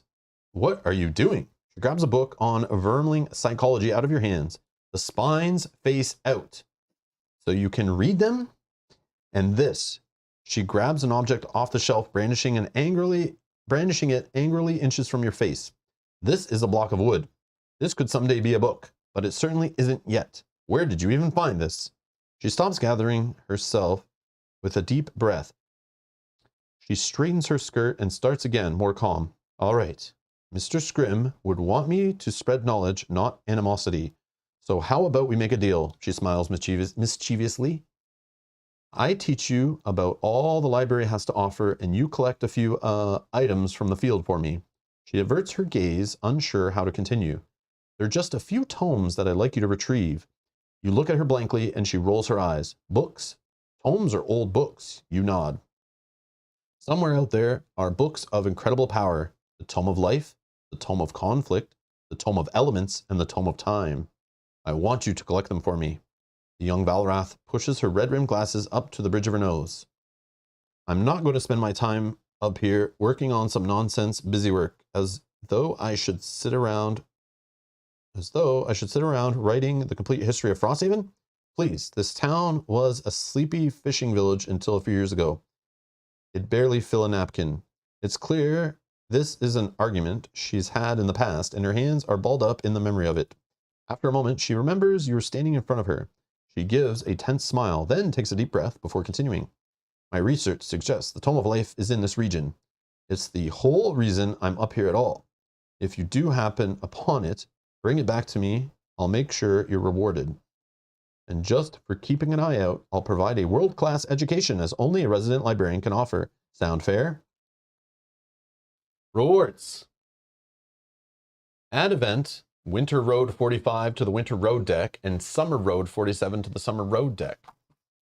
Let's do summer first, so that's first. So summer. And then you got to add something to the calendar in 47. Okay. 27.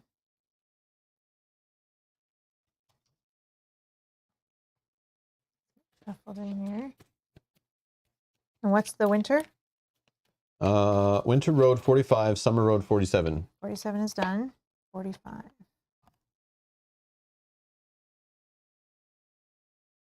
45. And then can you also pass me the eraser? I'm just going to add this build to my tracker for my personal quest. So I have 3 builds out of my, I think I need 8. Okay. And then I got to add something to calendar, Yep. right? 152.3 in 2 weeks. In 2 weeks. 152. 1, 2, 3, 4. Like literally like Add 14 days? 152.3 to the calendar in 2 weeks. These are days, right? I think those are weeks. These are weeks? Yes. Okay, so And the whole thing's a season. 152.2. 2 weeks is just 2 spaces away, right? 12 bubbles? Or 12 builds. 3 Sorry. out of 12 for 12 builds. Yeah. Oh my. Also, we want to retire you faster. Also, the carpenter would help with that a lot too if we started doing the morale thing. Yep. Gotcha. 152.2. I just want to make sure I'm putting the right number in. Pretty sure the Tome of Conflict will be found in Hunter's AD. Yes. Nice, Chaco. 3. Okay. Let me just make sure this is clear. All right. Okay. That was building. 3. And then let's add my other building. It's out of 12. Eh? Wow. Thought it was 8. So this goes This is gonna go in here, right here. A small girl will be clutching that. I know, so. right? Here's your sticker for library level 1. Oh, right. Just gonna. There's only one.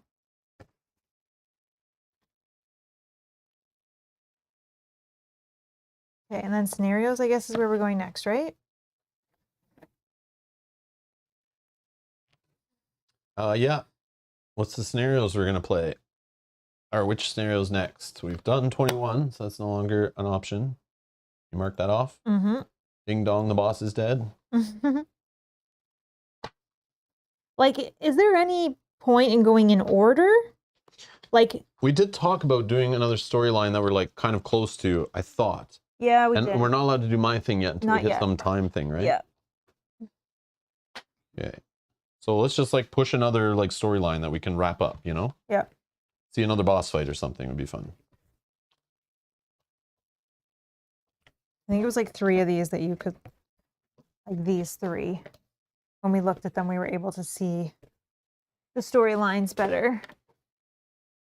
Maybe just pick 2 scenarios and we'll do a quick Yeah. call. Okay. I don't know. Not looking at this or looking at I this? don't remember. Like that. No, it wasn't. I don't remember. No, they gotta fit like a puzzle. So Oh, this goes here. No, it yeah, doesn't. so this goes like this. Right? And then that goes Oh, and that on goes there. up top. Okay, sorry. Oh my God. You want me to do a puzzle? So sorry, 15. Does that open? 15.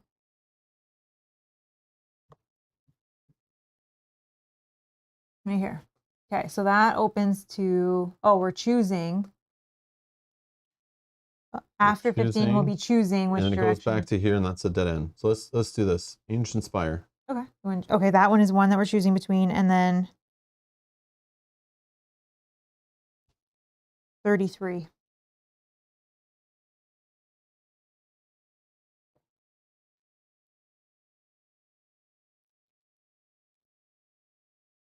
$15 or $9? 9. We don't have 9, do we? I don't know. We beat 9. The glowing catacombs. I feel like we beat that like 2 or 3 weeks ago. Okay. So what's 33? 33 is Show me. thawed wood. It's up here somewhere, right here. So it would come down here. Then we're gonna choose.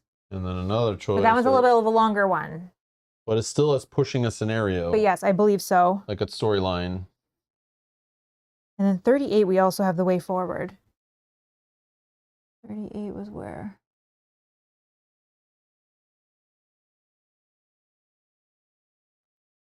$38 is here, the way forward. Oh, this one is like we're choosing. After this one, we'll choose. Yeah, that one, I like this one. Because it's like only after it, 1, 2, 3. Mm-hmm. Okay, 38. Yep, the way forward.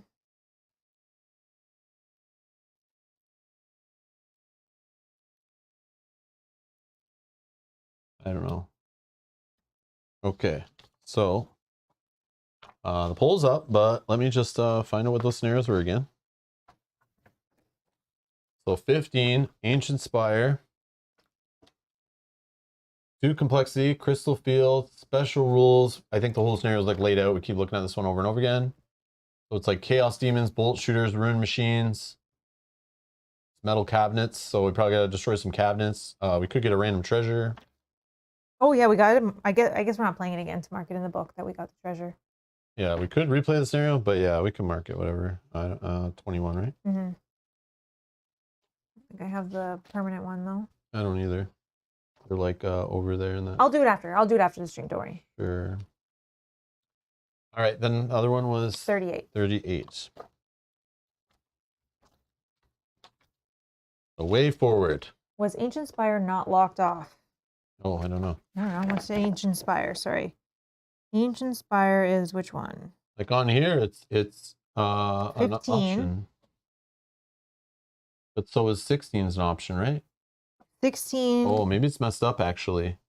Because yes, we went this way, and then it went these. So really, we probably. So we did 16. Oh, but it doesn't say either or, and it would, right? Wouldn't it have? We haven't done 15 yet. I know. Oh. But see the way this branched off? Yeah, you're right. It wasn't forced. Like it didn't lock us out of something. Any ones that we've been locked out of. It doesn't lock, says Yogi. Okay. Yeah, okay. I've crossed off. And we haven't done 15, which would then unlock fine. either 23 or 24. Okay.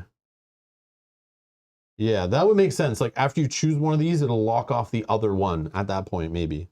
But it looks like we did that. 16 yep. because it led to open We did these 16 and then 26.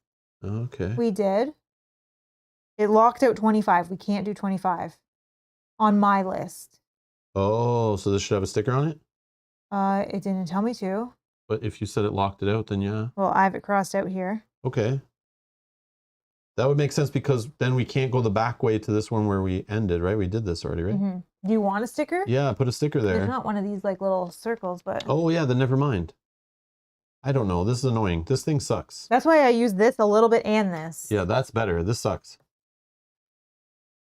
Locked out, but not spot for sticker. Yeah, but maybe it should have a spot for sticker. Because visually, then this is super confusing. Yeah, if you were just looking at this.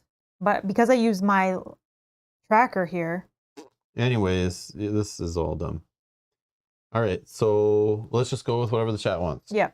Oh, yeah, the way forward, right? Did I show that one? I don't think so. No. I mean, we did look at it one time only. Yeah. 3 complexity, Whitefire Woods. There's our layout. So there's some kind of 2 separate areas. There's our starting spot. I mean, that does look cool. Yeah, this does look fun. Hounds, polar bears, and sun demons. Oh my. Okay. Another glowing orb to smash. Or to do something weird. Okay. All right. That's what we got. So you vote, you choose. Which one would you like to see played next week? To start off our 2 days of 12-hour streaming of Frosthaven. I'm just kidding. You were putting that in people's heads. I know, I'm just kidding. No. After seeing this, I don't want to play it for 12 hours. And every time I see a goof up with this game, it just annoys me. I'm like, no. No. I don't want to play it more than that. I like playing the scenarios, though. I do love them.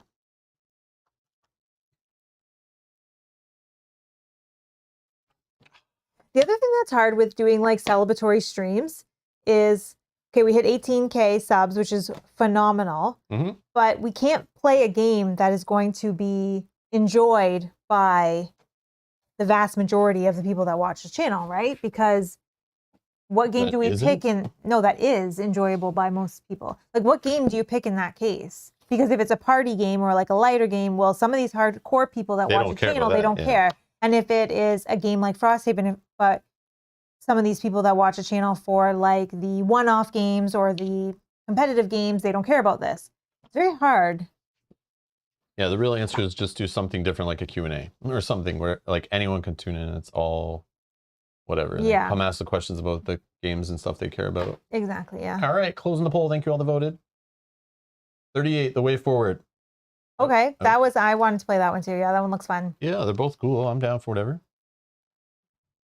So 38's the next scenario. Tune in. Oh, Seamish says, I want to play 15, but I don't fully understand the rules. Are you waiting for us to play it first?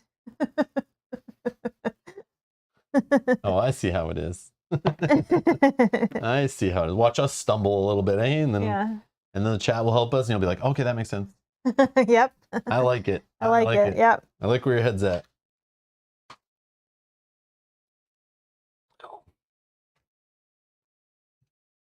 Oh, sorry.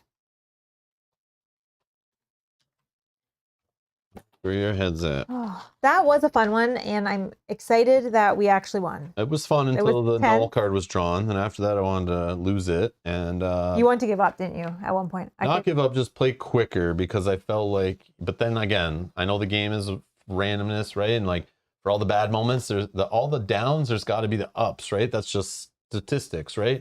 So if we're having a crappy couple moments early, that means later in the game we should have a few go our way, and it might work out, right? Yeah. Which I feel like happened. Yeah. But I was right about rushing to the final room, because that's what you need to do there. And the books stick everyone behind you, all those bookcases and crates. So yeah, you just gotta empty the first room, get in the next room, hopefully kill the orb ASAP. And if you don't, kill the orb as like even quick as possible, and then get into the next room and get over those bookshelves and things as fast as you can. Because it doesn't really matter how many living bones are in that room if you can get out and get away from them before they catch up.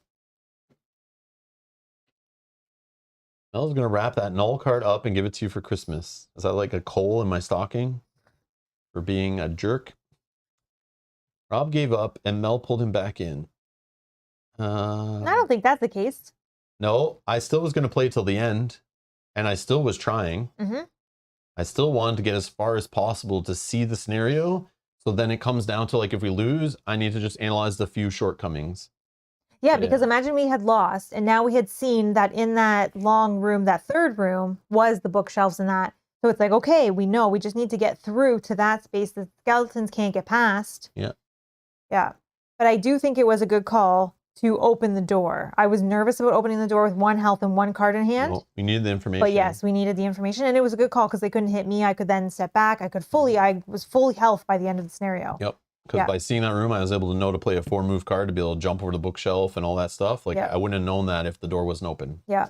So I just wanted more information so we could plan better turns going forward and keep moving. Agreed. Yeah.